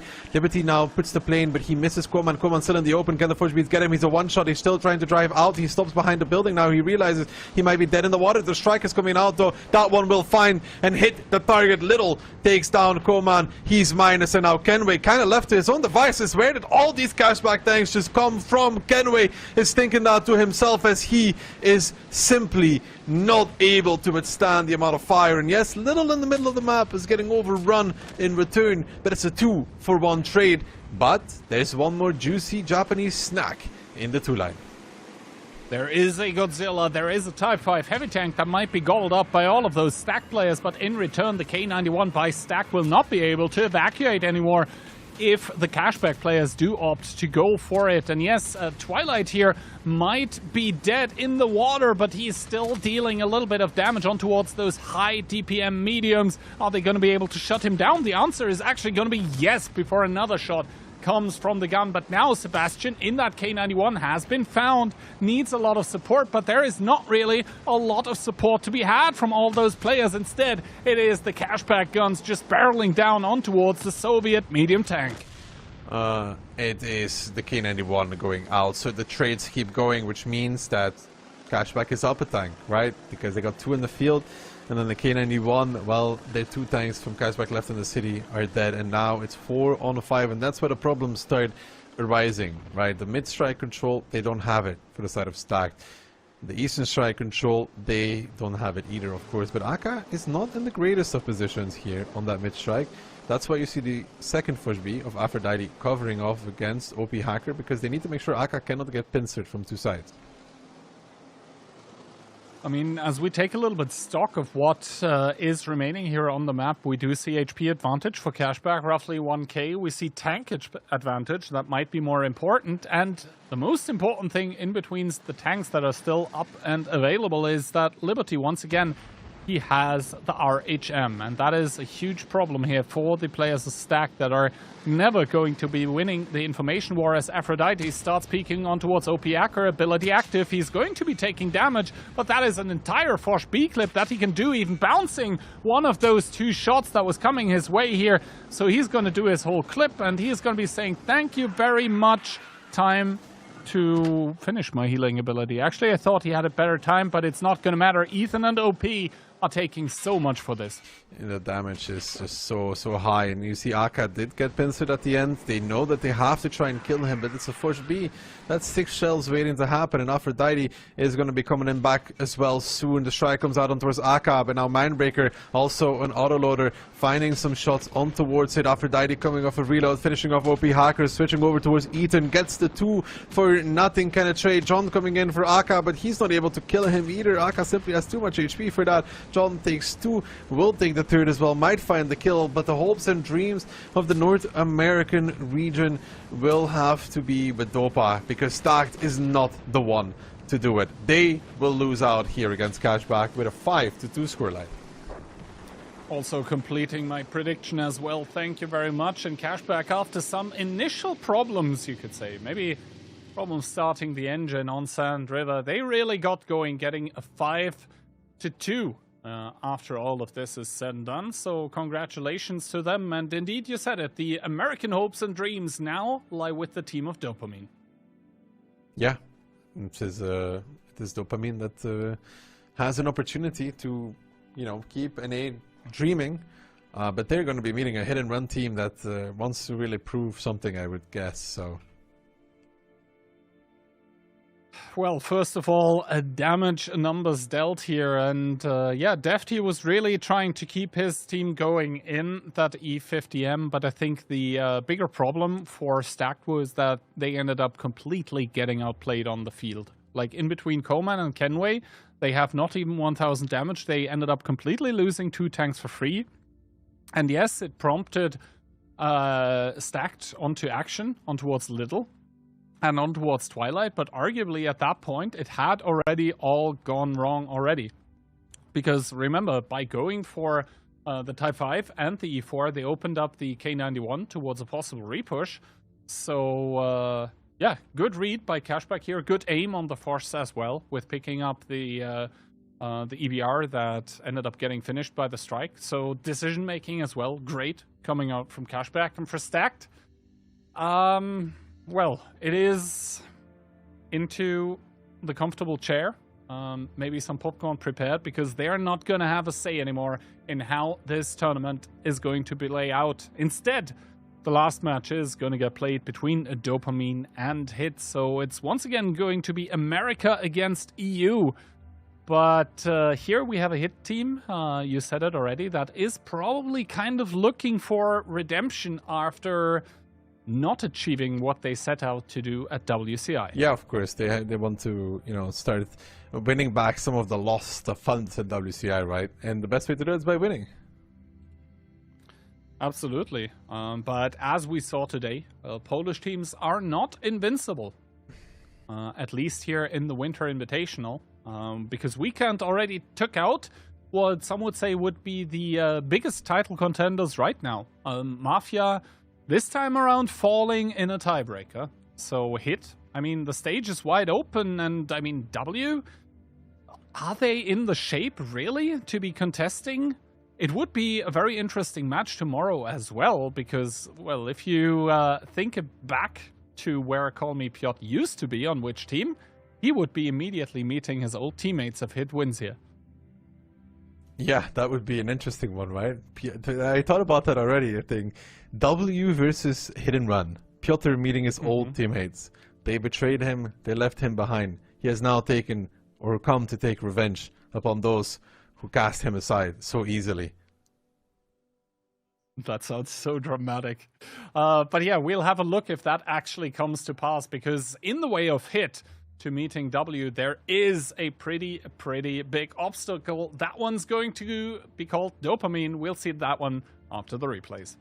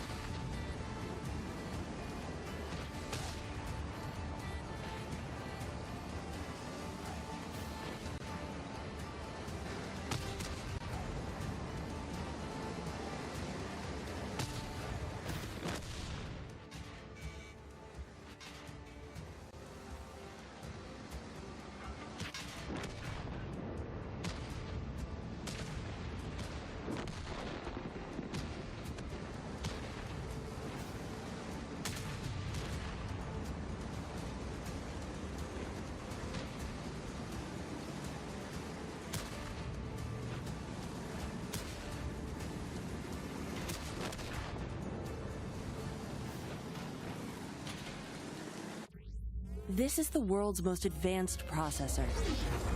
In entertainment, its rendering speeds render other processors obsolete. Powers cloud services for billions. Helps change the course of climate change. And uses AI to accelerate disease detection and cures. We make the world's most advanced processors, but only with your vision can we advance the world. AMD. Together, we advance.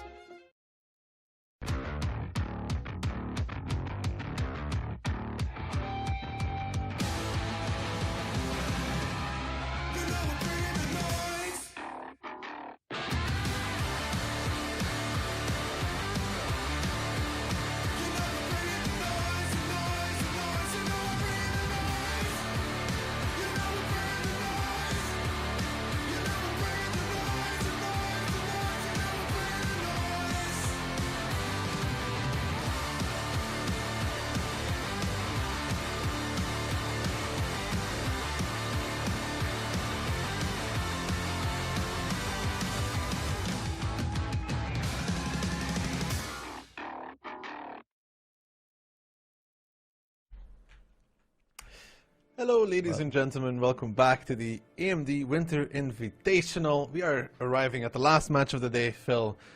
North America's second opportunity. Yeah, I mean, you could argue North America's best about to show if they can shine or if they will end up as well not making it today too.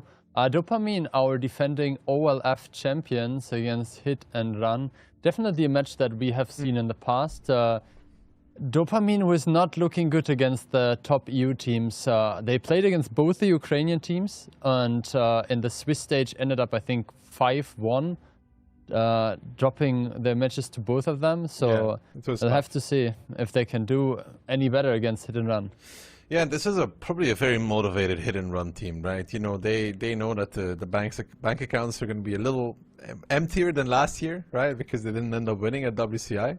I mean, especially for Monster, he just went to Rome and, spent all the money already. Yeah, the trip was booked before before they lost, right? So it was just assuming they do it 3 times back. So they need the cash, they need the GPUs. All jokes aside, of course, they want to win this after their crushing defeat in China.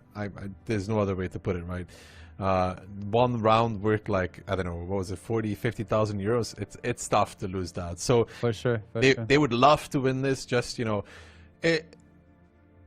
because of the prizes, one, but also of course because I mentioned in the beginning of the broadcast, I think it was with you even, is that OLS really is not that far away. Yeah, and it's Monster's birthday tomorrow. 2 reasons to win, or 3 reasons to win. With all of that being said and done, Westfield is definitely a map where we have seen them perform very well. I mean, it's a map that they can push very well on, they can play control. We had a couple of situations where players like Ketsei and Pansfi were maybe like a bit too greedy here, but definitely not a surprise that they selected that one. Sandriver and Himmelsdorf banned. Himmelsdorf, interestingly, not played at all so far. But yeah, it goes on a map that we have seen already. What do you think about Secret Line and Ensk as the second half? Is that good or bad playing on the other server? Like close combat maps, I think more or less? fine for Hit and Run, actually. I think for them it's better to play Westfield and Ghost Town. Especially this Ghost Town, right? On comfy ping, then Secret Line is super close. Ensk is super close as well. And Cliff, of course, is also, if you end up having to play the Renee, it's totally fine. So I feel like in that regard, they have the better maps for ping, because, even on Westfield, you can play the outside, you can play for the slower game, the longer ranges. That's a possibility if you want it to be. So there's for sure like ways to do that. We've seen it. W was very good at it with lights, and Leo's and all of that stuff. To reset the base, and we're gonna see what we're gonna get as well. Hit and Run, recently not so much a fan of the super aggro plays, but playing a little bit slower. 5-2 for Keyhand and me, 5-1 for you and Moff.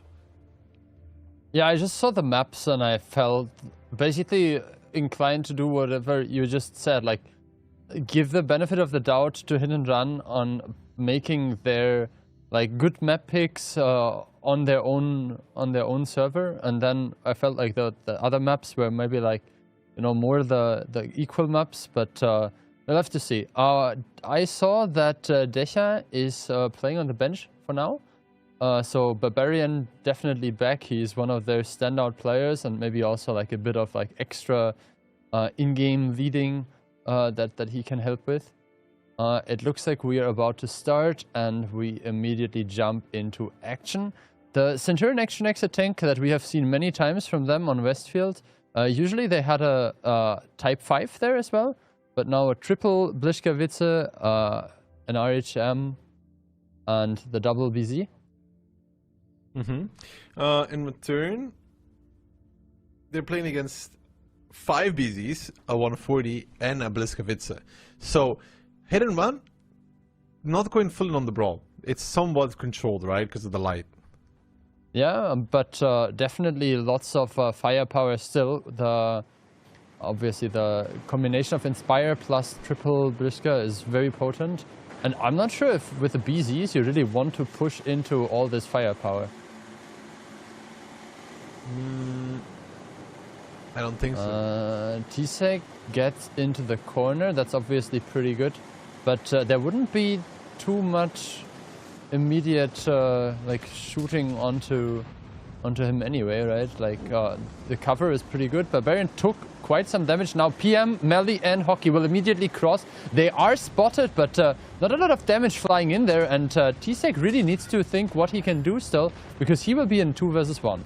Yeah, DJ now pushing over. They see that Bliskavitze, and more importantly, there's a bigger snack there. It's the Object 140 of Blur stuck in between the buildings as well. He's trying to make it out. He's trying to escape, but I think they will try to chase him down no matter what. Monster hitting a shot. We'll need 2 more to finish him off. Ferret pushing back in as well, and I gotta say, at this moment in time, Dopamine kind of pushing one by one as a little waterfall back into this, and that is not that good because you lose the 140, you lose the Bliskavitze. Ferret, will he find the Bliskavitze? Will he actually get the shot? He does actually find it, so at least he gets a kill for his trouble, but he's just going to explode for that. 200 for an entire BZ. Not sure that was worth it. The teammates were still killing off that singular BZ of T-Sec in A3. They did find him, they did get him, and now they're arriving back, but the party is over. Everybody's home as the remaining teammates that were in that area have all disintegrated, and it's the 3-man hit squad that was pushing towards A3 that is now coming in. Little too late, you may say, but that's mainly because the teammates did not give them an option for that, and it's going to be hit and run, picking up the first one.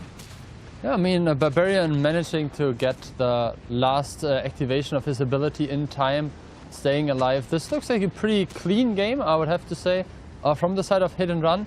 Dopamine, they made a good decision trying to isolate the tank, but then maybe the 140 was a bit too aggressive, and in the end, like, 3 tanks were committed initially towards this A3 position, and the 2 tanks that took the fight, they took quite a long time because the BZ has a lot of HP and not that much DPM, and Melly also took some additional time to kind of get back from there, and good start. The problem is that when you want to push A3, I have like memories to, I think, even Mafia or Hit and Run, one of the two, and they were playing against each other, trying a similar thing towards A3, but ended up getting rolled because there was tanks too close still to the enemy, right, that get repushed in return, because you said it, BZ low DPM, so it takes a while for 2 to kill that 1, right? It just takes a while because it's like 3-4 salvos to kill him, and he's being annoying at the same time, so you cannot really have too many isolated targets left out in the open in the meantime to give Hit and Run an opportunity to push on. The problem is as well what tanks were isolated. It's the 140 and the Bliskavitze. Now, yeah, I mean, one shot of damage by the 140. It's the only That's like, you can see it rolled skills activated to 1. So it's the 1 DPM tank and the Inspire tank, which is also a DPM tank at the same time, that are left to die. And then another problem is Ferret is just boosting in with his BZ, but solo, you know, like, okay, he kills Panzer Fury, but it's a full BZ for that. No, and I mean, Panzer Fury, he did 3 shots of damage, and the last shot was basically the kill on the 140. Sure, it's only like 100 damage or something, but you remove the Inspire, he doesn't get back into cover, and it's so important. Also a big but there that even Panzer Fury does 1.4k damage, right, only, but he has 2 more Bliskavitzes. And we like big butts, right? Yeah, I cannot lie. But there's double DPM tank behind him, right? There's two more Bliskovitzes. So if he has a Plus bad game, the Centurion, obviously. So if he has a bad game, it's okay because there's a backup. If Misha and Daniel Blur in the 140 have a bad game, there is no backup for those tanks. There is no replacement. Sure. And obviously the BZ mobility will not really help you getting into the fight if like the fight is just happening immediately. And then it's like the DPM is just not there anymore. But yeah, in the end, it's just the first round. We have a best of 9, so taking a single round is not the end of the world. With that being said, we are about to load into the next round. 30 seconds left on the clock. And obviously we switch the sides. Do you think we'll see some similar aggression again, or maybe we'll see a bit of like a slower paced game from one of the teams? I think we'll see roughly the same, where one plays without a light and the other one plays with a light. But that's like there's a tendency we've seen from Hit and Run as well recently, right? They've stepped back from playing too aggressive. They're always playing a little bit more controlled. They like playing that singular light and 6 tanks that can hold behind it. Yeah, looks like Hit and Run comes in with a similar strategy. This time the aforementioned Type 5 that I had already brought up. Double Briska plus Franik in the Centurion, Monster in the light tank, and Dopamine picking also a similar lineup to what they had before, right? They added a light tank instead of a 5th BZ. But yeah, Blur and Misha definitely with very important jobs this round to make sure that they kind of like keep the Inspire and the DPM alive. Let's see first like how many plane spots there are. Good plane on the side of Hit, spotting 5. Only one tank spotted, DJ. So interesting, like the plane will not be that important because both of the teams will get the point of interest. But obviously the Briskas were able to move into position, which gives them like maybe a small advantage. So communication. Blur makes it out. Yeah. That's the important thing, right? It's pretty slow between both of these, right? Nobody's really winning anywhere. Ferret is going on a little adventure on the south side of the map. And I mean the Type 5 is starting to come up now. DJ boosting away, doesn't want to get caught in the buildings. He will escape. Hockey and Melee taking over the north, but they gotta be careful because they're in a 4-on-3 technically, if you include everybody that's close enough, that they cannot win ever. Not in a million years. No, and Pansur's position obviously as well relevant. Monster has found Ferret with a good HE shot. Now Monster will return the favor. Doesn't manage to penetrate. Good shot by Ferret again. There are no strikes available from either side, so it's really like kind of like an isolated 1v1 here. Now the first strike comes in. Ferret getting some additional support. Monster down to potential one shot, especially with the ram here, and is being picked up. That's a pretty good advantage for Dopamine, which are down in HP, but if they get the light back in the game, maybe they can turn this game in their favor. And Panther Fury is chasing down Hockey. PM and Melee are close enough. They need another tank for Hit and Run side to play this northern part if they want to have an opportunity, and Barbarian is the one that's now starting to move in the Bliskovic. That's a 3-on-3 there. They need to make a move though, because Ferret on the long game will win them out, but Choppa in that the tank. Ooh, big strike, big strike. Very big strike, and Barbarian is gonna peek this, doesn't care, takes a shot, takes a few shots, but wants to start the aggression. Tisek finishes off, and now you can see Hit and Run converge. They find one, they find another. They may have lost the 1v1 in the light tanks between Monster and Ferret, but everywhere else on the map they are dominating. They find the Bliskovica again, the DPM out very early on for the side of Dopamine, and now these remaining tanks from Hit and Run will overpower just PM and Spirit in this area. It's looking good. I mean, PM evacuating, but oh, look at Franik. He gets around the corner. He takes one shot, but he immediately finished this off. And I mean, there's no tank to run. PM in the middle of all of them, super healthy, but that doesn't matter if you have 5 guns surrounding you. Yeah, they won the 1v1, and that's all they won. I mean, they got another kill, right? It's brave for Monster to go for that 1v1, though. I think Ferret had hardening and Monster did not, so I think Monster as well bounced, he bounced 2 of his HEs, like basically didn't bounce, but like didn't penetrate, so he lost like 300 damage each. He still has the problem nonetheless that Ferret starts with I think 300 more HP than he does, so the first shot he hits only equalizes the fight, and not even, because technically Monster is firing second then, because Ferret gets the first HE shell in. Yep. And the 140 already had access to the strike. Dopa also had access to the mid strike at that point. And the moment the 140 hits the strike, he doesn't even need to put it on the RHM. He needs to just put it on anything. He gets Inspire, which guarantees the loss for Monster. So it was a brave attempt. Yeah, I mean, in the end, you can see, even though we have two tanks kind of like at the bottom of the standing, we have the Type 5, which is like in the middle of all of them, adding like an extra 1000 HP as well for his teammates. And then DJ Pansfury picking up the kill with Franek and Ketsai really like dishing out big chunks of damage. Solid stuff all around from the hit and run players to quickly react to that fight and find great success, honestly. No, I mean, especially considering that the 140 like survived significantly longer than before. 2k damage is not like a lot, right? Mm-hmm.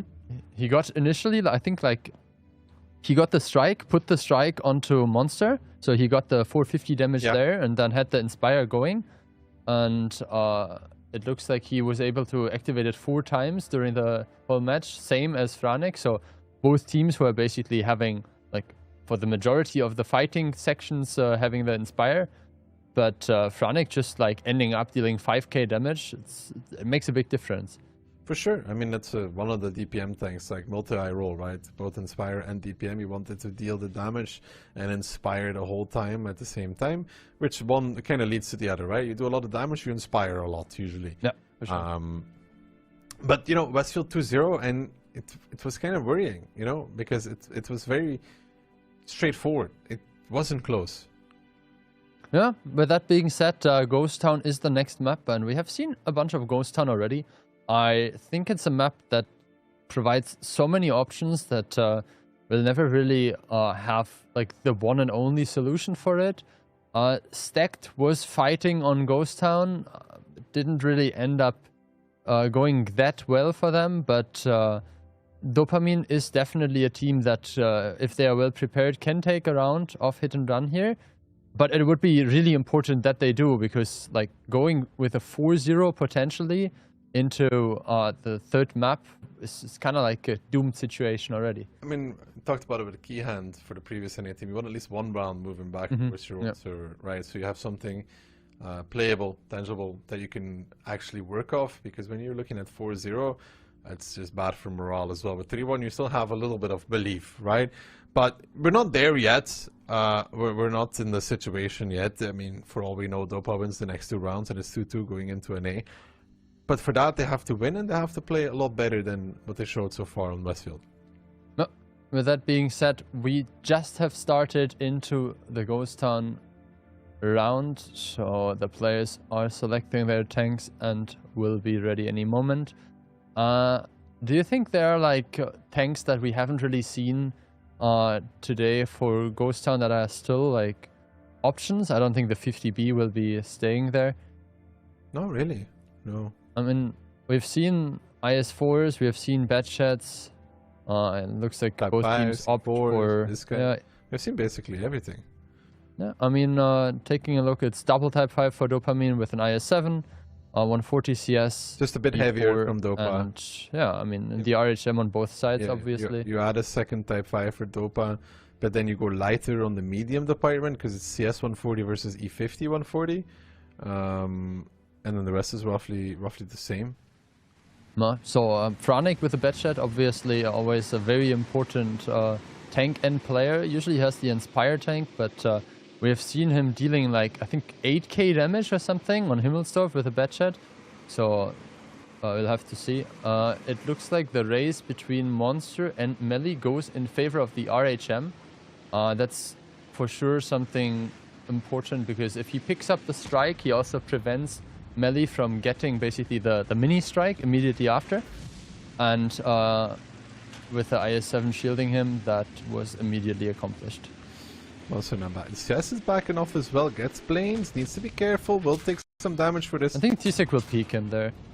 Why not? Yeah, why not? Get some extra info, knows where PM is, and was still hull down. DJ hit a shot as well. Perfect. So DJ as well, making sure that Melly has to pay for it, and now it's basically again in the territory where he is dangerously low to dropping to a potential Batchat clip if there's a strike to support him, stuff like this. Ferret has taken the one line, but I mean, with a light tank you can't just drive forward and attempt the cap, even if you're faster. I think it was Aka who did it with an EBR. He just drove in, snatched the strike, but they knew about the E50M, and the E50M obviously is a bit slower because it's a heavy tank when it comes to the weight and the ground resistances. But yeah, the situation has changed a bit now. There's a 140 and a CS supporting the RHM. You can see there in yellow. 15 seconds left on the cap. I don't think that's too much of a concern if they can get the strike in. They do. 2D caps, all good, and 15 seconds left. T-Sec even hitting the shot against PM there. The bigger worry is 1-2 line right now. Ketsai getting aggressed by Melly and by Blur, but the problem here for the side of hit and run is that Ketsai is so far committed that he's getting angled out from numerous positions. He does hit one more against Melly, but here comes DJ as reinforcement. Franek coming as well in the batshot. They want to do something, but do they even have enough to make it happen? They do! Franek with the strike hits home, but DJ getting tapped by the Type 5s from the back, and Monster needs to come in. Franek hits the shots, goes on reload, and that's a quick reload on that batshot. 10 seconds left, but Blur is chasing. Ferret is down towards the one shot. Franek trying to disengage. Monster coming in. The plane gets put on towards Franek. He's going to go all the way to A1, trying to extend his life as far as possible. 321, he could be a one-shot. He is! He does die. Monster, however, comes back in, finds a kill, but still cannot fight against the 140. Yeah, and now Dopamine is up again, up in HPs as well, and it's not so easy for T-Sec to peek here because PM is still there in his E4 and obviously would win the alpha trades as well. Great shooting there from, I think, Barbarian, making sure that PM does not get around. T-Sec now deciding to chase PM. Obviously the E4 does not have a fully rotatable turret, also loses out on the ability now, but with T-Sec being chased away by Chopa, this match looks pretty good. Panshu being picked up as well. Monster will not be able to turn that around just by himself. Yeah, no, that 1-2 fight was a tough one. Ketsai so far forward. Of course, the Inspire tank as well is getting peaked. They have the HP to do that as well, rotating around, getting the angles with the RHM from behind. They find it. Ooh, Monster getting tracked here as well. It's unfortunate. Blur misses that one though. Tried to go for the track again. Understandable. Have a nice day. Hits the track there. Nonetheless, so might even find the kill. Hits the track again. Good shooting there from that 140. I think the Inspire from the 140 just gives him the extra view range, right? Yeah, of course. It gets it's a base to the base crew, right? I think so. It's like a really potent BIA.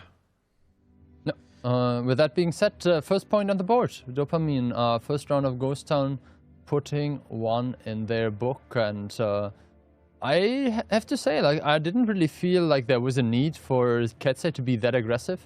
No. They got the initial strike, they got the 7 in a comfortable position, and there wasn't really a need to be that far forward, especially with the lack of information that they had on that side of the map.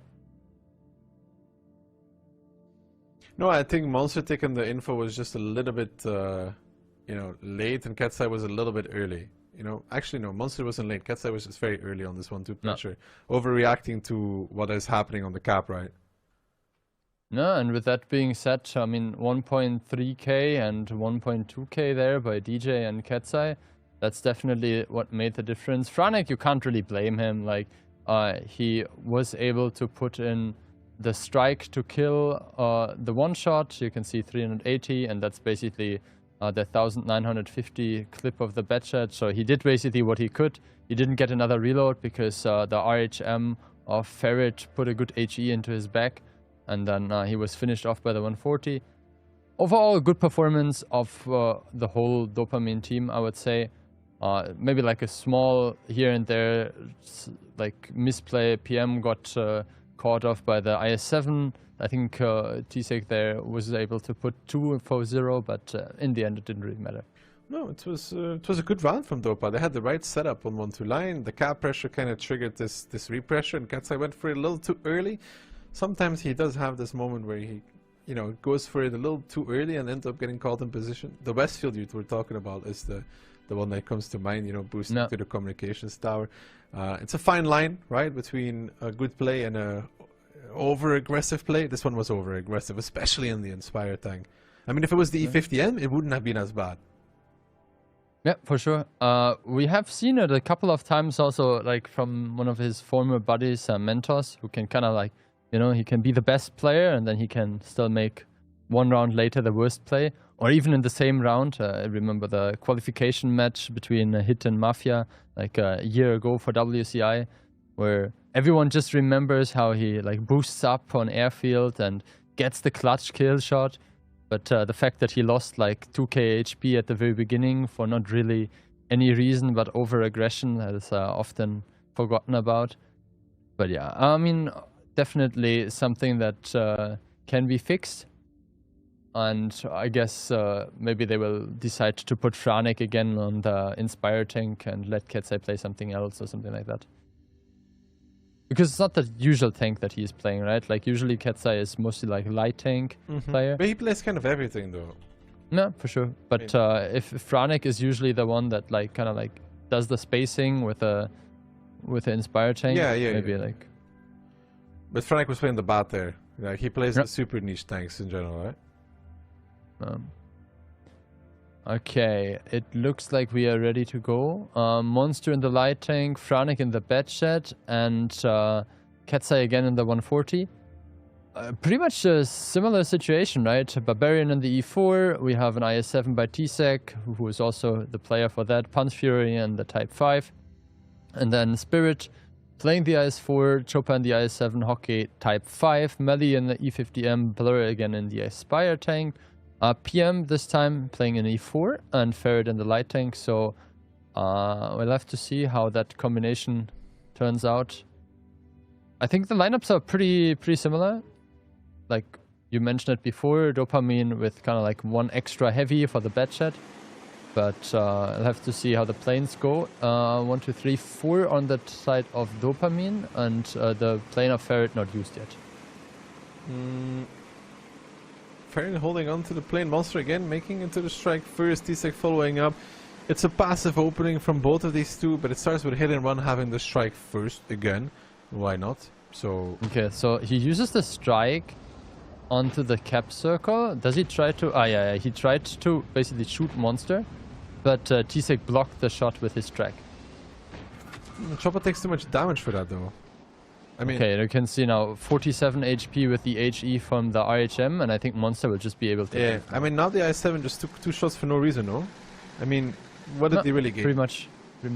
I don't think you want to peek it, you want to reset. Barbarian took a big one from one of the types as well, I think. But you want to reset, right? Because having the strike is amazing, but at the same time, I don't think it's worth any HP. I mean, like if you peek for like 400 and you get the strike, then it's pretty fine. But if you know that it's unlikely that you will get it, then maybe just don't risk unnecessarily. But yeah, with that being said, T-Sec takes one. I think Ferret was able to put one in, but you saw Misha as well being punished there. The HP is fairly even still. Dopamine, we mentioned it, had a heavy extra, so a bit extra HP at the beginning as well. Some shots flying in there onto Blur, it seems, who drops to 2.5 with Spirit in the IS-4 having applied cap pressure. But Monster has a strike, so not too much to worry about. Yeah, Barbarian finding a shot as well. And they did have that extra heavy, like you said, Panzer Fury. Does he get the reset looking for it? He does actually find it simply by pushing him off the cap, I guess. That also counts as a reset. Yeah, or maybe he hit the, what is it called, like the vision device? Spirit already drove off the cap, but I don't know if that would reset. I don't think hitting observation device resets. It does. It's the same like if you hit a track. It's critical damage. Well, I usually shoot for damage, so you know. I mean, shooting for damage and missing will not help you. But obviously, you would never miss. Exactly. There we go. So, HP is even. Second tank in the cap, and this is a bit more of a worry for hit and run because, of course, you cannot reset both of them in the cap. I mean, they have 2 strikes now. Sure, but it's still pressure that you cannot avoid eventually. I think with 2 capping that are both separate. What did you say? Look, you know, I was building a narrative, and then, you know, the narrative died. Well, at least Ketsai hasn't died yet. True, very true. But still, as long as they sit on the cap kind of safe, the double cap will generate enough to waste all of the strikes. So you have to do something when you hit and run. You cannot hope to just... No, but I mean, hit and run has dealt quite some damage now. You remember, we started with a HP advantage from Dopamine. They still have their strike, so if they can delay it for a bit longer, there will be an extra strike even by the IS-7, who basically has like 10 seconds left on the countdown.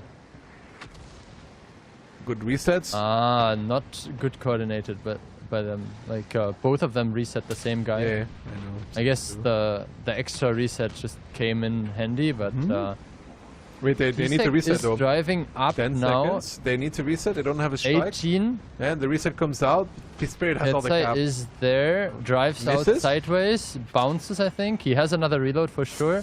Damage. Very expensive for him. Yeah, minus 1.1k on Ketsai, but the fight is mainly around the strike here. PM was trying to dodge or block even at some point, trying to do hero play by the looks of things. He just explodes for that. The strike gets taken either way, and yeah, Ketsai is in trouble yet again in that 140, but he's covered by the bad shot of Franek, who's at A3, already putting some shots in towards Spirit, and you can see that the IS-4 might be old, but that armor, those angles can be still very annoying. However, he still goes down. Hockey follows, and it's 4 from Dopa versus 7 from Hit and Run.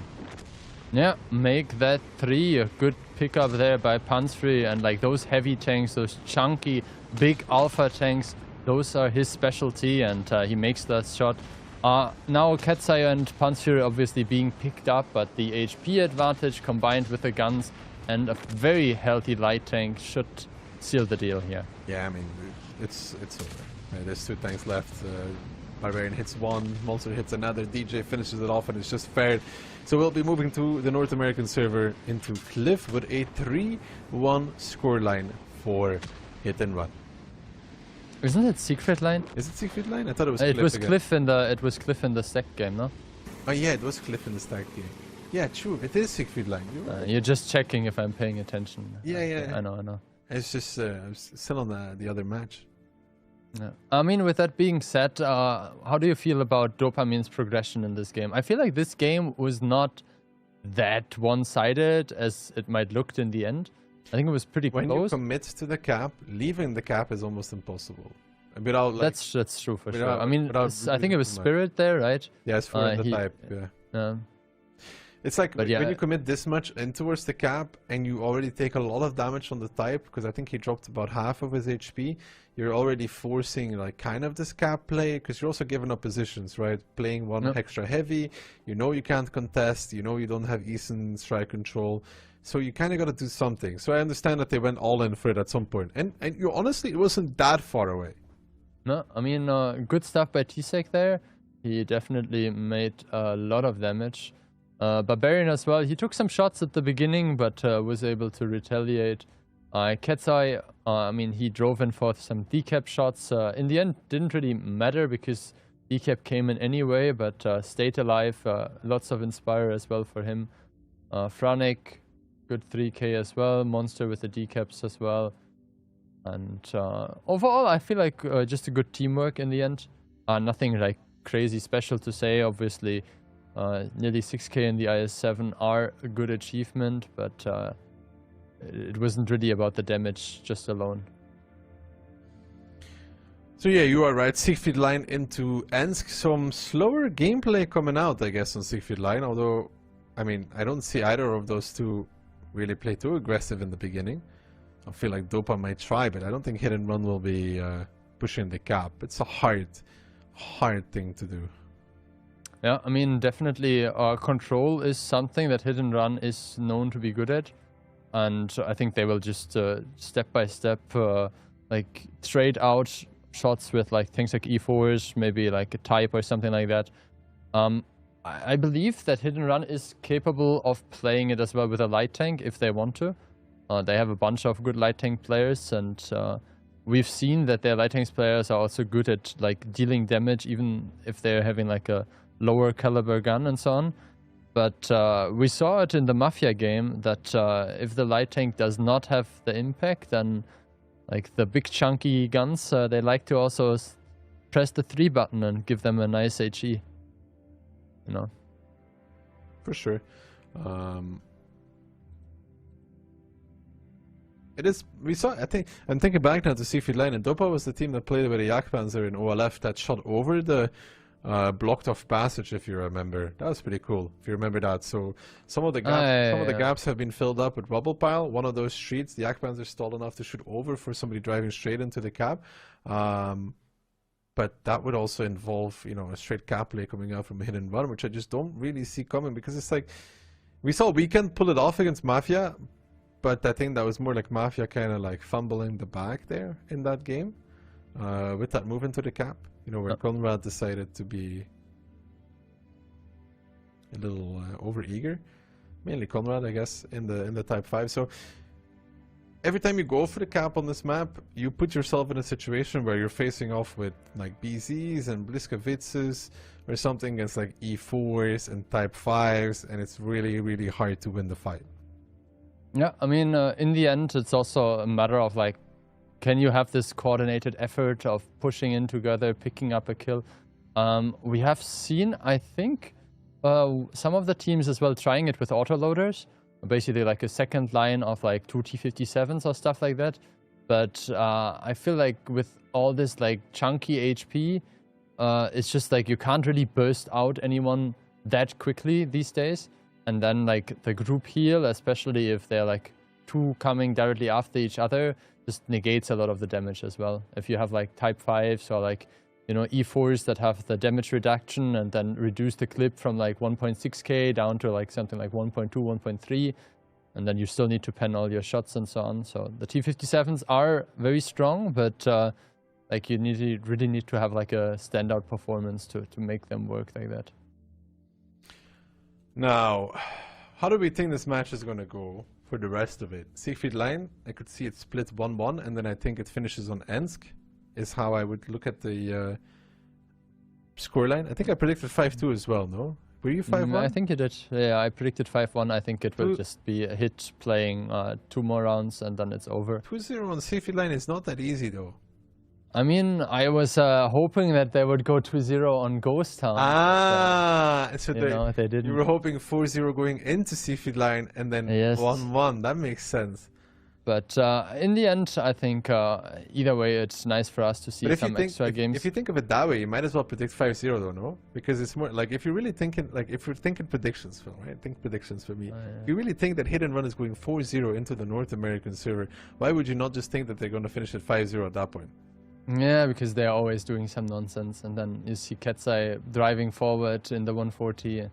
I don't know, it's just hit and run. Like they always, whenever I predict them to win like 2-0, then they end up like throwing a couple of rounds, and then they win in the tiebreaker or some shit like that. So yeah, I think we are about to be ready. The last players are checking their So tomorrow settings. we have we're guaranteed a Ukrainian team in the finals, right? Because we have Weekend versus Cashback in the first match tomorrow. Yeah, and then W versus the winner of this match. So the amount of Piotr jokes versus Hit and Run, especially if W ends up winning, is going to be criminal. I mean, it will be Mentos and Piotr versus Monster and the boys. It's like Piotr was the problem, or wasn't the problem. I mean, you can replace Piotr with Frugo and ask the same question, right? Was Frugo the problem? Was Frugo not the problem? I mean, they didn't win at WCI. He did end up. But I mean, Frugo was playing the drums very nicely, I have to say. That's fantastic. I feel like the drums added a lot. I think it was pretty cool. To the fact, yeah, they all looked so happy to be banging the drum. Yeah, I mean, with that being said, it looks like we are starting our our last second countdown. So we're about to start, and it seems like who's starting what side? I mean, not that it matters too much. Hit and Run is starting. We already loaded into the game. I'll tell you in a second. Yeah, thanks. Dopa is starting in the south, Hit and Run is starting in the north. I feel like I like the north a little more personally. If I could pick a side, just because of the duels, you know? Yes, plus they have this bit easier access, in my opinion, to this like D9 or E9 strike. But we haven't really seen a lot of players use that recently. We have a can opener, interesting choice. Definitely a good Hellbound tank. Specific tank. Barbarian there. Double type, 140 played by Franek, DJ, and Pansfew in the E4s, and Ketsai in the VZTD, and then a Yo tank, interesting choice as well. I was going to mention that as well. Yo versus can opener. If I have to pick between one, I really don't like the Mivy on this map. Yeah, I mean, the Mivy is great if it can really use the full gun depression, but then... so long though for it to like do much. Plus, like, the alpha traits are just easier, right, with a can opener. You have to hit everything in the Mivy. Yeah, for it, 95% hit and pen ratio almost, for it to be like worth it. Okay, it seems like the first radio tower was successfully used. Hit and Run got fully spotted, so good information game there by, I think, the E50M or the 140 who went there. I think it's the E50M. 140 is installed in the back. Barbarian trying to attempt the capture of the strike. Melee making the pressure on F2. Isn't that a but bit I don't far? think there's an angle, right? Like. But isn't that a bit far from the Mivy as well? Ooh, Barbarian takes a shot, but not from the Yo. I think from the type. Ferret peeking Barbarian. No, he needs to. He takes a shot there, I think, because his turret is damaged and he didn't repair it. Yeah, he just didn't have the rotation speed of the turret. So Barbarian down to 1.8. Hockey taking one as well. Retaliating against T-Sec. And the initial trade's not too bad for the team of Dopamine. I don't like where the can opener is sitting right now. I'm gonna be honest with you. Like, he's so far committed forward. But I mean, like, who's supposed to pressure him, right? The can opener is a fairly long tank. Honestly, but, think of it this TM way. can't Look at peek that Ferret, way. look at Ferret, right? Ferret pressures, and at the same time you pressure on the right of Ferret. Like, you cross one more to Ferret, you pressure from that, and you play with one against the right side of it, yeah? The far right. And then Barbarian backs off straight into those people. You cannot sit safe. It's impossible. That position is like not that great. I mean, he has Ketsai covering him though. I feel like DJ kind of prevents PM from peeking. And, I mean, Ketsai is also covering. I mean, like, just on the right of Ferret, from that street, there's nobody stopping the peak on the right. No. But there's also nobody in that street from Dopamine. Sure. That's how you, if you want to kill him, that's how you do it. Oh, but look at Hit and Run moving up though. Panzer Fury, DJ closing the distance. The Type 5's coming in now as well. Panzer Fury takes one from Hockey. He might take one back though from the Type 5. Monster and T-Sec starting to close the distance. They get spotted out. They need to be careful. I think Monster actually hit the shot there as well against PM. T-Sec now holding the angle against Hockey. Looking for it. Hockey wants to just trade it out. T-Sec still holding. Does find the shot. Monster taking one back. Oh, Barbarian is being approached now by Melee and Ferret. Puts in a good shot. Ketsai takes the first one as well, but Barbarian pretty low. 5 seconds left on the cap, by the way. 2 seconds left. There's the decap now coming in, but the HPs are evening up. First kill onto Barbarian. Hockey dropping next, and I think the crossfire so far on the side of Dopamine. Yeah, but now they need to get out of this cap actually. If you're Hit and Run, you cannot sit here. Panzer Fury will chase Choppa Misha. He's getting owned from the side in the 140. Franek coming in now as well. They're going for Spirit, they're going for Choppa, but there's a low HP Monster, needs to be careful, needs to try and stay alive, does get healed past the one-shot range. Panzer Fury now going for Choppa. That E50M will struggle against this E4 as well. Monster down towards the one-shot because PM hit it. Spirit might want to peek him, but he's going to get bloody blocked by T-Sec altogether, who goes down to a one-shot himself, and PM now has picking. Switch one of the Type 5s. Does he want to die? He picks T-Sec, the higher HP one as well. Franek coming in. Spirit, does he get another shot out? That's the big question. He might actually. He does find on towards DJ without ability as well on that E4, which means full damage dealt. Yeah, and now Pansfew pushing in. He bounces his shot against PM. I think he tried to track him with damage or something. He only hits the outer track. The double reload from the 140 should be enough to pick up Ferret. Now Pansfew driving around, taking probably one from PM. Big shot coming in there. 2 kills being picked up, one on either side. Dopamine with 3 kills and the gun advantage now. And Mafia now starting to move in as well. Melly pushing on towards DJ, gets Amarak for that though. Franek in the meantime is facing off against the PM and Blur, so he is focused on his 1v1. Blur moving in to focus on DJ, hits the shot. Melly needs to deliver the goods, is not able to do it, and they're all so very low. Oh, PM fluffed the shot misses, as well. and now Franek needs to peak the 140, but the Mivy already moving back in, but it's buffed ability, actually got a decent amount of HP back. Franek now in a tough situation. He's getting chased down by the Mivy, and the Mivy is not slow at all, finds the second shot, will go down towards the one shot for this. Franek does find the kill, but this is going to be an impossible fight for him as Melly finds it as well, and Dopamine pick up their second round. Yeah, I mean, great stuff there by Dopa, kind of like managing to close in the round. I have to say, hit and run, a couple of decisions where they ended up being maybe a bit over-eager or a bit too fast, and then not really able to convert this into a point. But it was a close game either way, right? Yeah, Can Opener not repairing its third, gets shot on the side by the Bliska because of it, in my opinion, because loses the rotation speed. There's a few misses there at the end that were costly as well.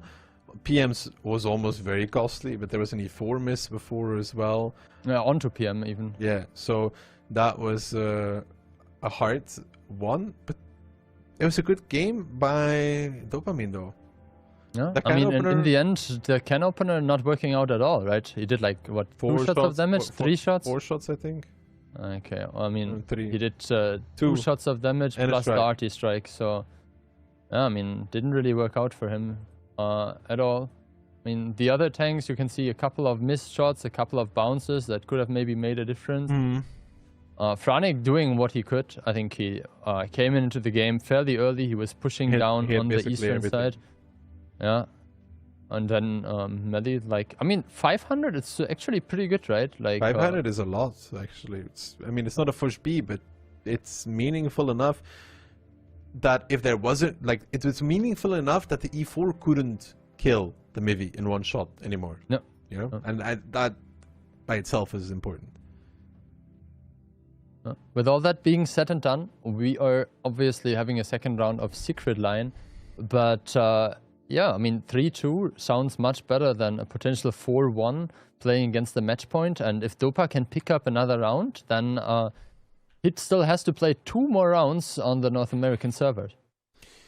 Yeah, and it's gonna be tough for them on the second round of Siegfried, because honestly, if you're Dopa, you kind of probably just chill in the second round, no? Yeah, and I mean, maybe it's like a bit of a different topic, but Dopa was basically having free time while WCI was happening, and HIT didn't play any Siegfried line, right? They didn't practice Tundra either. From what I remember is they decided to basically just perma-ban it and not play it at all. So they focused on the other maps. If there's a map to get some points on, maybe Siegfried line is the way to go. Sure. But we could also be staring at match point for hit and run after this, you know. Could be for, could be for 2. This round, they tried it, and I think they also realized the same as us that the Kano is going to be sooner or later in a bad spot. No. Because it's not like but that in the end, he only fired 3 times, yeah. right? Like, he did 1 shot at the beginning that he missed, and then he put 1 into, I think, Ferret or something. It was like, and then he just got peeked from corners. It's just if you leave him there in a longer game, at some point you can accept the damage and just kill him. No. You cannot stop it, and then you were in trouble when you're hit and run because you kill advantage, right? Yeah. With that being said, it looks like we have a bit of a American tank destroyer party here for hit and run, maybe trying to take the home advantage. Can Opener again by Barbarian. We have a Type 5 140, obviously played by Franek, and 4 times T110E4. And then we have an IS4 Type 5 BZ Blur in the 140, Hockey picking the 430U, Bliska and PM in the E4, no RHMs on either side. Interesting choice there for Dopa is the BZ though. Like, what is the BZ? Yeah, like a single BZ is interesting. What do you want the singular BZ to achieve? Like, where does he go? Because you obviously pick him for the rockets, right? I mean, it seems like he is boosting towards this Halvan position on D4. Where maybe he can just like control the angle and provide some spot or something. Yeah, but picking a BZ for that. Yeah, take a look at Barbarian. Like, he was immediately punished again. Yeah, that's a crossing you cannot avoid though. Like in this case, you cannot avoid it. If he wants to go there and they're aiming, they can shoot him. He will be safe there, much safer than where he was before. Neither the IS-4 nor the can opener is going to be hitting too much here. No, so it's 1,000 damage. Obviously, still in favor of Dopamine. Are roughly 2k up now. Both Barbarian and Spirit not able to pen their shots. I think Barbarian just threw one there in his direction. He didn't really expect that one to hit anyway. But yeah, I think Can Opener has like, what, 80 shots or something? So it doesn't really matter on that tank. No, I mean, you know, Kano has enough shots for like 2 tanks. So, flying over it, nothing's really going to be happening as of right now. There's some movement on the 1-2-3 line. You can see the E4, 140 grouping up. Moving towards the strike probably as well. And there's only, it's like a, you could say the IS-4 could get pushed from the 3 line, like behind him. But it's a really risky move to do that. And you need a tank with like a turret to do it, which Hit and Run doesn't have many. No. I mean, the E4 has like a semi-rotatable one, but yeah. The strike capture itself gives you already a bit of prestige for the 140 to, yeah, like kind of charge up the Inspire. The moment he sees PM, I'm pretty sure he will try to hit multiple tanks with the strike. Now, T-Sec is getting pushed. The strike looks pretty good. 3 tanks in the middle of it, no ability either. So the Inspire is there now, triple strike. Ferret taking the brunt of the damage there. Melee as well. T-Sec still not down, and I think T-Sec will survive at least one more shot. Can he do one more though himself? I don't think so. He gets picked up by Spirit, but Ferret there, he talked about that Bliskavica in trouble. The can opener as well is honestly starting to farm away at the backs of these tanks. Panzer Fury wants to get a shot on PM, but he'll settle for one on melee instead. The Type 5 body blocking. But you gotta remember, even body blocks die soon if they get shot by big old 750 Alpha American tank destroyers. And you can see melee down towards the one shot in the meantime. Barbarian getting pushed on by the 140 of Blur, but Cat's-Eye pushing on towards the 430U. So DPM is dying across the map, and this Kano might even do one more double before he goes down. Might open both of the barrels and go for that. He doesn't, but Blur actually bounces. The ram comes in from Barbarian as well. Maybe he wants to open both the barrels now, or he just goes for the DPM. Is the double coming from Barbarian? There it is! All of that damage at the same time from those 2 barrels. Picks up the 140 while his teammates clean up the cap. Mission completed on the 2nd round of Siegfried line, as Hit and Run will make it match point.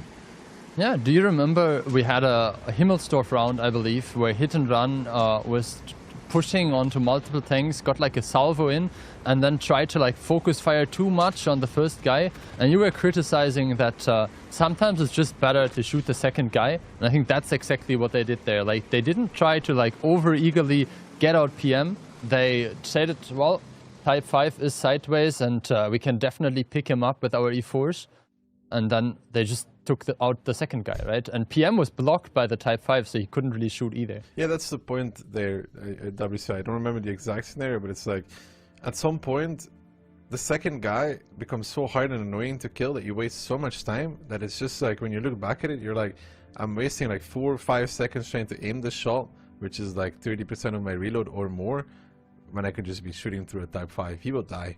No, I mean, it was on Himmelsdorf. They had a bunch of T-57s in the Zeppelin, and they were basically pushing each other. Either way. I think I remember now, when they peeked out from the Zeppelin and tried to kill the second guy instead of killing the guy close because he was low. Yeah. In this round, I mean, T-Sec gets pushed on, and honestly, for a moment there, it was looking juicy for Dopamine, but I think they tried too much to stay in one position. You know where Ferret was? Instead of swinging and maybe even driving through the cap, I'm just like thinking here, towards the tanks on the 3 line. Right now, they kind of sat there, they tried to keep Ferret alive, he died. If they were just moving with T-Sec, the guys from Hit and Run would have to peek out of the lane as well. Well, now they were just farming for free.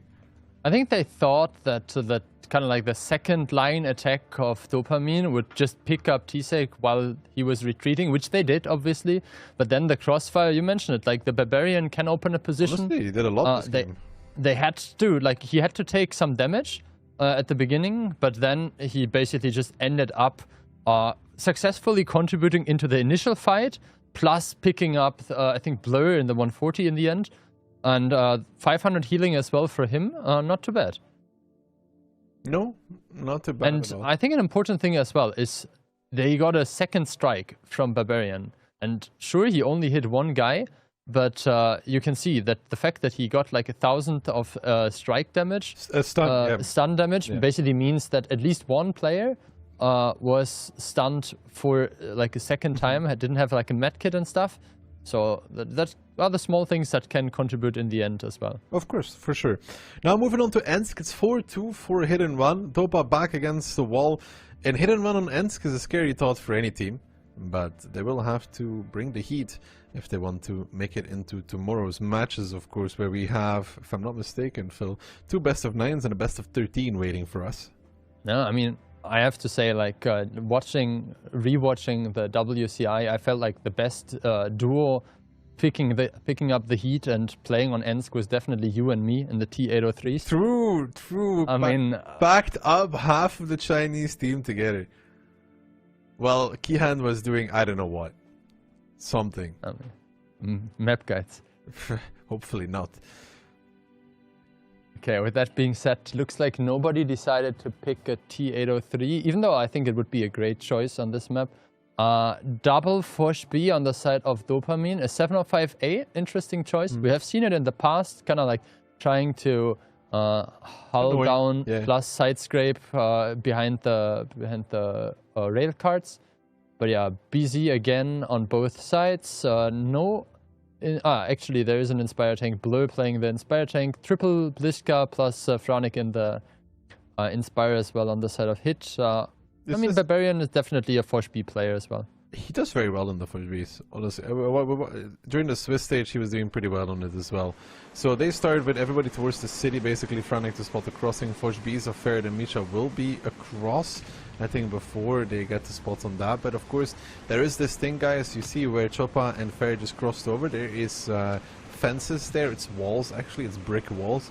When you zoom out, you can see those brick walls break, which means you then know, you see, that people cross towards the city.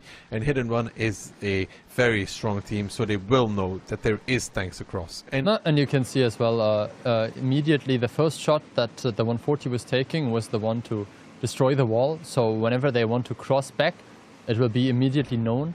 Now Ketsai driving out sideways into Ferret. Now he kind of gets shielded by Monster, who takes a couple of shots for him. Monster holding his shot.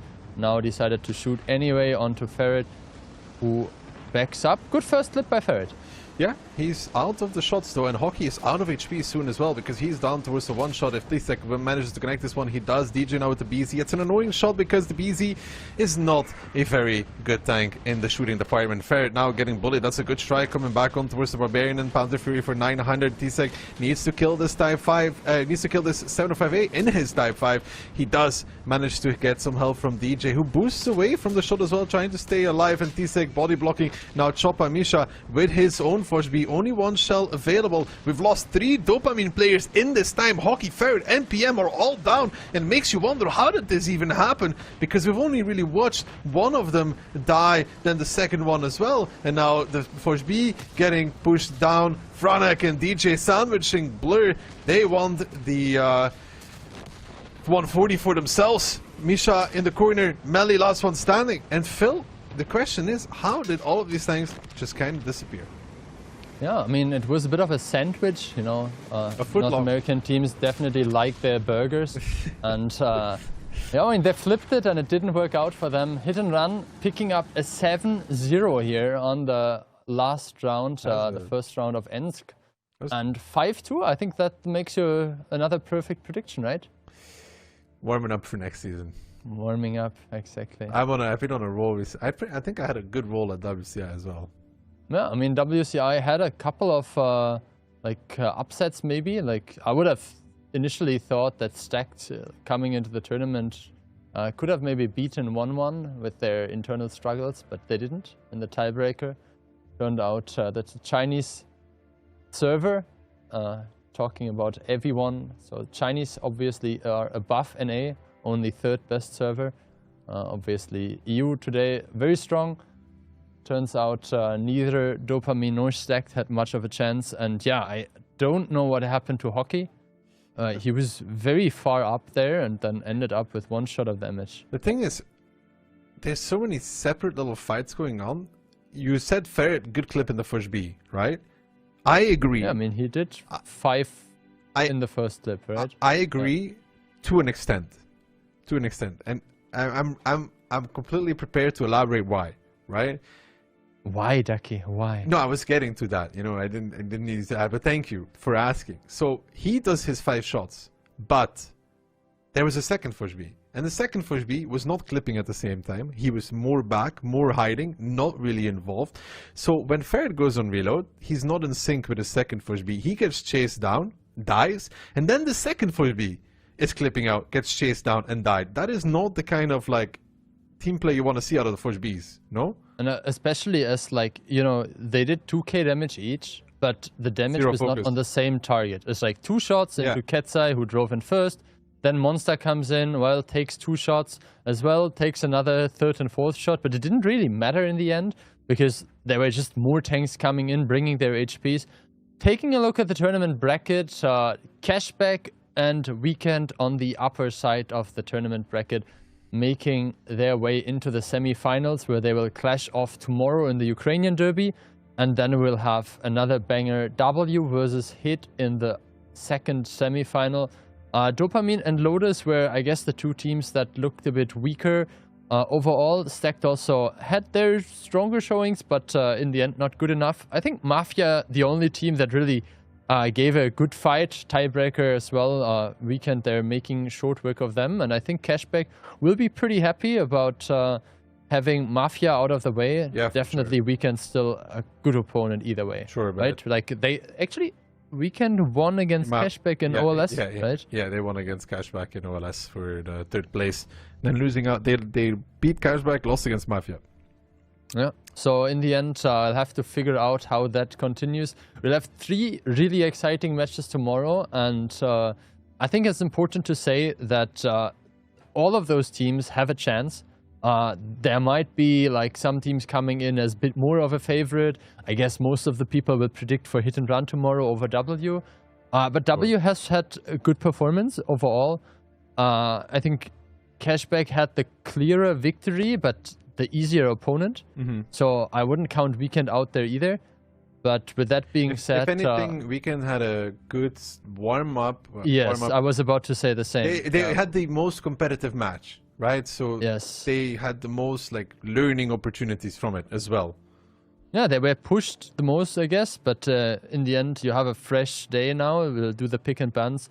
Tomorrow, you can come back as well for drops. You can see we'll have 2 drops prepared, and you have a chance to win a bunch of stuff. The drops are, by the way, continuing on Ducky's channel, and we will rate directly after the stream. Ducky, how did you like the matches today, and what are you expecting from tomorrow? I honestly just like this curiosity to see if Weekend can continue what they were doing before, because you know, having them in the finals would be like a great run for their Q2, Q3, Q4, like coming in as a team would be really like rewarding for their great performance. And I think the second thing is, you know, tomorrow I honestly think of it like semi-grudge match, right? Hit and Run and W have been pretty tough opponents throughout, and I think adding Piotr to the mix in the W team only makes that like a little bit more fiery and explosive in that regard, because before the pressure was between Frugo and the Hit and Run guys, and now it's like Piotr in there. So it's going to be very interesting. Also, a match that we kind of didn't see during WCI. We had 2 times Hit versus Mafia, and we had actually 3 times Hit versus Mafia and 2 times Mafia versus W. But yeah, Hit versus the boys from W will be an interesting one as well. With that being said, I hope everyone enjoyed the stream so far. If you haven't been able to, you will be able to claim your drops on Ducky's channel. Don't forget the Twitch Prime. Our man needs to buy a lot of cat food. And I hope everyone has a nice evening or afternoon if you're on the NA server. See you, and tomorrow, 6 p.m. No, 4 p.m. CET. Be merry and celebrate the holidays with friends and thousands of tankers. Meet the guests in the garage and prepare for the epic fun that's right around the corner. Forward to celebrate night and day.